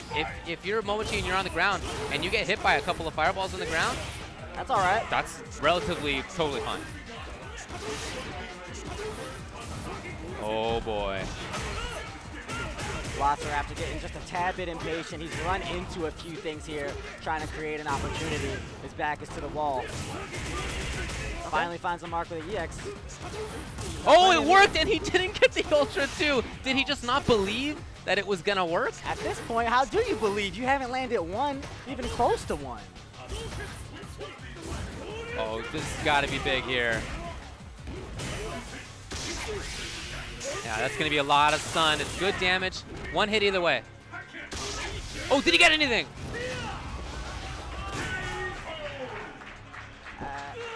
Okay. And he gets the crowd going. He needs it right now. It is still match round for Momochi. He shrugs that one off as he was kind of caged into a rough spot. He tried to wake up Ultra. Again, the whiff punish. Sweep with a sweep. And Momochi just waited that time. Again, the anti-air. I like that he walked into that range. That thing is so good as anti-air. It's good damage, too. Oh, the cross-up! Momochi didn't see that one coming.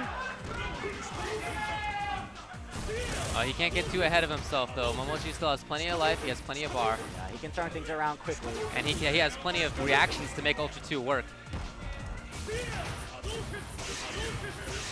If there's one thing Velociraptor's got to know, it's that Ultra 2 is ready. Right. Oh! Ho, ho, ho, ho. Okay. Okay. That mix-up worked out.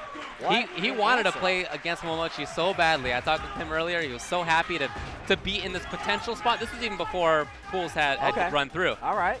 He knew the potential, and he was stoked for it. Momochi with the character select. Chin in hand. Velociraptor did very well being at a large life disadvantage at different points in that matchup.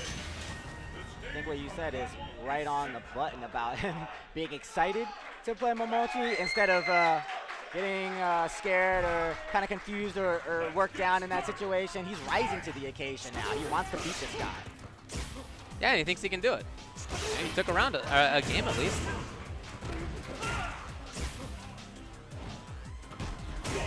Oh, okay, Momochi already has whittled down half-life. A lot of success out of those jump roundhouses. I mean, Ken's jump roundhouse is actually just a great jump in. It's really good. Agreed. Oh, very smart.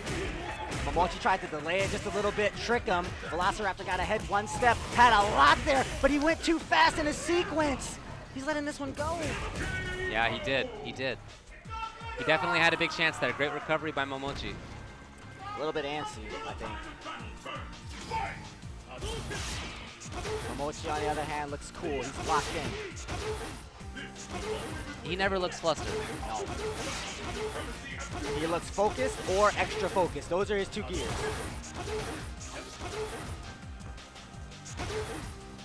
Okay, some zoning. He's gotten some meter out of it. Yeah. He's gotten some chip damage out of it. I think the meter is the big game there. Agreed. Catches Okay. one out of the air. Crowd goes wild. Calm down, guys. Not yet. Right, yeah. That was Oh, a wow. beautiful I don't know. fireball. I don't know.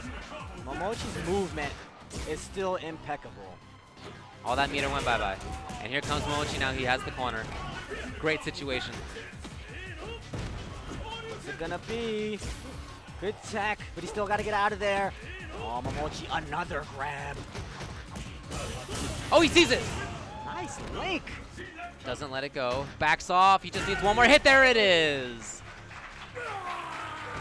And Momochi moves on. Certainly one of the favorites for this weekend. Velociraptor played that one very well, but Momochi knew when to turn it on. Tough to fight your way out of a corner, out of a bad spot with Gouken. I mean, he just doesn't have those very good escape moves. He's a strong offensive powerhouse, but Momochi figured out exactly what Velociraptor was going for with the escapes and made him pay for it huge. Yep. So 2-1. Momochi moves on. And up next, we are going to have Itabashi Zangia versus Smug. Yeah, we mentioned at home. I'm not sure where these particular brackets lie. Maybe you've tweeted them. Yeah, I tweeted him out. You can check him out at UltraDavid. UltraDavid. It's just a paper bracket, and there are some shadows and stuff, so good luck. But Yeah. you know. What I was referring to earlier is the bracket seems to be following the way that the pools are set up. So if you head over to finalround.org, download the pool setups, just the pools themselves, you'll see the names of everyone that's in each pool. the winner of Pool 1 is playing the winner of Pool 2, the winner of Pool 3 is playing Pool 4, so on and so forth.